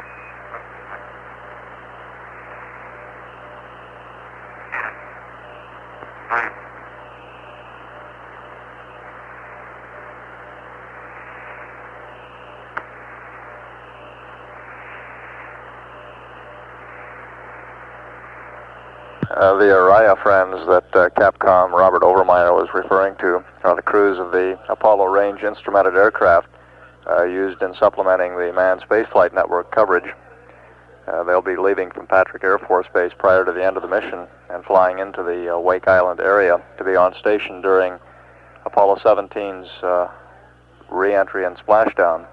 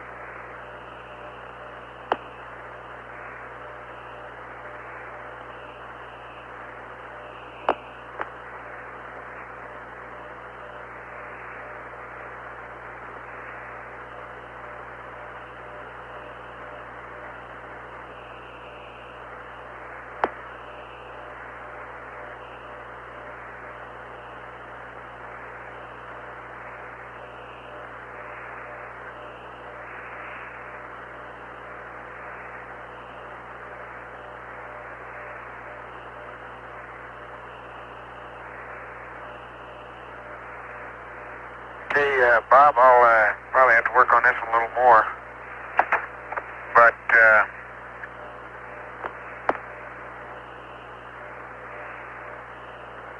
it looks like around Wake, or in the vicinity of the Kwajaleins and north to Wake,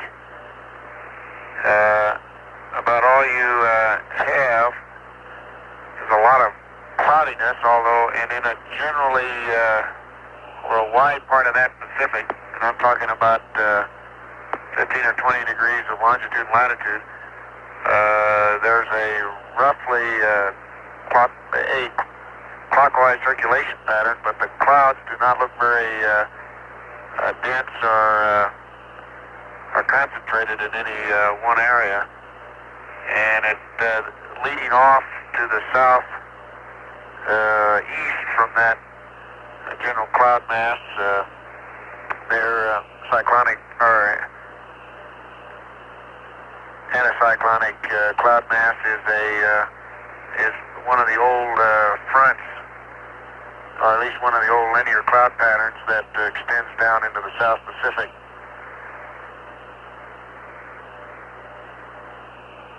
Roger, Jack. I'm sure the Orion troops are listening down at Patrick and caught all that. Well, my guess is, Bob, and it's purely a guess, is that they're probably, if they were out there right now, would be experiencing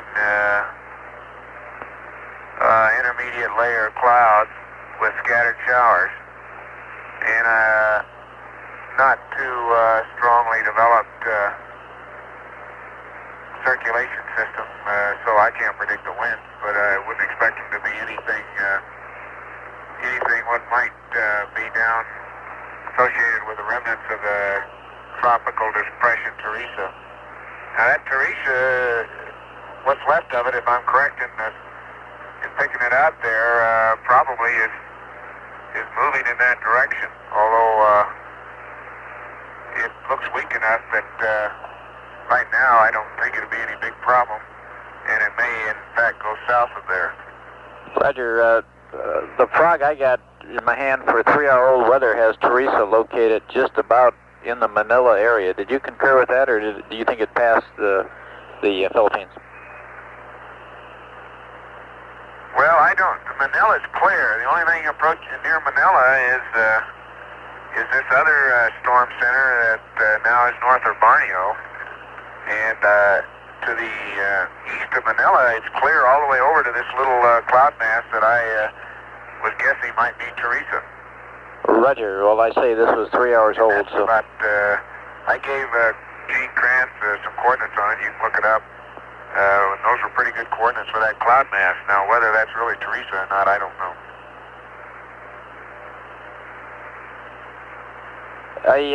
We got one thing. For the last couple hours here, we've been getting high bitrate data through our new facility, at Tidbin Villa. Tidbin Villa is through a 210 dish, and they're covering the first... Between Wake and the Kwajalein, Marshall Islands, in that area, it doesn't look like a very concentrated weather pattern, although it looks like you'll have ceilings in that region, and they're overcast ceilings rather than broken, except around the fringes of it. Roger. We'll keep an eye on it, of course.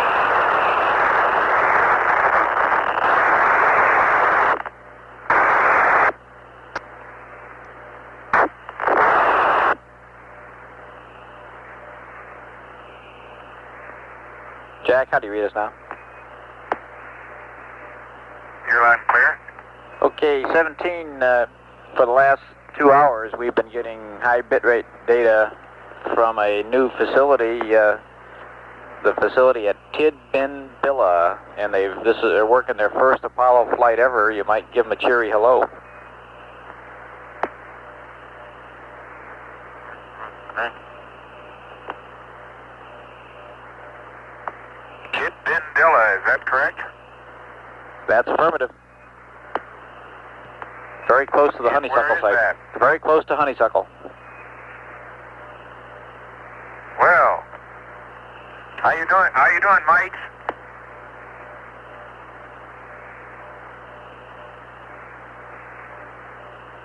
We certainly appreciate appreciate you guys being on the loop for this one.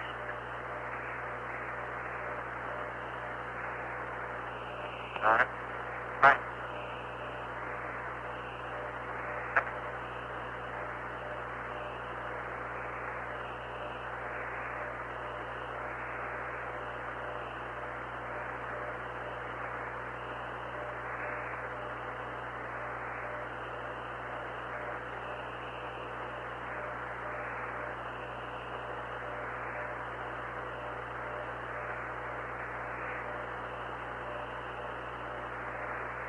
That new 210-foot dish antenna at Tidbinbilla, which is near Honeysuckle Creek, which in turn is near Canberra, now online and accounting for our excellent signal strength from the spacecraft. Apollo 17 at this time is 96,958 nautical miles from Earth. The speed is 5,233 feet per second.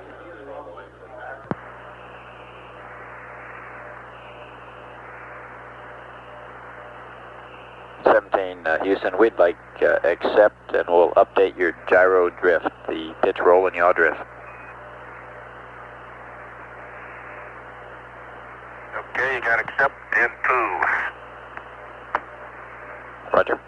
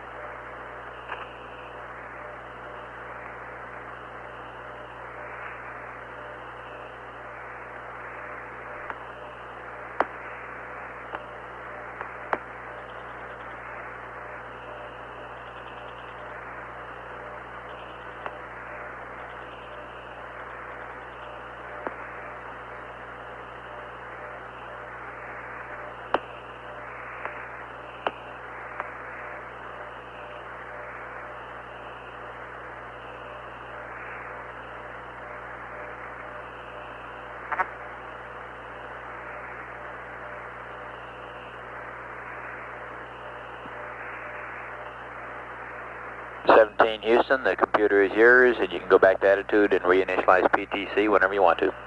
Go ahead, Bob. The computer's yours, Gene, Go ahead, and you can go to attitude and reinitialize PTC whenever you want to. Okay, did you mean to leave the computer with verb 21 down on 1 up? Roger, that's your computer with that as you got it. Okay, that's right, that's 1462. Okay.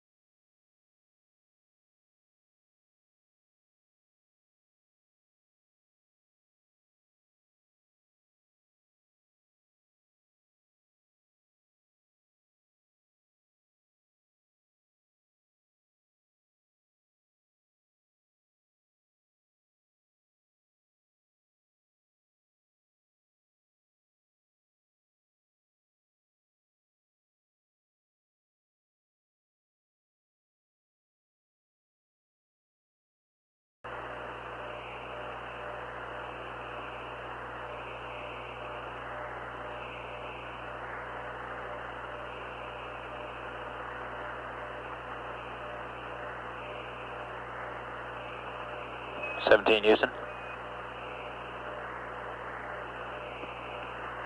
go ahead. Right, we've got a recommended configuration for your H2 fans and H2 heaters. We would like the H2 heaters 1 and 2 to auto, and H2 fans 1 and 2 off, 3 to auto. Your O2 heaters look good.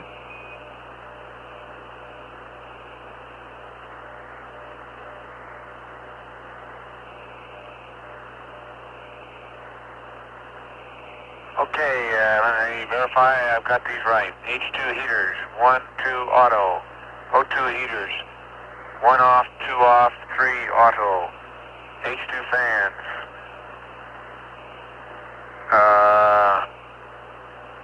H2 fans you want off, off, and auto, is that correct? That's what we wanted on the H2 fans. And the O2 is fine, as you got it. They're off, off. Okay, H2 fans, off, off, and auto. That's affirmative, Jack.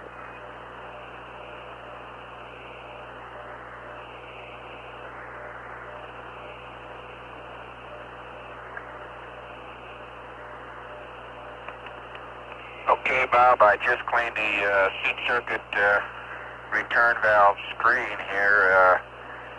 It was probably as expected, a little crud on it. A few things have collected, but really not too bad. Roger, Gene.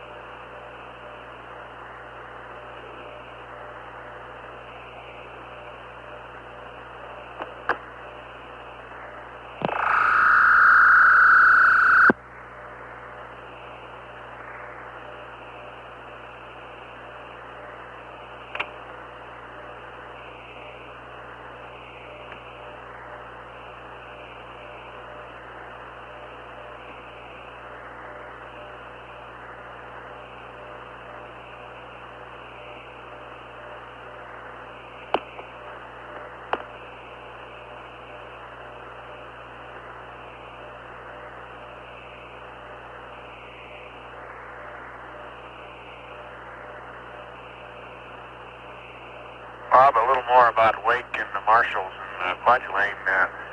That large pattern of what appear to be broken to overcast clouds in a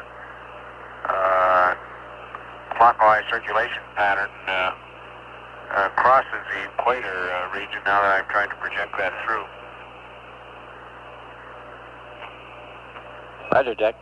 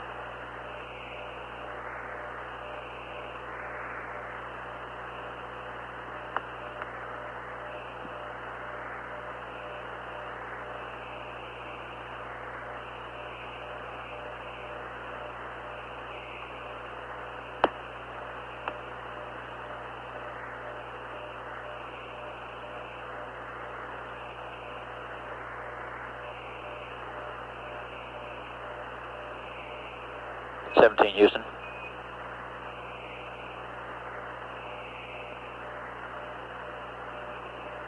Go ahead. Roger, Ron. When you stop the present roll on the PTC to reinitialize, pick a roll angle of 315 or 130 for stopping so that we have good comm during the damping period. Okay, 315 or 120, okay. 130, Ron.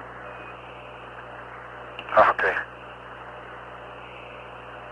315 or 130. Roger, that'll give us good comm to watch the data on the damping.